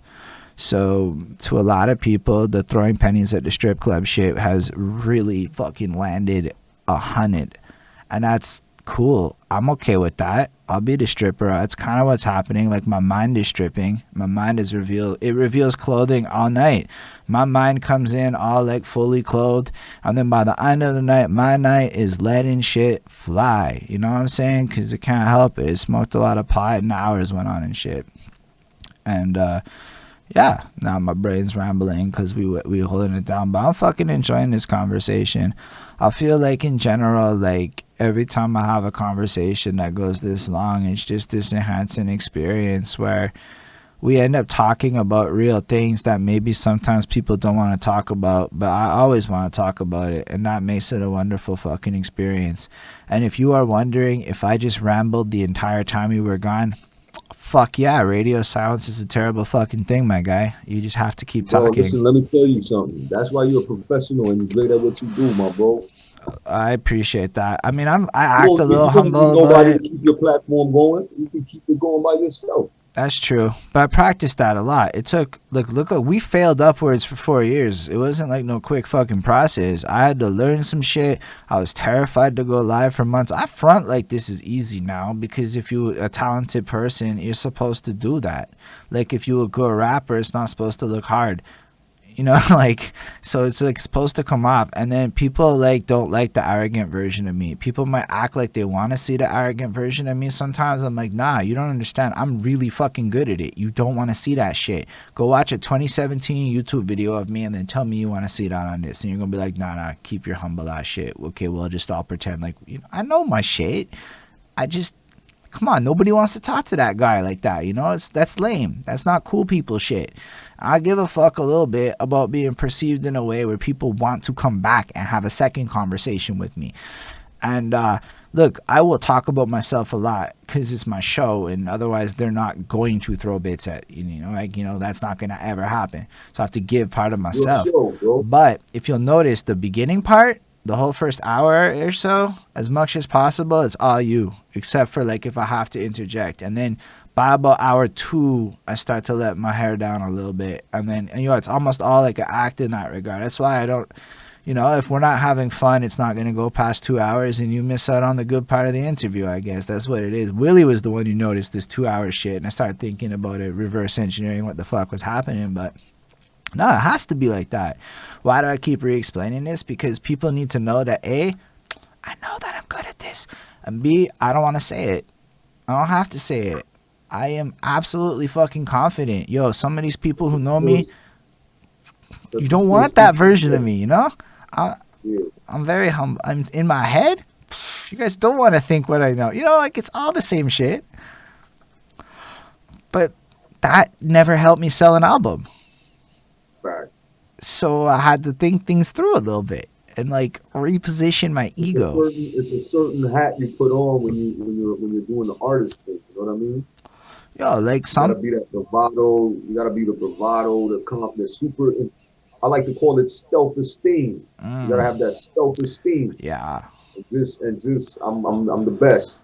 You know, But like and yeah. I'm good with self-deprecating shit because I'm Jewish and my mom's a Jewish mom, my guy. So it's just self-deprecation and shit. Like that's what Jewish comedians are fucking pwn at. Like I don't know. Like you should have just kind of like if you're really watching for it, it's just self-deprecation of a hyper awareness of my flaws, and I'm real comfy with them. But like I don't know. Like I wouldn't be doing this if I didn't think I could make a difference, you know, not at the pace. Like I would dabble and dabble, but like y'all think I would be doing what 28-day streams a fucking a month at this point? That's not ending, guys. That's just sorry, Bonnie, the new life. Cause we gotta do the cipher. And while nobody wants to play Among Us, we gotta play the music on the stream to make the point. So other people go do better versions of it or some shit, and then I'm forced to curate new music and shit and crap and blah blah blah. And each of these things. What's this cipher about, man? What y'all do? Like, cause I seen the screenshot, but I don't see. I never clicked in. Really, all right. So basically, y'all just run a beat, and then y'all got MCs on the screen, and they just. It's like a cipher. Like we pass the mic. Like everybody on the Zoom call like this, so the Zoom can hold a lot more people, right? So we all become little squares, but we can all see it. And what basically it kind of works into I make a list, and then we go in the order of the list, and then I remake the list in a different order, and then sometimes we play 4-bar games and shit. But really, what we want to do with this, that's amazing. You'll like it more. Is to make it a debate of sorts where we debate topics. But you a rapper, so why are you not rapping? Rap your fucking answer. So it's to take some of these elements, but like actually bring it in a different direction. And while it's going to take a year to properly develop this and to get people on board and to get everyone, because we're all rusty. We don't even know how to freestyle proper these days. You know, we're getting into it again. It's been a while. And that's why I called my last album Rusty Renaissance. You know what I'm saying? Because, yeah, bro. But listen, let me tell you something, bro. That is amazing, first of all. All Montreal beats. That's the only rule. That shit is amazing. Only Montreal beats. Let me tell you. This is actually how I met Boucher. When I came back from LA, right?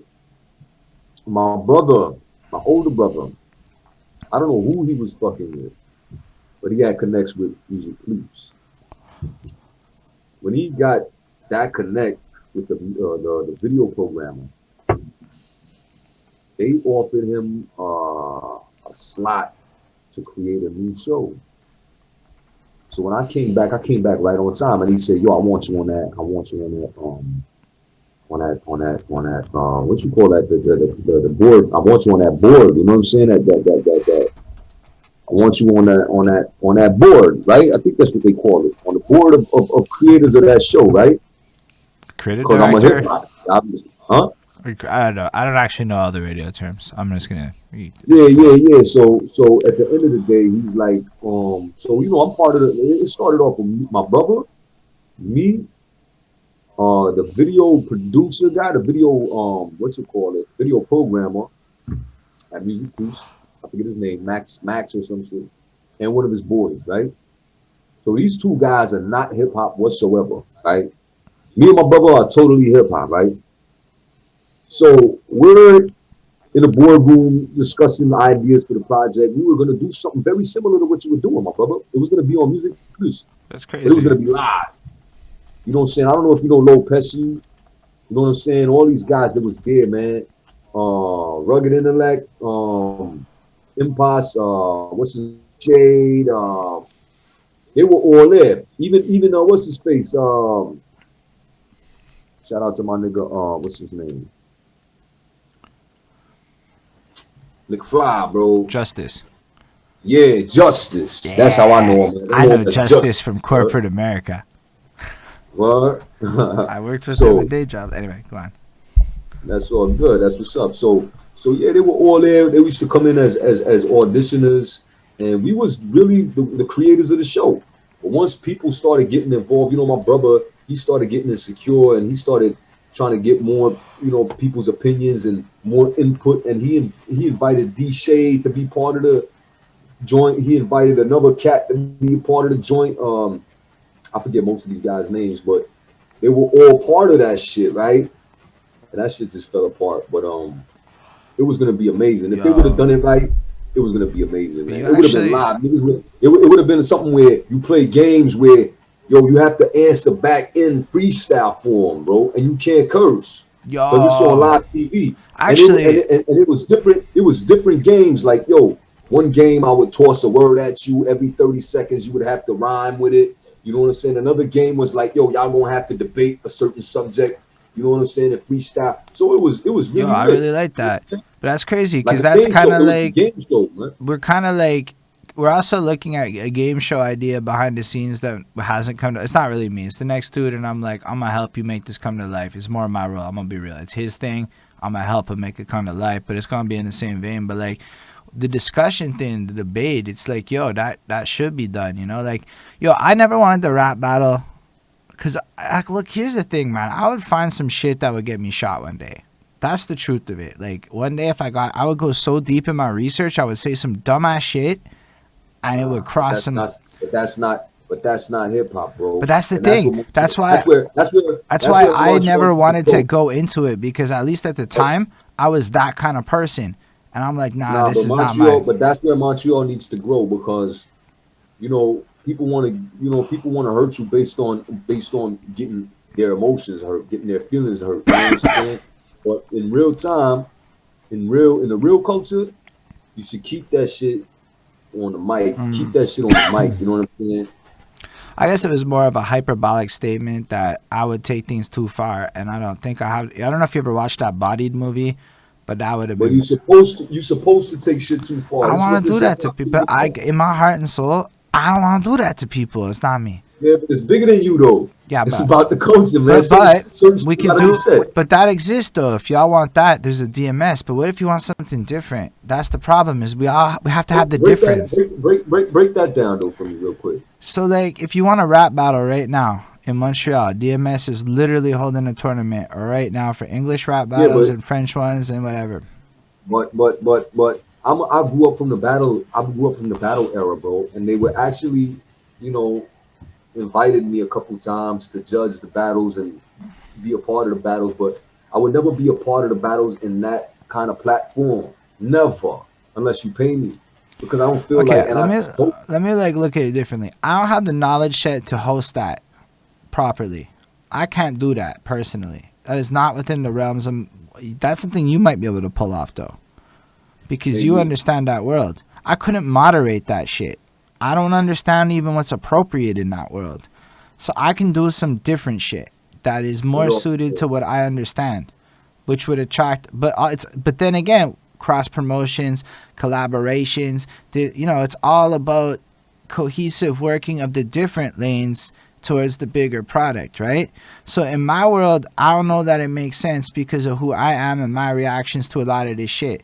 However, what we're doing is about putting Montreal's name as much as shit impossible, so it's for a culture. Now, if you theoretically do the same thing I'm doing on Twitch, but taking it in a different direction, which I would encourage and highly recommend, let's get these people in the fucking game, my guy. And I'm certain a lot of these same beat makers might be just as willing to like fucking help out, go, oh, we can do the same thing over there. Then the next thing you know, we have 2 of them, 3 of them, 4 of them, all these people coming through, but different vibes, so that people can find the vibes that they want to fuck with the most. Cause like I'm gonna have to make a list of shit that's offensive, cause ladies are showing up, and I'm like, oh, I want more of that. What do I have to do to get more of them in my audience? And that might mean making some rules that might make some other people not want to play with me no more. That's okay, but I want them to have somewhere to play. That's, I guess, how I would break it down to you. I get it. Definitely. And it's something for me to consider. You know what I'm saying? I still got to chop it up a lot about a lot of shit with you, bro. You know what I'm saying? But before we still got to chop it up. Do you mind answering a question asked them if they had any questions? Because usually around now is a good time to get to the wrap it up party or given the time of day. What artist, and this is from Ismail Gadamsi, what artist influenced you the most?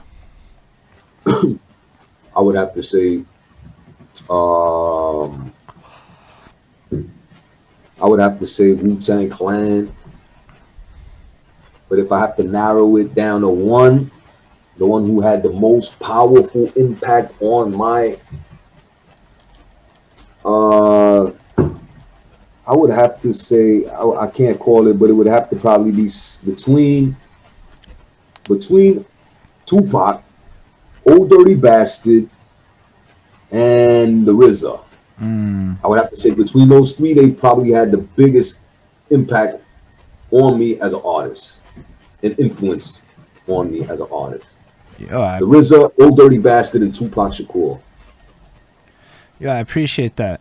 I do. I never ask those questions because, like, I feel like everyone else is gonna ask you those questions, and I don't want to be that guy. That's just how I am about it. Like, Generic joints, right? yo, I feel like you watch. Yo, so what happened is one time I got to interview K Reno, who's from Houston, and not many people know him, but they should. But I watched a lot of pre-interviews, and I realized, man, interviewers are kind of not that fun to watch, in my opinion. So I don't watch a lot of them, and I don't even watch a lot of the famous ones. I watch Joe Budden, Joe Rogan, Nore. Nore is, study him if you want to do this shit right. He can teach you about Big flowers. champs, bro. I'm a big fan, big fan. There's maybe like two You or know what oh, you know who's- Nardwar. Nardwar is the shit. If you don't Hard fucking one is nice. Yeah. who are you gonna Hey, yo, say? Doggy, look, listen, I don't know if you checked the last interview on Drink Champs with Doggy Diamonds, bro. Yo, so the homeboy, the patron Lindell, has been pushing Doggy Diamonds down my throat for like 3 years. I have checked out a few things, but like it's more of I like a lot of people more than him, but I respect the shit out of Doggy Diamonds. And if I had more time in a day, I would watch more of his shit. Like I would watch. He's a big he paved the way, bro. He's a big wave paver. That's Big interesting. wave paver. I'm a, like he's a guy like. As a matter of fact, if you watch the last Drink Champs, Nori actually admits that it wouldn't be no Drink Champs if it wasn't for Doggy Diamonds, bro. Yo, respect. Like he was before all this. Like he's actually Forbes. I don't know if you remember Forbes DVD and the Come Up DVD. Like these are all DVDs we used to buy in the streets, bro, back in the days. You know what I mean? And he was behind all that shit, man. Yo, that's actually mad interesting. Because, yo, like, I think a lot of people look at Vlad, but there are a lot of other people in the game worth like, knowing. And, yo, like I try to find the people that are the best, and then I don't have time to watch this shit. They all make 4-hour fucking videos, too, and then I have to make my 4 hours. But what I can do is watch an episode here or there. I watched a Nore recently, and I saw how much he gave flowers, and I'm like, yo, I'm just going to praise these motherfuckers. Yo. Bro, that's the most wonderful thing you could do because people are tired of all this. Fronting. Why do they do this sabotage shit? Yo, okay, I know it, like, whatever, but I watch these interviewers from, like, 2012, 2015 and shit because I'm, like, researching some shit, and they're like, so I talked to Debbie in the engineering, and she said you're a pain in the fucking ass to work with. Why don't you... And I'm like, what the fuck is this shit? It's all trolling. Like, back then, it was all trolling, bro. Like, that's not an interviewer. That's just a troll, bro. And I'm like, you know what I mean? Yo, you watch these artists, like... I just want to talk about something real for a second. Nah, anyway, so I was like, you don't want to be that. You know, I want people to, like, want to, like, fucking come back. That's my only thing. If you want to come back and do a part 2, then I succeeded in my first part. And then in my second part, I have to convince you to do a part 3. Or like, you know, and then simultaneously, I suppose you have to be fun. But usually if you go to 11 o'clock, it's because you're fun. So the time just proves the facts of the situation, you know. But yo, honestly though, I thank you for coming through, my guy. I feel like this was a very enlightening. Oh, who's your dream collaboration with a producer and an MC? And this is from Willie Scandals. My dream collabo. Fuck, it'd probably be one of them cats I named that's no longer here. Even Michael, when I was in LA, I had a dream of doing a song with Michael Jackson, bro. Like that would have been lit. Like, you know what I'm saying? Some hip hop with some Michael Jackson, that shit would have been lit. But I don't know, man. Today, somebody that's alive, yo, I don't know. People that's alive, I don't really. Maybe Killer Priest, man. Killer Priest and Aguilar. Okay. Them two guys is to me they spit that high science. What about producers? Producers, I'd probably say probably want to. I definitely want to beat from the RZA. Ooh. I would definitely want to beat from, of course, Dr. Dre, just to say, Dr. Dre got any a beat, goddamn it. And who else, man?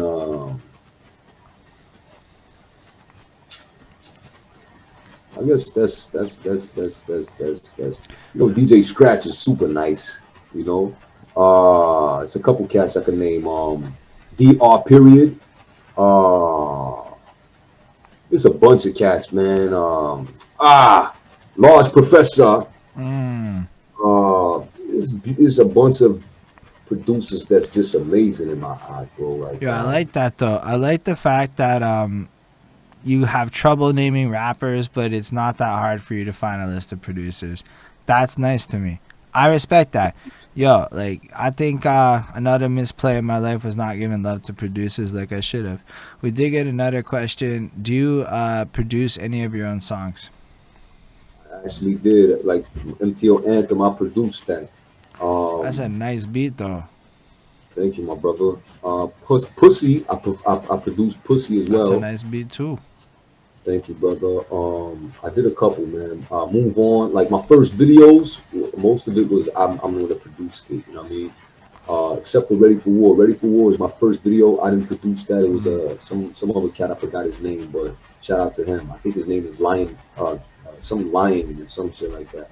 But yeah, bro. I used to produce back in the day, but it's hard for me to do everything. I'm also a publisher and a distributor, and I try to executive produce, and I'm doing Mm. so much. So, I would love to have the time to be more creative, but as you already know, at our age, we want to handle business first. You know what I mean?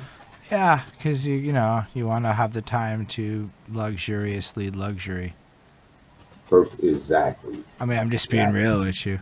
It's kind of what it is. You work all that time, you're like, nah. But like, it's because you want to have like, yo, it's like my girlfriend wants a house. I'm like, nah, you're not thinking big enough for the house I want. Like that's how I Mm, feel about it. Like your house is too small in my head. I can't do what I want in your house. Fuck your house. I want a better house. How do I get that bro, house? Okay, I need more I've money. had that conversation with every chick I've been with, bro. You I'm like, know oh, what I'm did saying? like yo that basement? You don't understand how big the basement is gonna actually have to be to accomplish. Yo, 3 or 4 studio rooms with different purposes is the real true. Mm, now Yo, you talk. anyway, that's the dreams I have. The rest of the house, do what you fucking want with. I don't care. Word? I'm in the basement. That's it. Just let me have that. And then we like lock it up from the rest of the house. Anyway, Sky Beats has a beautiful setup like that where it's like got a studio in the bottom and then the house is separate. You never go in the house part. You just go in the fucking studio part. I love that so much. It inspired me. But yo, thank you for coming through, my guy. Thank you so much for real. I think it was wonderful. I think it's great. And as much as people want to like talk about whatever, I think that it has to have the Action Man interviews. Like it's an important one. All of them are You know, important, but it's a very important one. I appreciate that, bro. Thank you for having me. And it just proves to me again and again, and for anybody who has a third eye open, it proves to them, you know, it proves to them my value, bro.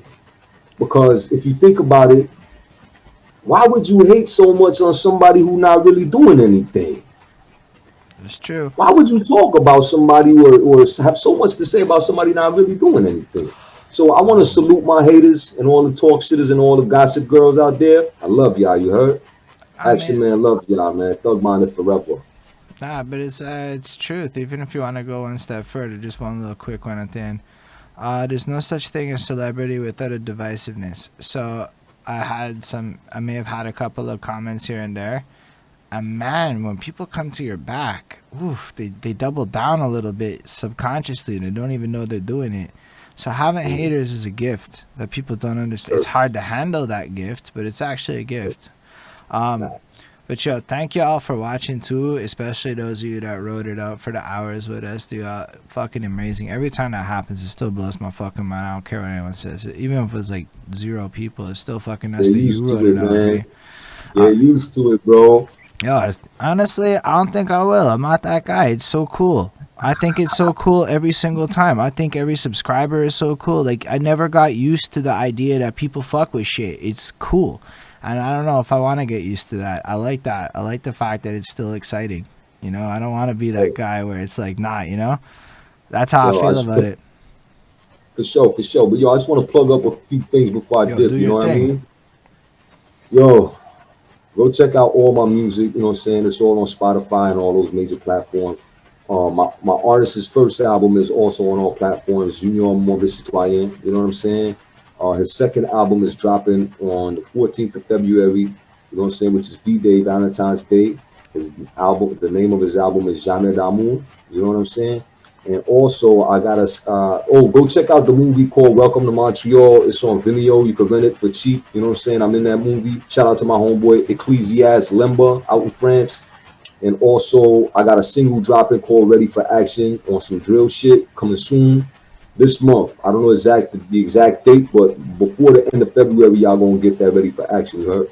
I love all my haters. I love everybody. Thug Minded Forever. Salute to behind that suit, Holden and the whole staff. You already know. Salute. We fuck with y'all heavy on this side. You heard? Yeah. PX, what up? Downtown, what up? What up? All of Montreal, what up?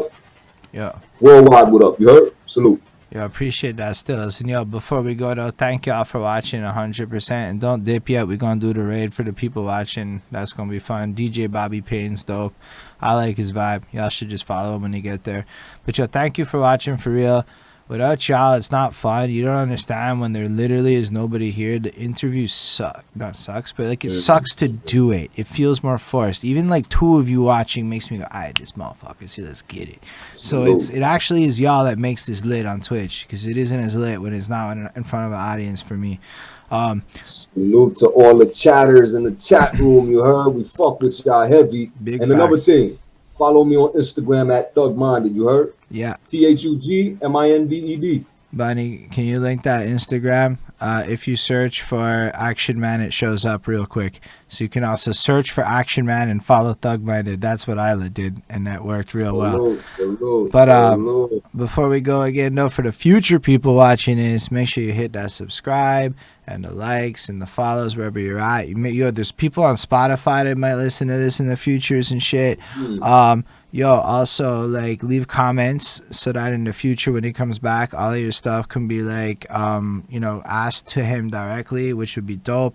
And special thanks to the patrons, Ismail Gadamsi, Chris Powder, Jonathan Barnes, DJ Black Hurricane, Linda Williams, and Scribble. They're dope. Support what we do, all that good stuff. If you're on Twitch and you like that, you can hit that little subscribe poo. If you're Amazon Prime, it's free. And, yeah, all that good stuff in the future. Patreon.com/behind that suit, because that would be nice of you.